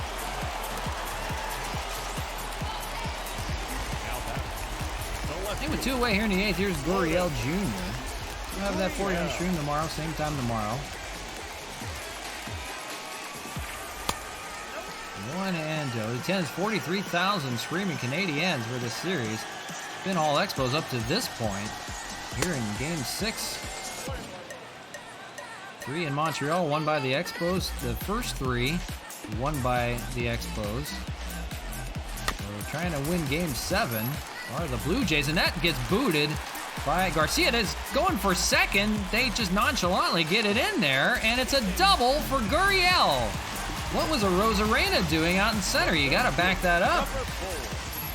They're going to take advantage, and here's George Springer now with 2 outs with a chance to drive in another run.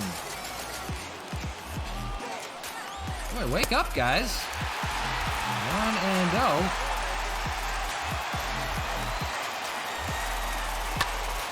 Fouled, 1-1.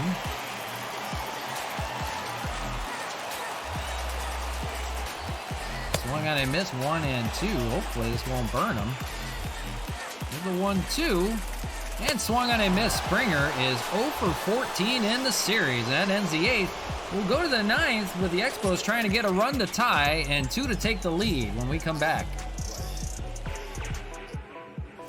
So last chances, and they've seen Kirby Yates before, and they knocked him out of the ball game in the 9th in Olympic Stadium back on Father's Day. 26 appearances, 27th coming here. First batter is Sean Rodriguez. If you're looking at a guy off the bench, they have Franmil and Donovan Solano, and that are the only hitters they have. They're going to call on Donovan Solano to pinch hit here. They want a leadoff base hit here. He's the man to do the job. We'll try to get it going here in the 9th to get a run back. First pitch to him is a slider for a ball, 1-0.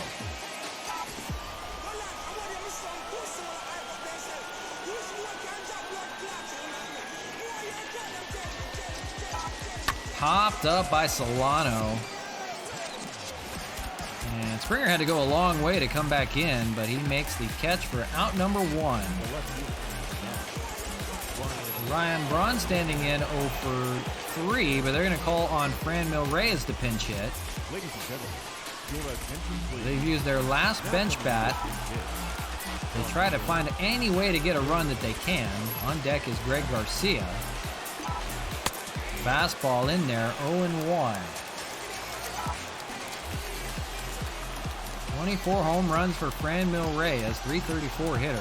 He's a good one. Swung on and missed, but he's 0-2 here. By hitting, he's got an 8-game hitting streak. If he doesn't get a hit, he loses that. And ground ball, play for Bichette over at first, and that's going to be 2 away here in the 9th. They're down to their last out in the form of Greg Garcia, 0 for 3. The second baseman. So they need a hit to stay alive. On deck is Jorge Bonifacio. Kirby Yates. That'll be snagged by Semien, and the ball game is over. The Blue Jays avoid the 4-game sweep. They will take game number 4, and they win it here 3-2 over the Expos. So that's the ball game. That's the 4-game series with the Blue Jays. Now that we turn our attention real quickly to Austin Nola, before we go, because he may be out for a considerable amount of time. And that is unfortunate. He is going to be out for about 1 to 2 months. A fractured forearm. So he will go on the IL. That is unfortunate. We're going to put him on the 10-day.